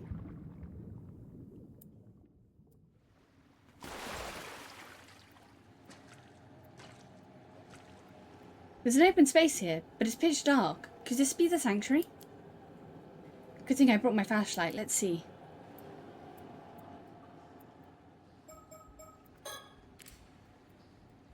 Here, now I can see.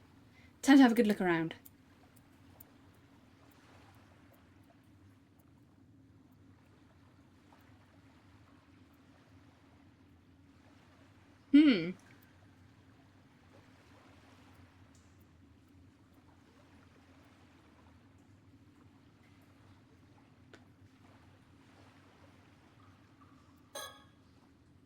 This should take me further in, The stone archway over there. Could that be the entrance to Riga?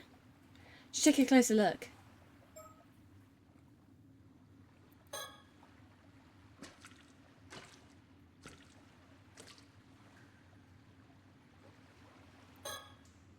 The stone archway. It could be the entrance to Riga. But nothing happens when I go near it. Guess humans really can't travel there after all. So all I need to do is break the curse to leave the bronze mirror here, right?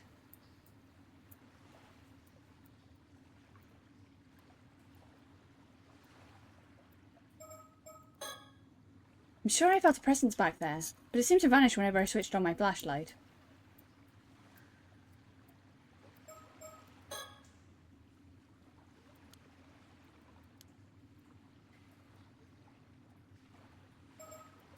Light off?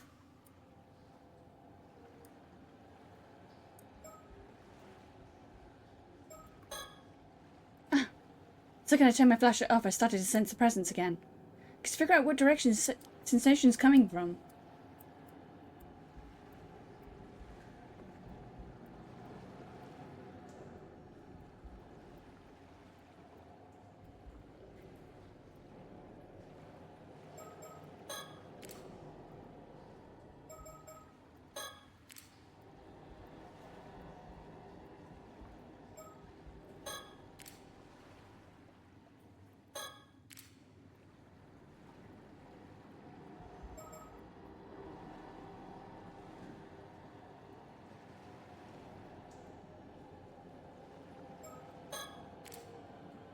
Oh, there she is! There she is! What the hell is that? That's the fish curse. Holy shit, that nearly gave me a heart attack. Is that the presence I've been seeing all this time?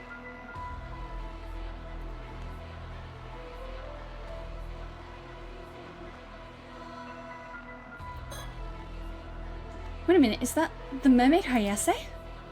Not in the flesh, but what's it called? A curse echo, like the imprint of a curse. Oh, what if this mermaid's echo indicates the presence of the curse? If so, now's my chance to offer up the steel-tied mirror. Hand the mirror over. Now the curse of the raging waves, heed my call and trouble us no more.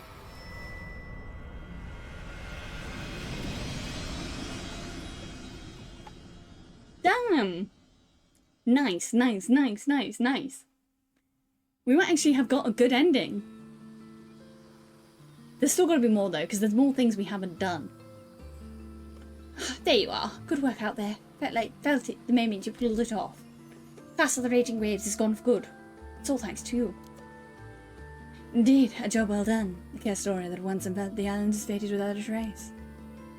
Really? Phew. Sure can tell. Turns out it worked. You hear that, Yuze? You did it. Yeah, no one can finally relax. Well, that's certainly one problem taken care of.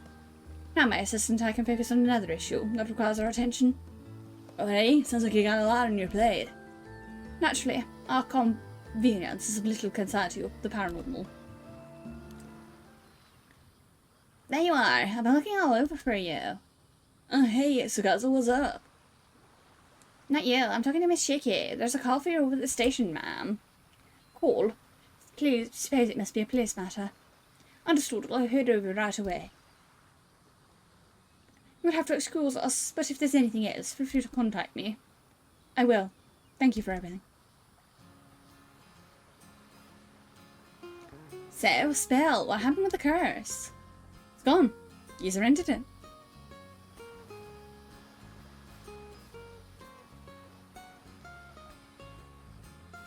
Yay, nice one, user. You know, I reckon I've got a knack for this. Maybe I'll go into the curse breaking business. Hit me up if you need any curses broken. You never know, that might be your true calling. Maybe it suits you even better than being an armor diver. Come to think of it, we better let this old man Wakamura know how it all went down. Where'd he go off to anyway? Ask me, maybe he went home. Probably. How about you, user? Want to go see him? Yeah, okay, I suppose we did make a deal. But it can wait till after. We've got a chance to change clothes and have a breather. I'm beat. Fair enough. Guess it's not like there's any hurry, huh? In the meantime, I'll go work on the boat. Let's meet up later, yeah? As for me, I'll track down Sato and see you and fill him in. Later.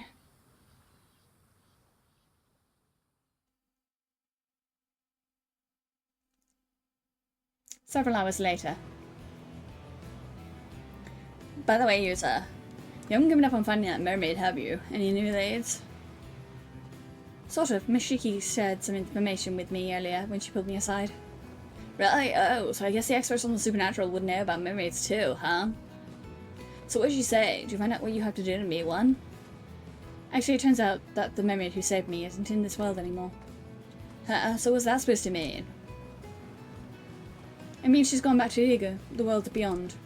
Apparently, it's the place between this world and the world of the dead.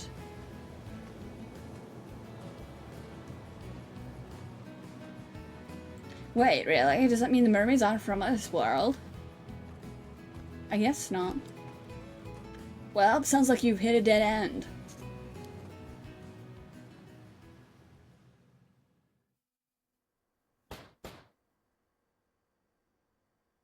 Hey, Mr. Nakamura, you in? We've come to tell you good news. Yuza did it. He broke the curse. You better keep your end of the deal. Maybe he didn't hear you? Hey, anybody home? I'm coming in. Huh? The door's already open. That's weird. Mr. Wakamura? What the? Mr. Wakamura, don't tell me he is... Don't believe it. That wound, did a curse cause it? But we entered the curse, didn't we?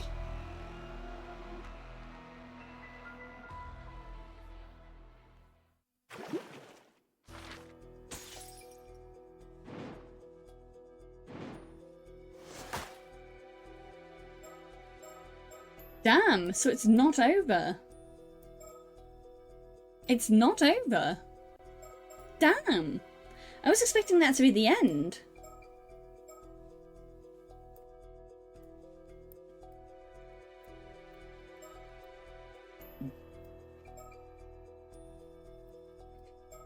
I honestly was expecting that to be the end. Okay. Well, we know there's at least 1, 2, 3, 4, 5, probably more than that left to do. I think this is probably a good time to end it for today, and we'll pick it up again tomorrow. Now's a pretty good time to end for today, and then we'll pick it all back up tomorrow. But maybe the end of the game. Damn, that's fucking crazy. We did so much crazy shit today.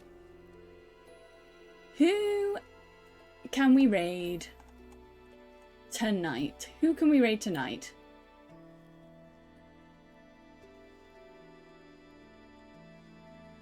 Who do I not get to raid very often?